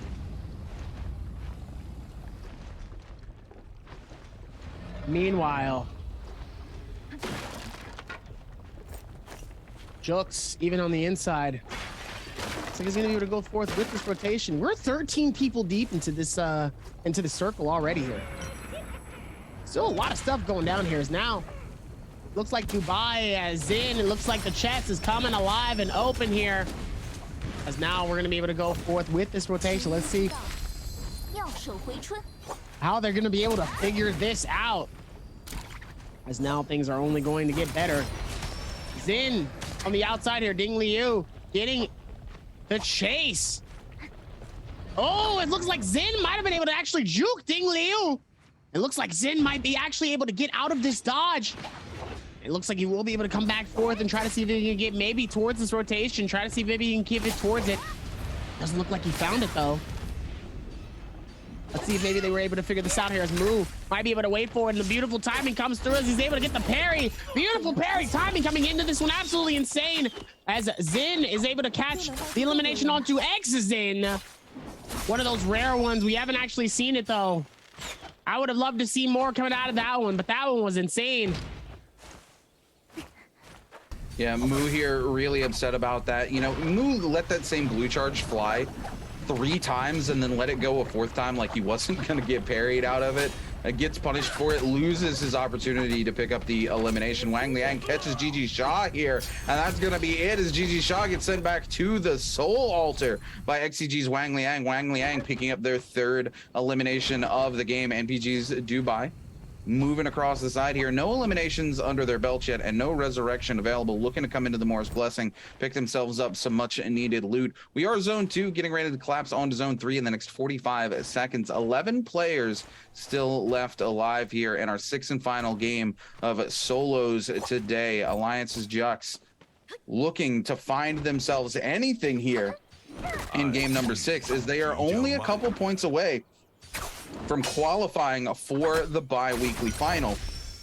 A situation they desperately want to find themselves into here. OC Zhang Yu going head to head here with JJHRD's Chu Li. Goes for the uppercut, but Chu Li going to go into the ultimate, immediately gives chase down here, catches a fireball. Zhang Yu forced to pop the ultimate here, and oh my goodness, there it is. We're gonna see the ultimate come out, but no, Chu Li drops it. So unfortunate. Chu Li had that in the bag and he dropped the ultimate infinite and is going to be forced to back out of this fight as Zhang Yu finds a reset from their F2. Man, what an unfortunate turn of events there for Chu Li on the Tarka G. Dubai giving up the chase here onto Alliance's Jux, just looking to hold on to some space. WBG Spider going very low, going to be forced to pop the Frost Core here. OnePlus Phoenix's Moo also on the receiving end of some pain from Zhang Yu, and Zhang Yu and Spider both looking to pick up the elimination. Moo going to pop the Frost Core here. We're going to see Spider hit on to the other player here, and now Spider coming in, almost locks down the elimination, and it is going to be Spider who stands back up and is able to find a single tick. And what an interesting visual bug as Moo looks to hug the sky. And now OC Zhang Yu, WBG Spider going head to head. Absolutely ahead of the game here. Zhang Yu gonna be able to go forward, the shield up here. Dubai back at it again. It looks like Wang Liang might be getting chased because we see in that grapple. It looks like Zin's gonna be the one tailing right behind. Meanwhile, Shazing's gonna be on the outside here. Gonna try to go back for some more loot. Try to see what they can find here. See if they can keep that same momentum pushing into this. See if they can work towards this one as Dubai is going to be able to find something as well.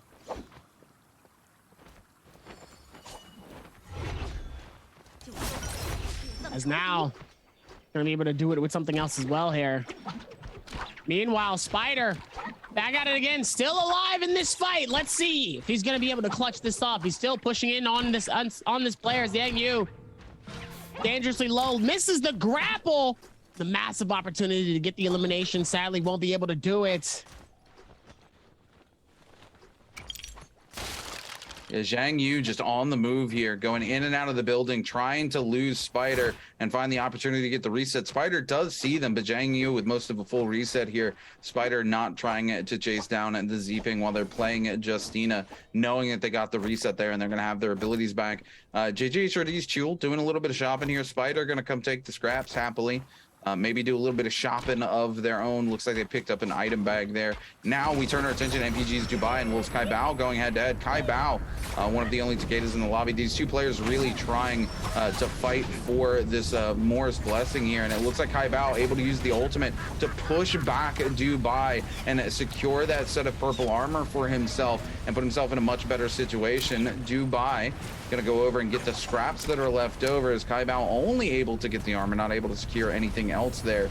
And it looks like Dubai gonna get a quick repair off his bow, but needs to be careful as he tries to surf through this Bane's Breath here. We've seen it time and time again, players confidently moving through those Bane's Breaths and unfortunately being on the receiving end of some massive pain. WBG Spider picks up a bounty onto Wolves Kai Bao. That's going to be an interesting fight if we see it come to fruition as Dubai also continues to give chase to Wolves Kai Bao. GBL Zin locked down here in a meter dump from XCG's Wang Liang from a purple set of nunchucks.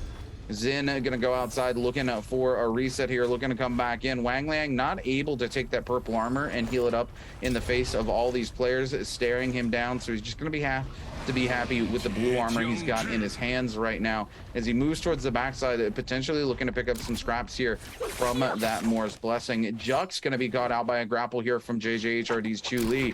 Chu Li looking to make something happen. Jux stays on the move, ultimate and a bubble available to them, just trying not to burn resources if they don't have to as they try to find an opening onto some of these other players, Dobby. Looks like now things are going to get interesting here as Zhang Yu is going to find Jux here. Is going to deplete a lot of the shields, but is able to find a shield swap here for a blue shield. Look at the movement coming in from Jux, though. Look how fast he's able to get up here. You know what would be fun is if there was a relay race for Naraka. That would be awesome. To see how many of these pros can maneuver through these buildings, and you have to go through certain points, like you have to, like through these door frames, through these windows, out through this section, up and around, over and over again, and then see how fast can somebody do it within a short nick of time. I think that could be an amazing little side project that could be fun. Naraka called me. We got some ideas. We could be cooking up something very good for Naraka Blade Point and some of the creative people in the community. As WBG Spider. Still up top, still alive here. Locking it in for these points here. I'm very excited to see how we're going to be able to lock this in towards the end here. As Justin is going to be able to pop his F, keep his shield and his heals alive.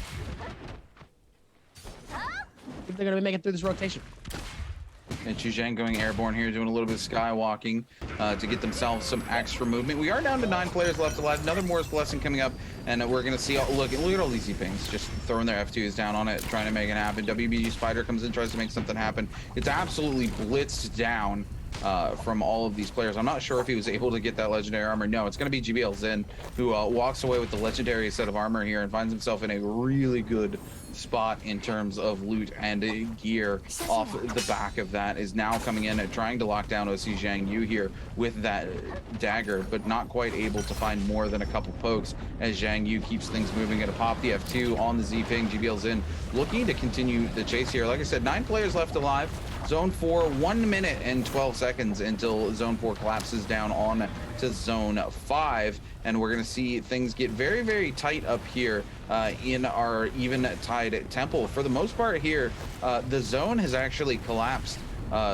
It's kind of smack dab in the middle of Eventide. It's going to be interesting to see if the next zone also keeps us inside, and if we have all those buildings in that space to move around, or if we end up in the courtyard. It's going to be a very, very interesting final zone. Otherwise, we're likely going to get a zone that goes over to the edge into one of these gorges, and we're going to see a lot of that verticality fight break out instead of that movement kind of fight that we see when we enter these spaces that have all these different hallways and surfaces for these players to scale rush off of. Again, we are 9 players left alive. Things going to slow down significantly until we probably get about to Zone 6 here. I say that as GBL Zin actually finds Wang Liang very low. And we're probably going to go to our top 8 players here very soon. The Flame breath gonna come out, and there it is. There's nothing Wang Liang can do about that. The bubble's not gonna save him here, and this is why we typically don't see those Volta picks, because the bubble just doesn't buy you any protection from ranged weapons whatsoever. And every single time in the Pro League we have seen a Volta try to use that bubble to get a reset, it's instantaneously punished and they get eliminated off the back of it. There's other ways to use that bubble, but these players are so not used to playing Volta competitively, they're just either not thinking about them or not doing them, right? You can move into a space where it's a tight space, throw the bubble into the door, and then they have no option to get to you except to come through the bubble, and then you're kind of really free to take a reset.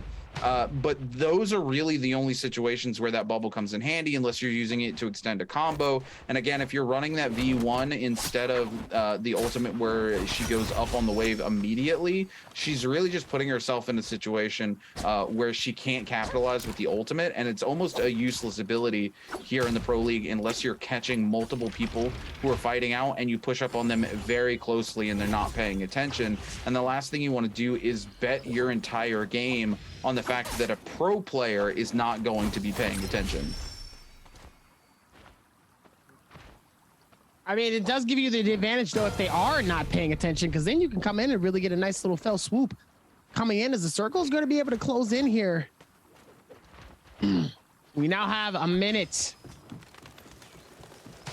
and 5 seconds until the circle starts to close, and we're finally going to be able to see who is going to be our very last winner here for these games. We have Zanyu, Dubai, Zin, Chozang, Spider, Shuli, and Jux. JBL, JDZ, NPG, OZ, Alliance. The names go on and on and on, but only somebody is going to be able to help and take the top spot here. GG Shah was at the very top here. Can somebody dethrone him? Or is GG Shah gonna stay infamous up top here and hold this all the way to the very end? Is Wang Liang gonna surprise us? Wait. Wang Liang's not in this final circle. I just realized. Wang Liang actually isn't in this final circle. Meanwhile, Dubai. Yeah, he's right there, dummy. Oh, is he really? Wait. Yeah, he's just over there. He's to the far right. Okay. Opposite direction of where Dubai's way looking opposite right now. direction of where the other players are currently here. Looks like Jux finds himself a nice little nook and cranny little corner. Meanwhile, Zhang, Spider, Kai Bao on the other side as well here. Nearby is going to try to get some jumping hits from the gun. Let's see if maybe they're going to be able to get some hits, though. Doesn't look like they're going to be successful. Could be able to still find something here, but let's see. They're going to be able to create that momentum to get it. As now, WBG Spider still able to hold it, still able to do what he can here to get this finish. Play this slow and play this smart here. Meanwhile, Zin able to get that knowledge finished. Yeah, Zen coming in here trying to lock down anyone they can. The only one with that legendary armor here, using that dagger, looking to lock down the Z-Pings with that charged left click. Spider on the backside of this building, gonna frost core up and immediately be punished by the flame breath from Zen. Spider around the corner here goes to half health just through the fire tick alone there. Dubai waiting nearby inside the building. Zhang Yu gonna send Spider into the zone. Multiple players waiting in the wing. Spider really not in the greatest of positionals right now, is forced back into the zone for another time. Zhang Yu waiting there, gonna burn the armor completely off of Spider. Spider goes topside. Zin waiting in the wings though. Both Zin and Zhang Yu looking to pick up this elimination off of WBG Spider. Slow his roll here. Zin not able to catch up with Spider up top. He's able to get one health pot off, but not able to find a shield pot, not able to drop that frost core yet, and trying to hold on to it desperately as many of these players continue to give chase. Spider dipping in and out of the zone here is going to take a couple hits of zone tick there. Dubai up top now in the spot where Spider was able to find a reset before. Spider going to be forced to pop the frost core and then immediately punished for it here by the likes of GBL Zin, who then follows up with a frost core of their own. WBG Spider so low, just a little bit of damage is going to do it for him. Spider able to get at least one shield pot off, goes airborne there with the ultimate, but is not able to catch the freeze out. Comes back up top again, looking to get a reset. Is going to find once again a single pot here as he continues to duck in and out of the zone. Spider playing this very, very well here, quite honestly. Spider typically one of those aggressive players, and unfortunately we saw him today with 5 eliminations go out so early that it didn't really matter too much for him. But now, not wanting to find himself in a similar situation, using his knowledge and movement just to keep things going, as Zone 6 is now collapsing onto Zone 7. Spider just needs to try to stay alive and make the most of this. 8 players left alive here. We're going to see Kai Bao with the Flamer. We're going to see GBL Zin with the Flamer as well. Dubai on the inside of the hut here. We're going to see a fireball come down from Chuli. The Flame Breath here from Zin putting in work. Spider going to catch him with the uppercut from the dagger, though. Zin looking to find the reset, but needs to be careful. Many players left around. Alliance Jux going to catch the uppercut onto Chuli. Jux desperately looking for that one elimination he needs to qualify for the grand finals here. Dubai coming in with the nunchucks onto WBG. Spider, that's going to be it for Spider, as Dubai able to pick it up with the Dragon's Roar. Knocks Spider into the zone, is certainly not going to be picking up that back-to-back MVP. Tabi desperately wanting for here, wanted the prediction, and unfortunately is denied off the back of I do believe it was Chuli coming in there with those nunchucks. Now down to our top 7 players left alive. 10 seconds until Zone 7 starts collapsing. 1 minute left in the match. 7 players holding on for dear life. Jux throwing down the bubble, just trying to protect the space he's got left on the roof. Jux still looking for his one and only elimination here in the 6th and final game. It's all he needs to be able to qualify to go to the not the grand finals, but the bi-weekly final here in a week 4. MPG's Dubai throwing down that F2, using it to create some space to get outside, even though there was a window he could have stepped through there. Dubai not wanting to take the risk, throws a little bit of a meter dump out. We're gonna see flame breaths come out left and right. Alliance's Jux goes so low, he just needs one elimination. A fireball comes down. Jux, 1 tick is gonna be it. He's gonna pop the ult. He's got to look. He's got to hold onto that spear. He has to find an elimination. Can he get it here onto somebody? He's looking for it. Can Jux do it? Jux does not find the elimination, and it comes up NPG's Dubai. So unfortunate for Alliance's Jux. Oh, Jux trying to find it in any which way, and sadly just was unable to. It also looks like Zin died from the circle as well here. Doesn't look like anyone was actually able to claim that elimination or get a last hit. That could have been a massive point for anybody here to really do it, as MBG Dubai is going to claim our 6th and final game.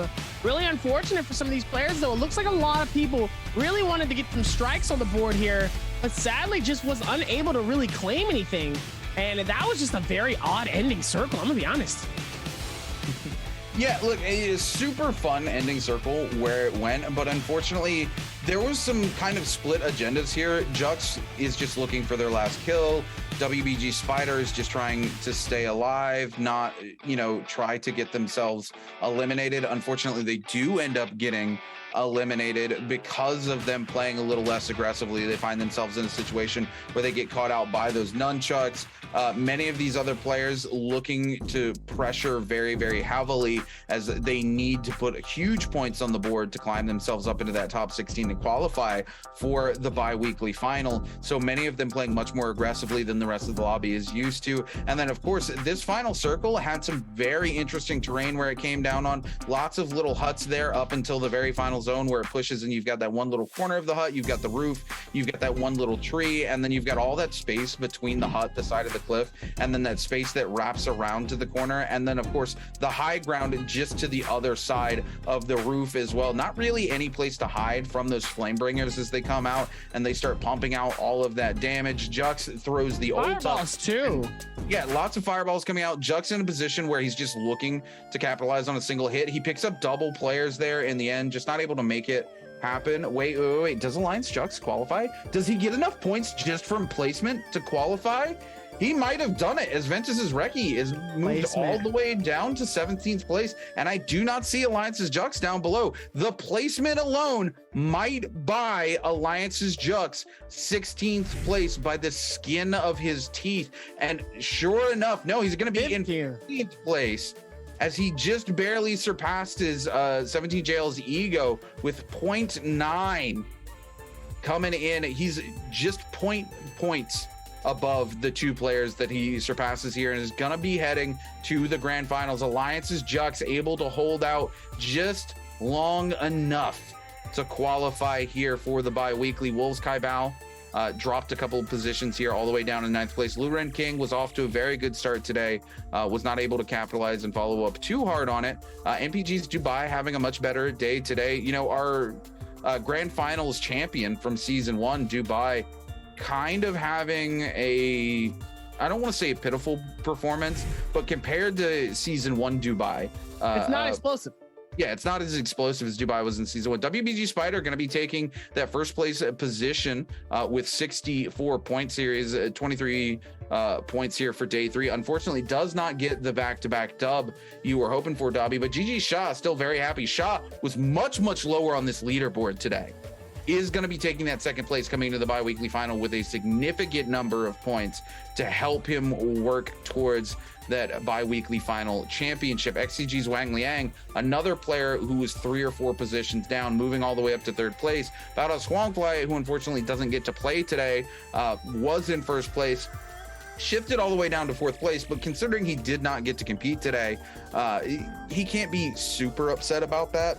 No. Still in top 4 going in. OC Zhang Yu has a much better today, 31.6 points on the board, almost the most number of points put up on the board today. I do believe that goes to GG Shah with his back-to-back dubs for 35.9 points. You know, just in general, a lot of players very happy about their fates. If I'm Alliance's Jux right now, I'm screaming, I'm celebrating, I'm like, yes! You know, he is able to hold it out to the just long enough to be able to qualify based on his placement points alone.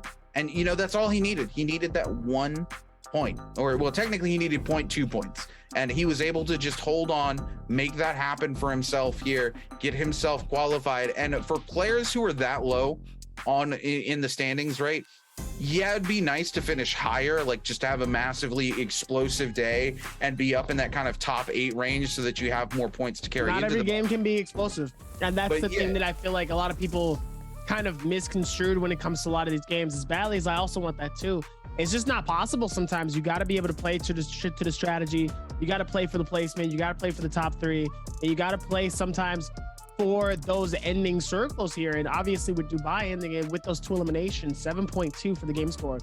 6.5 coming in from the 3 eliminations from both Yang Yu and Shazang.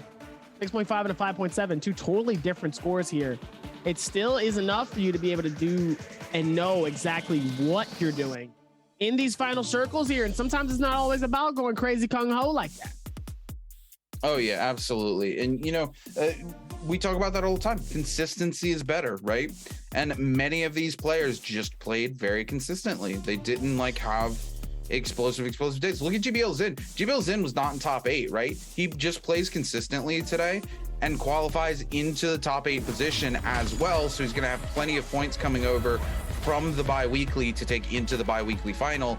And sometimes that's all it takes. We've seen a lot of these players going into the bi-weekly final with a ton of points just tank and drop 6-7 positions because they can't cut it in the bi-weekly final, whereas the consistent players come in well rested and jump up positions and sometimes even take first place. But here it is, your MVP for our 6th and final game of the day is going to be it's going to be NPG's Dubai, his 3rd MVP of the season, off the back of only 9,000 damage and 2 eliminations. That first place finish, that multiplier and those placement points helping him a lot as he's able to walk away with that MVP and secures himself a place in the bi-weekly final. Absolutely, with that too, with him having 3 MVPs, way less MVPs than what he's had before here. Dubai has been in a very different situation from what we're used to. And it just goes to show how vast and how insane the competition is nowadays with these new, not only that too, but also the terrain and all the new changes that's been happening for the comp scene. But Jaeger has got Dubai ready to talk to you guys. Jaeger, take it away, girl. Hey everyone, this is Jaeger and welcome to post-game interview. And thank you our 2 caster. And now I'm standing with our player Spider and let him say hello to our audience. Hi 小蜘蛛，来欢迎你，再次欢迎你来到我们的这个英文采访啊。然后先和我们的观众朋友们打个招呼吧。大家好，我是 WBG 蜘蛛侠。好的，再次欢迎你。感觉今天啊过来打招呼都变得更自信了，好像现在更加的流利了啊。So first of all, congratulations. So now you are today's solo games the highest score, and also for the double weeks. Like the solo game so far, you are also the highest score right now. And I saw you today, you choose the hero Viper and you choose V1. So please tell us why. 那今天首先要再恭喜你一下，因为除了今天是一个最高分，其实这个双周目前也是最高分。不激动吗？我想问一下，看他很淡定啊。今天看到小蜘蛛其实选出了宁红叶这个英雄，然后他选择的是 V1 的宁红叶，特别想知道一下为什么呢？可能也是想高甩一把，就是学一下三排他们的打法。哦，学习一下自己队内的一个打法。Okay, so actually for why I'm holding the V1 Viper is because I learned from our Trios game and I want to learn from them and like do some jokes in the games and try. It seems like it's not very successful today. Okay, so also like we know Spider, you have higher score a lot of times, and it seems like from the last several weeks you are very aggressive, and now it's changed more like you have more operate nowadays in the solo game. So I would like to know why you do this change. 那我们也看到小蜘蛛其实经常可以拿到最高分，也来到我们的采访。其实之前自己的打法好像是非常的激进派，但是最近你的打法看上去有一点点开始偏运营了，就在自己原本的这个风格又加上了运营。我想问一下，这当中你做了什么样的改变？一直激进打法的话，可能会容易出现很多问题，然后偏运营一点的，就是分可能比较稳定吧。好的。So actually, I would like to want my score be more stable. It's because every time when I was very aggressive, so sometimes maybe I have like better performance and sometimes don't have too much performance in the game, and sometimes I have 0 score in the game. So that's why these days I changed my style into more operate right now. Okay, so you know, like today is the last day for the solo games in double weeks, and after the day after tomorrow, we are going to have the solo game final, BIWEEKLY final. So I would like to know for now, you think who is the most threatened to you, and what's your like ambition in this BIWEEKLY final? 特别想问一下，其实今天是我们这个双周其实最后一天的一个单排的一个比赛了，然后在我们后天马上就要迎来周决，特别想问一下小蜘蛛，自己对于周决自己的目标是什么，并且目前为止你觉得对你威胁最大的选手是哪一位？目标的话应该就是把就是运营跟那个激进都结合起来试一试，然后最大对手应该是楚中吧。好的。So for my ambition, I'm more like aggressive and style and cooperate with the like operate style and like them together in the BIWEEKLY final. And the biggest threatened player right now is Chu Zhen. Okay, so I also have a little question that I saw you when we are going to have the interview, and you all really like to talk to the other players. So I would like to know why. 那最后有一个小小的问题啊，其实今天在我们准备要采访的时候，看到你看到过去的选手，特别想跟他们打招呼，为什么呢？因为我也想下班。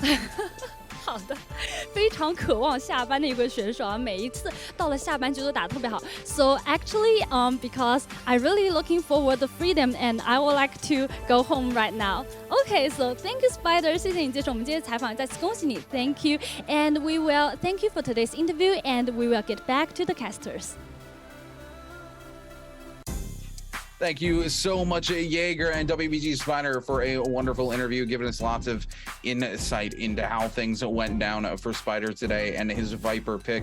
And what a very, very interesting day of solos it has been. The first couple of games very explosive and fun to watch. I loved the fact that we got to see so much hero selection coming out. GG Shaw coming back with the back-to-back dub. We haven't seen Shaw do that in a while. It's nice to see Shaw kind of make a return to form, as it were. You know, season 1 Shaw kind of was a demon, and here today he definitely played like a demon. Even in the games he was an MVP, he was almost always top 3 towards the very end there, except I think this this very last game, but still very, very strong player here today. And you got to give him all sorts of props. Now we're going to take a look here. Here are your qualified players going to our bi-weekly final. Alliance's Jux, 17 JL's Ego, just barely squeaking it in the very bottom. Our top three being WBG's Spider, GG's Shaw, and XCG's Wang Liang. You know what's kind of funny, Dami?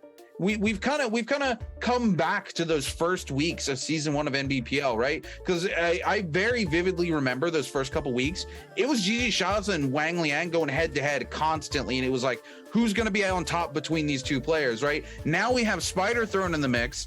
This season, GG Shaw, Wang Liang come in, don't do very well. Now we're moving towards the back of our season, and Shaw, Wang Liang sitting up back top like they were early into season 1, Dobby. Oh yeah. Even with how they were able to lock it down here, to see Jux finally qualify, I could tell there was a little bit of relief from him at the very end there, because hey, he had put in so much of the work, he didn't put up so much of the time and the effort, that he finally was able to make it happen. And look where he's at now. He's out there with the qualifications, and now we got to do the same thing tomorrow with our trio games. Trios are going to be interesting as we go through our scenes A through B. And I think that this is where things are going to get a little bit more interesting for our trio games. The vibes are going to be very, very high. A lot of action tomorrow. There's going to be more action than I think we've ever seen. And I really hope that we get some major endings and finishings for a lot of these trio teams, because these trio teams have been putting in a lot of work here. So I'm curious to see who is going to qualify for these games. But our main teams for our solos has been set. Now for next week, we got to see who is going to qualify from the losers bracket.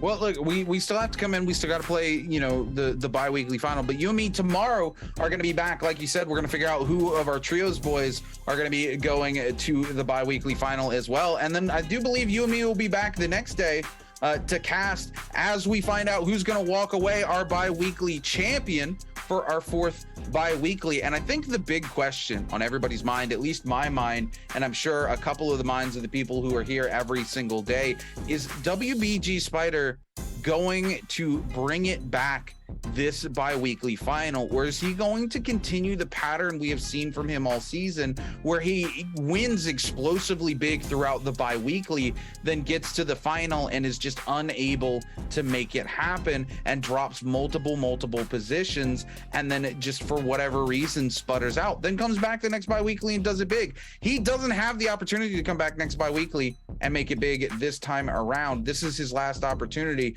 so hopefully he can come in and put a show on for us, Dobby. But speaking of putting on a show, we've been putting on a show for you, ladies and gentlemen, all day, as well as all these players, and we appreciate each and every one of you coming out and watching. But that's going to be it from me and Dobby here at the NBPL. We'll be back tomorrow, same time, same place. Till then, keep easy, brothers and sisters. Fireball!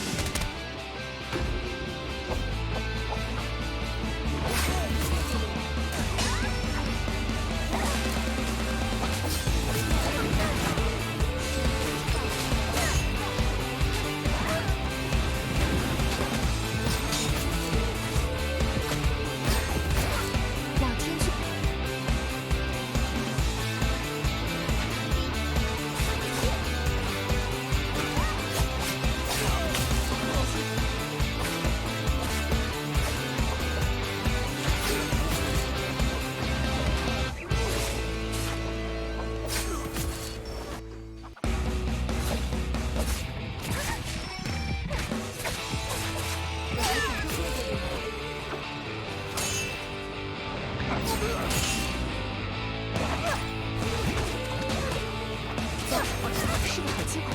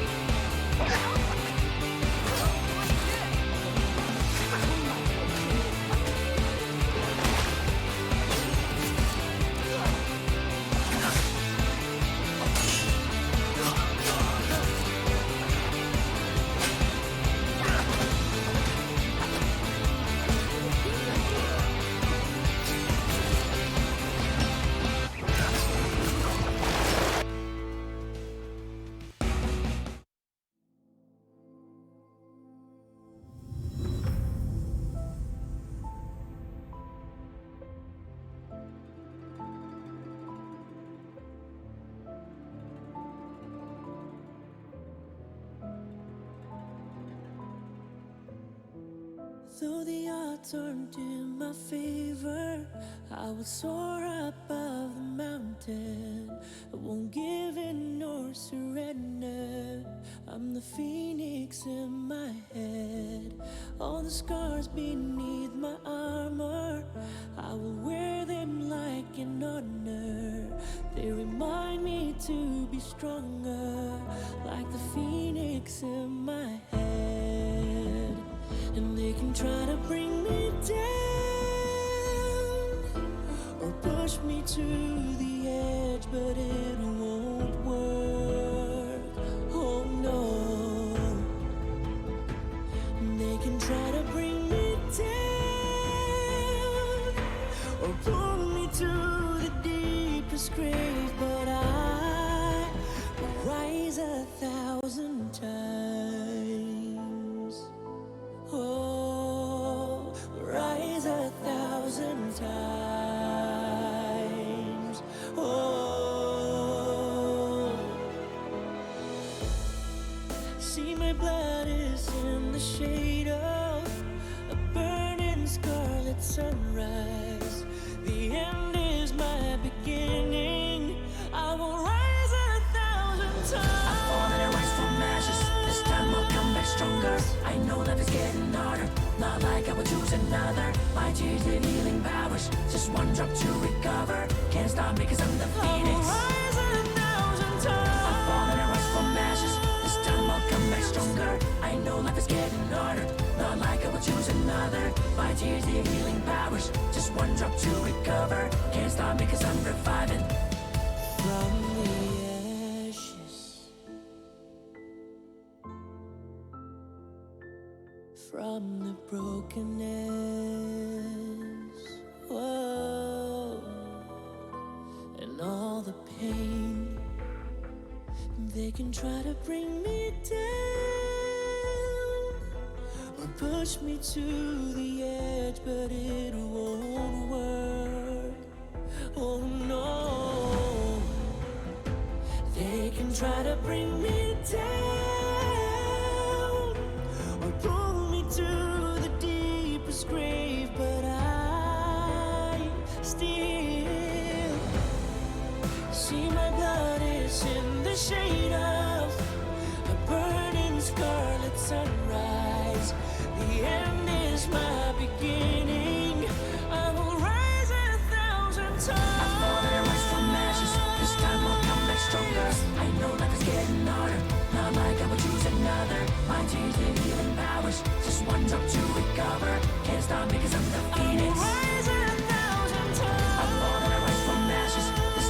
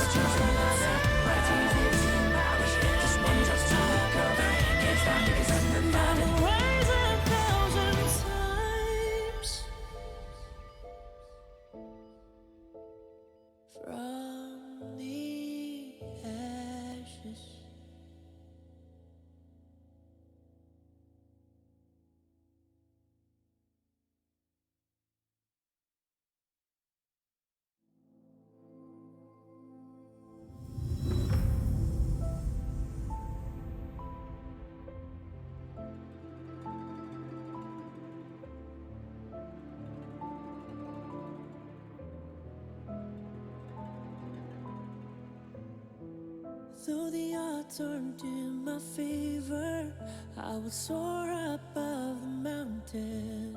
I won't give in nor surrender. I'm the fear.